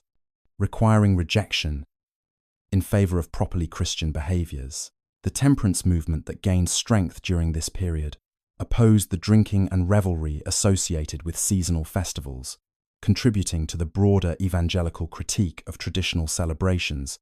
The impact of these religious movements proved particularly strong among aspirational working and middle classes, seeking respectability and moral improvement, creating populations that abandoned traditional customs as markers of their embrace of reformed lifestyles. The increasing social stratification of All Hallows observances during this period created patterns where the festival became identified primarily with rural, poor, and children, while middle and upper classes largely abandoned participation, except through nostalgic literary appreciation or scholarly documentation. The seasonal customs that persisted were increasingly understood as survivals from earlier periods, rather than living traditions with contemporary relevance, creating cultural frameworks that simultaneously valued All Hallows practices as historical artifacts, while marginalizing them from actual social practice. The emergence of childhood as a distinct life stage, with its own appropriate activities, created contexts where some All Hallows customs, including divination games and guising, became reimagined as children's entertainments, rather than serious adult practices. This transformation would prove significant for later developments, as the identification of All Hallows with childhood would influence how the festival evolved during subsequent periods. The transformation of English society during the early decades of Queen Victoria's reign, from 1837 through 1860, created social, economic, and cultural conditions that profoundly affected the survival and character of All Hallows observances. The accelerating industrialization that characterized this period continued the urbanization processes of earlier decades, while creating new social classes including an expanding middle class whose attitudes toward traditional customs would significantly influence cultural development. The railway construction that revolutionized transportation during the 1840s and 1850s facilitated unprecedented movement of people and goods, while also enabling the spread of information, fashions, and cultural practices across regions that had previously maintained relative isolation. The increased literacy rates, resulting from expanding educational opportunities, created larger reading publics, while the development of cheaper printing technologies made books, newspapers, and magazines accessible to broader audiences, transforming how cultural information circulated and how traditions were transmitted. The domestic ideology that dominated middle-class culture during the early Victorian period emphasized the home as a moral sanctuary separate from the competitive commercial world, while assigning women primary responsibility for creating appropriate domestic environments. The focus on domestic celebrations and family-centered leisure activities created potential contexts for maintaining seasonal observances in modified forms suitable to middle-class sensibilities. The conduct books and household management guides that proliferated during this period occasionally included information about traditional customs, while also providing guidance about how to celebrate various occasions in ways that combined historical awareness with contemporary respectability. The women's magazines that emerged as significant cultural forces during the Victorian era would eventually play important roles in shaping how All Hallows and other seasonal festivals were observed, though their influence on All Hallows specifically remained limited during the early Victorian period, when the festival had minimal currency. In middle-class culture, the continuing decline of All Hallows observances in most English contexts during the early Victorian period meant that the festival possessed minimal presence in public consciousness, outside limited rural areas and scholarly folklore collections. The urban working classes, who constituted growing proportions of English population, showed little interest in All Hallows customs that had lost relevance in industrial contexts, divorced from agricultural rhythms. The middle classes, whose cultural influence increasingly shaped mainstream English society, had largely abandoned traditional seasonal celebrations in favor of domesticated festivities that emphasized family togetherness, moral instruction, and appropriate refinement. The aristocratic and gentry classes, who had earlier maintained some household traditions, showed minimal continuing engagement with All Hallows beyond occasional participation in rural customs when visiting country estates. The result was a festival that survived primarily at the margins of English society, among rural populations, particularly in northern and western regions, where traditional practices maintained stronger continuities with earlier periods. The Guy Fawkes Night celebrations that dominated autumn festival culture during the early Victorian period demonstrated both the continuing appeal of seasonal celebrations and the ways that festivals could adapt to changing social and political contexts. The November 5th observances that had absorbed many elements from earlier All Hallows customs provided acceptable outlets for festival impulses within Protestant nationalist frameworks that celebrated deliverance from Catholic conspiracy. The bonfire, building, firework displays, processions, and fundraising activities that characterized Guy Fawkes celebrations engaged broad participation across social classes while maintaining political and religious meanings that All Hallows customs had largely lost. The commercial development of Guy Fawkes Night, including the manufacture and sale of fireworks, the production of effigies, and the organization of public displays, created economic infrastructure supporting these celebrations that All Hallows entirely lacked. The contrast between the robust health of Guy Fawkes celebrations and the marginal status of All Hallows observances during this period demonstrated how festivals required contemporary relevance and broad social engagement to flourish in changing cultural circumstances. The folklore documentation that continued during the early Victorian period added to the growing archive of information about traditional All Hallows customs, while also revealing the accelerating decline of actual practices. The regional studies that antiquarians published during this period typically described All Hallows customs in past tense, noting their former prevalence while lamenting their current disappearance or restriction to elderly populations and remote areas. The collection of soul cake songs, divination formulas, and traditional narratives preserved texts that oral transmission was failing to maintain, as the generations that had actively participated in these customs died without passing them to descendants who had lost interest in practices that seemed irrelevant to modern circumstances. The analytical frameworks that folklore scholars applied to All Hallows customs interpreted them as historical survivals from pre-Christian periods, creating scholarly narratives that emphasized their archaic origins while minimizing their Christian medieval development and their actual functions in early modern communities. The American cultural influence that would eventually play crucial roles in Halloween's modern development began to appear during the mid-19th century, though its impact remained minimal during the early Victorian period. The Irish immigration to both America and England, following the potato famine of the 1840s, created populations that brought distinctive All Hallows traditions from Ireland, where the festival had maintained stronger continuity than in England. The Irish customs that migrants brought to industrial English cities, including Liverpool and Manchester, initially remained largely confined to Irish communities, rather than spreading to broader populations, though they contributed to maintaining some All Hallows observance in urban contexts where English traditions had largely disappeared. The reports that began circulating about American Halloween celebrations, particularly in regions with significant Irish settlement, attracted minimal attention in England during this period, though they would gain importance in later decades. The literary treatment of All Hallows themes during the early Victorian period demonstrated continuing cultural currency for supernatural imagery and Gothic atmospheres associated with the season, even as actual observances declined.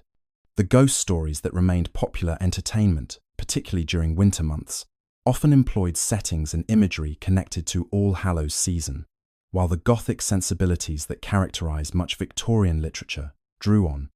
atmospheric elements that the festival's traditional associations with darkness, death, and supernatural encounters provided. The children's literature that began addressing younger audiences during this period occasionally referenced All Hallows customs, though typically in historical or folkloric contexts, rather than describing contemporary practices. The emergence of Christmas as the dominant seasonal festival during the Victorian era created new contexts for family-centered celebration and gift-giving that absorbed cultural energies that might otherwise have supported other seasonal observances, including All Hallows. The ecclesiastical observance of All Saints' Day maintained minimal presence in Church of England liturgical calendars, though actual participation remained limited, primarily to the most committed church members. The Oxford movement that sought to revive Catholic practices within Anglicanism showed some interest in restoring fuller observance of the church calendar, including saints' days, though All Saints received less emphasis than more theologically central festivals. The debates about ritual and ceremony that divided Victorian Anglicanism occasionally touched on questions about appropriate observance of All Saints and the theological status of commemoration of the dead, though these controversies never approached the intensity of disputes about more central liturgical matters. The practical reality remained that November 1st passed unnoticed by most English people as simply the day after Guy Fawkes Night, rather than a significant religious occasion requiring special observance. The transformation of childhood during the Victorian period created new cultural contexts, where some All Hallows customs would eventually find refuge as children's games and activities, even as adult participation declined. The emergence of distinct children's culture, with its own appropriate forms of play, literature, and celebration, created spaces where practices abandoned by adults might persist in modified forms. The parlor games that middle-class families played during evening entertainments sometimes included divination activities derived from All Hallows traditions, though these were typically understood as amusing pastimes rather than serious attempts to access supernatural knowledge. The ghost stories that adults told children often employed All Hallows settings and themes, maintaining cultural transmission of seasonal associations, even when actual festival observances had disappeared. The transformation of All Hallows observances from the ancient Celtic festival of Samhain through medieval Christian elaboration to early modern decline, and the eventual emergence of modern Halloween, demonstrates remarkable historical continuity alongside profound change across more than 2 millennia of cultural evolution. The persistence of certain core themes, including the association between late October and early November with death, darkness, the supernatural, and communication between living and dead, reveals enduring human responses to seasonal transitions and existential mysteries that transcend specific religious frameworks and social structures. The autumn period's astronomical and agricultural characteristics created natural foundations for festivals, marking transitions from light to darkness, harvest abundance to winter scarcity, and the world of the living to the realm of the dead, that diverse cultures developed through different theological and cultural vocabularies. The threshold quality that characterized this season in multiple belief systems reflected genuine environmental changes, including lengthening nights, dying vegetation, and the approach of winter that created obvious symbolic resources for contemplating mortality, transformation, and the boundaries between different states of existence. The Christian appropriation of pre-Christian autumn festivals through the establishment of All Saints and All Souls Days demonstrated the Church's sophisticated strategy of accommodating existing practices while attempting to transform their meanings within Christian theological frameworks. The positioning of these major Christian feasts, at times corresponding to traditional Celtic Samhain and Germanic autumn festivals, created opportunities for the gradual substitution and reinterpretation that Pope Gregory the Great had recommended for converting pagan populations. The medieval elaboration of All Hallows customs within Catholic theological frameworks concerning purgatory, prayers for the dead, and the communion of saints created rich traditions that served religious, social, and economic functions while building on foundations inherited from pre-Christian ancestors. The regional variations that characterized medieval All Hallows observances reflected both the diverse pre-Christian traditions that Christianity had encountered and the different ways that communities adapted general theological concepts to local circumstances and cultural preferences. The Protestant Reformation's challenge to Catholic theology, particularly the rejection of purgatory doctrine, eliminated the religious foundations that had supported medieval All Hallows customs, while creating conditions that eventually led to the festival's decline in most English contexts. The waves of reform and counter-reform that characterized 16th and 17th century English religion created disruptions in cultural transmission that broke continuities, while also generating resistances that preserved some practices in modified forms. The regional patterns that emerged from this religious turbulence created geographical distributions, where northern and western areas maintained stronger All Hallows traditions, while southeastern regions showed more thorough Protestant transformation, reflecting both different intensities of religious reform and varying strengths of earlier cultural foundations. The social stratification that developed during early modern period created class-based patterns, where rural agricultural populations maintained customs that urban and middle-class populations abandoned, establishing divisions that would persist into the modern era. The Enlightenment, rationalism, and evangelical Protestantism that dominated 18th and early 19th century culture created intellectual and religious climates hostile to the supernatural beliefs and folk practices associated with All Hallows traditions. The rational skepticism that questioned ghost stories, divination practices, and other supernatural elements undermined the cosmological frameworks that had given these customs serious significance, while creating cultural conditions where they could persist only as children's games, literary themes, or antiquarian curiosities. The Methodist and evangelical movements that emphasized moral reform and the abandonment of worldly pleasures condemned seasonal festivals as occasions for disorder and superstition, creating religious populations that actively rejected traditional customs. The result was virtual disappearance of All Hallows observances from most English contexts by the mid-19th century, with the festival surviving primarily in limited rural areas and in the documentation of folklore collectors who preserved evidence of practices that living tradition was failing to maintain. The American development of Halloween during the 19th and 20th centuries created new traditions that would eventually influence English practice through processes of cultural reimportation during the late 20th century. The Irish and Scottish immigrants who brought their distinctive All Hallows customs to America created foundations for festival development that occurred in contexts quite different from the English environments where these traditions had largely disappeared. The American elaboration of Halloween through the addition of new elements, including trick-or-treating, elaborate costuming, jack-o', lanterns made from pumpkins rather than turnips, and commercial development created festival forms that bore complex relationships to their historical antecedents.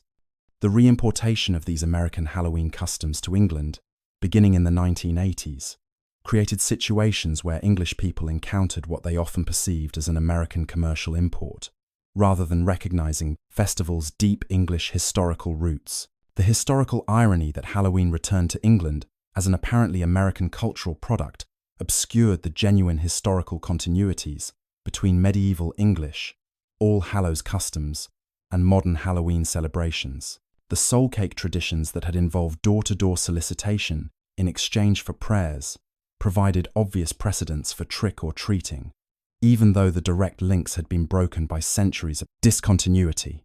The guising practices that had characterized medieval and early modern All Hallows Eve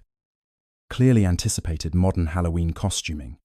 though the specific costume types and social contexts had changed dramatically. The divination activities that young people had performed, seeking information about future marriages, prefigured the party games that would characterize some modern Halloween celebrations. The bonfires that had blazed on All Hallows Eve before migrating to Guy Fawkes Night demonstrated the festival's association with fire that would persist in modified forms. The ghost stories and supernatural themes that had always characterized the season maintained their cultural currency through literary and later cinematic treatments that ensured continuing associations between late October and spooky atmospheres. The academic study of folklore and the history of festivals that developed during the 19th and 20th centuries created scholarly frameworks for understanding All Hallows customs and their historical development. The recognition that Halloween represented a palimpsest of traditions from multiple historical periods and cultural sources challenged earlier interpretations that had emphasized either exclusively pagan or exclusively Christian origins. The comparative study of autumn festivals across different cultures revealed both universal patterns, reflecting common human responses to seasonal transitions, and distinctive local developments shaped by particular historical circumstances. The documentation that folklore scholars produced created invaluable archives, preserving evidence about regional variations, traditional formulas, and the specific practices that had characterized All Hallows observances in different periods and places. The theoretical frameworks that anthropologists and folklorists developed for understanding ritual, festival, and cultural transmission provided analytical tools for interpreting the complex processes through which All Hallows customs had evolved, declined, and in some cases experienced revival or transformation. The archaeological evidence that accumulated through excavations of medieval and earlier sites provided material culture perspectives on All Hallows observances that complemented and sometimes challenged the documentary sources. The discoveries of ritual deposits, feast remains, architectural features, and artifacts associated with autumn festivals revealed the physical dimensions of practices that textual sources described primarily in abstract terms. The analysis of church architecture showed how spaces were configured to support commemorative masses and the elaborate liturgical performances that characterized medieval All Hallows celebrations. The excavation of medieval cemeteries revealed burial practices and commemorative monuments that demonstrated the importance communities placed on maintaining connections with the dead. The recovery of objects, including soul cake molds, festival pottery, and decorative items associated with seasonal celebrations, provided tangible evidence for customs whose material dimensions had previously been poorly understood. The interdisciplinary integration of archaeological, documentary, and folklore evidence created richer understandings of All Hallows traditions than any single source type could provide. The persistence of certain landscape features and place names associated with All Hallows customs demonstrated how cultural practices could leave permanent marks on the physical environment that survived long after the activities themselves had disappeared. The locations known as Soul Cake Fields or All Hallows Meadows preserved memories of places where communities had gathered for festival celebrations or where specific customs had been performed. The churches dedicated to All Saints maintained architectural and toponymic evidence of the festival's medieval importance, even when contemporary observances had vanished. The traditional gathering places, including crossroads, hilltops,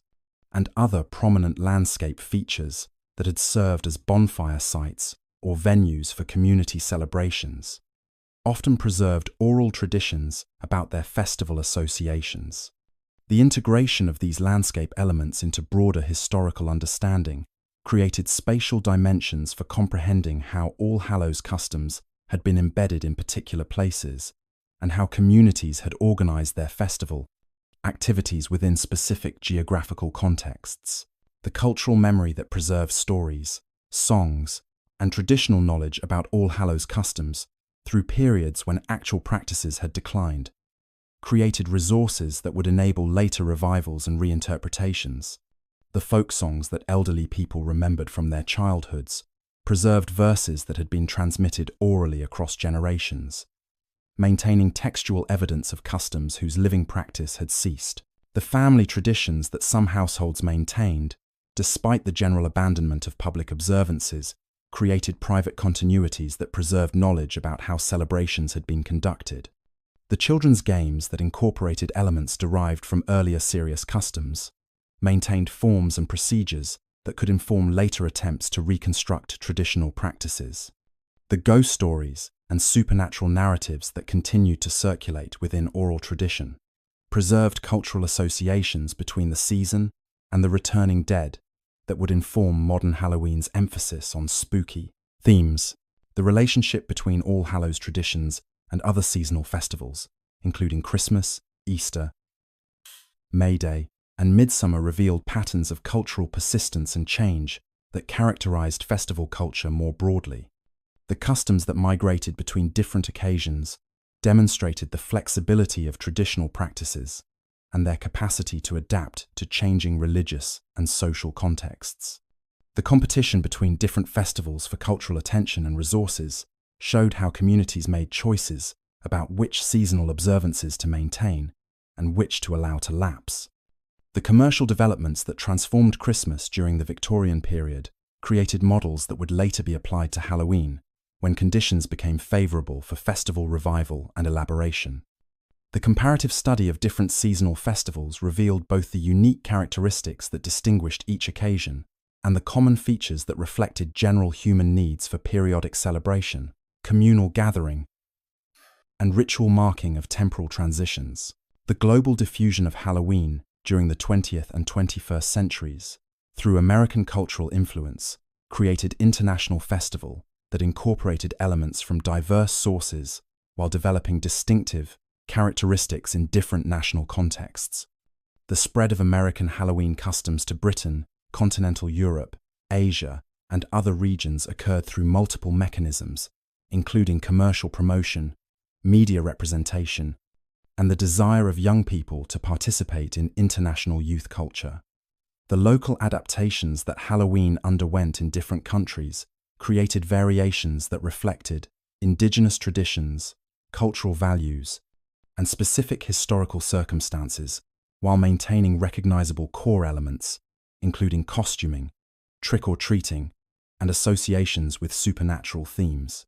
The debates that Halloween's spread generated about cultural imperialism, commercialization, and the preservation of indigenous traditions revealed tensions between globalization processes and local cultural autonomy. The creative syntheses that emerged in some contexts, where Halloween elements were combined with existing local traditions, demonstrated the ongoing processes of cultural innovation and adaptation that had always characterized festival development. The commercial dimensions that came to dominate modern Halloween, particularly in American contexts, but increasingly in Britain and elsewhere, transformed the festival from primarily folk practice to major retail occasion generating billions in consumer spending. The industries that developed around Halloween, including costume manufacture, candy production, decoration sales, greeting card, publishing, and entertainment services, created economic infrastructure supporting festival elaboration that earlier purely folk customs had lacked. The marketing strategies that retailers employed to promote Halloween spending shaped how the festival was understood and practiced, while creating standardized festival forms that could be mass-produced and widely distributed. The criticisms that some observers directed toward Halloween's commercialization echoed earlier concerns about the commodification of Christmas and other festivals, reflecting broader anxieties about the relationships between authentic tradition and market-driven cultural production. The economic benefits that Halloween generated for various industries ensured continuing commercial investment in promoting and elaborating the festival, regardless of cultural debates about its appropriateness or authenticity. The revival of interest in traditional English All Hallows customs that occurred during the late 20th and early 21st centuries reflected broader trends toward heritage preservation, cultural revival, and the creative reimagination of historical traditions. The folk revival movements that sought to recover and perform traditional music, dance, and customs created contexts where All Hallows practices could be researched, reconstructed,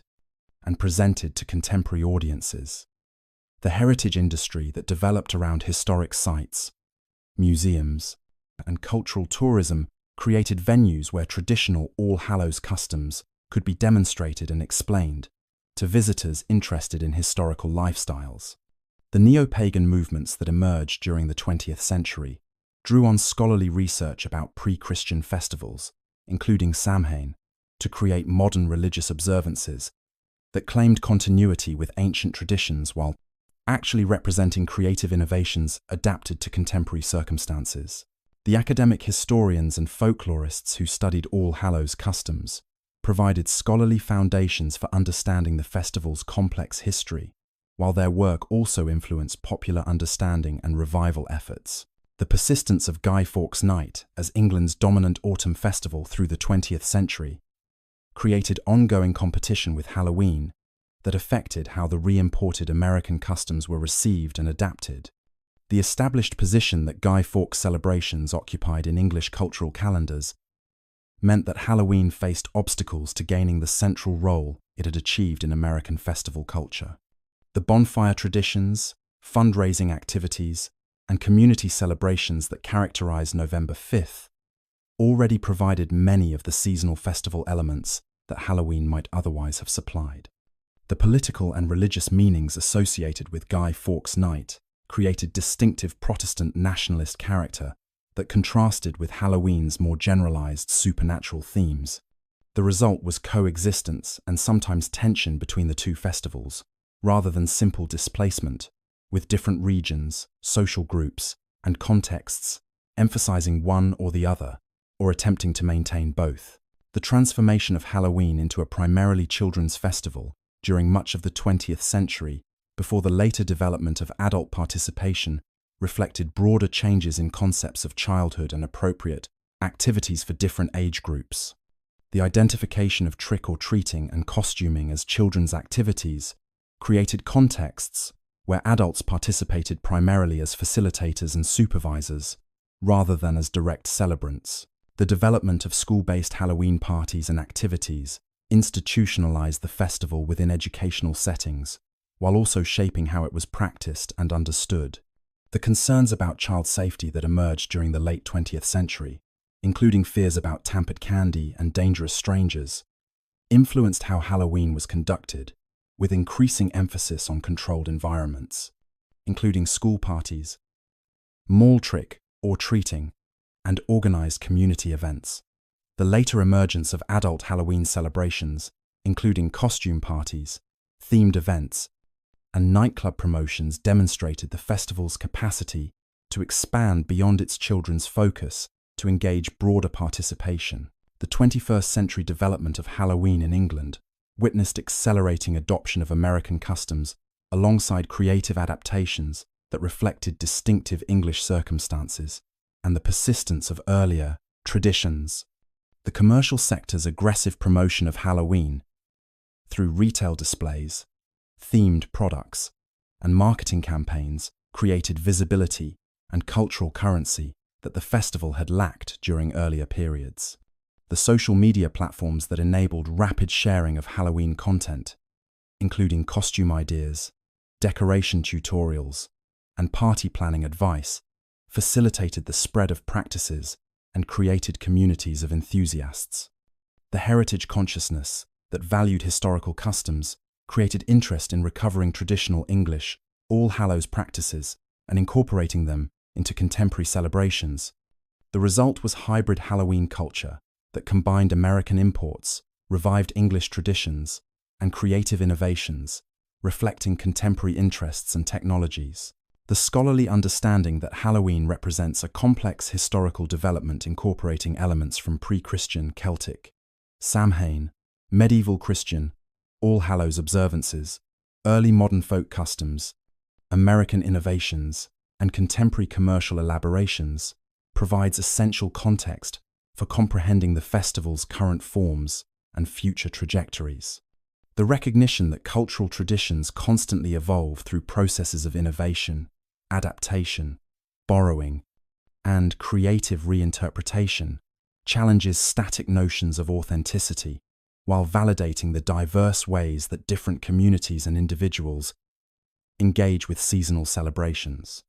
The documentation of All Hallows customs across 2 millennia of cultural history reveals both remarkable continuities in the human impulse to mark seasonal transitions with ritual and festival, and dramatic transformations in how these impulses find expression through changing religious, social, economic, and technological contexts. The future development of Halloween in England and elsewhere will undoubtedly continue these patterns of change and continuity as new generations adapt inherited traditions to their particular circumstances, while maintaining connections, however attenuated or reimagined, to the deep historical roots that extend back to the earliest evidence of seasonal festivals in the British landscape. The enduring appeal of Halloween's core themes, including the contemplation of mortality, the exploration of fear through controlled contexts, the temporary suspension of normal social rules through costuming and performance, and the communal celebration of seasonal transitions, demonstrates the festival's capacity to serve continuing human needs despite dramatic changes in specific forms and practices. The associations between late October and supernatural encounters, returning dead, and the thinning of boundaries between different realms of existence persist across diverse cultural and religious frameworks, suggesting their grounding in universal human responses to seasonal changes and existential mysteries. The festival's flexibility that allows it to accommodate religious observance, folk celebration, children's entertainment, adult parties, commercial promotion, and creative expression ensures its continuing vitality and capacity to evolve in response to changing circumstances. The rich historical legacy that 2,000 years of All Hallows customs have created provides both resources for contemporary practice and evidence of the remarkable creativity that human communities have demonstrated in developing seasonal festivals that combine practical, social, spiritual, and aesthetic dimensions into meaningful cultural experiences that connect individuals to their communities, their histories, and the natural rhythms that continue to shape human existence, despite the transformations of modern life.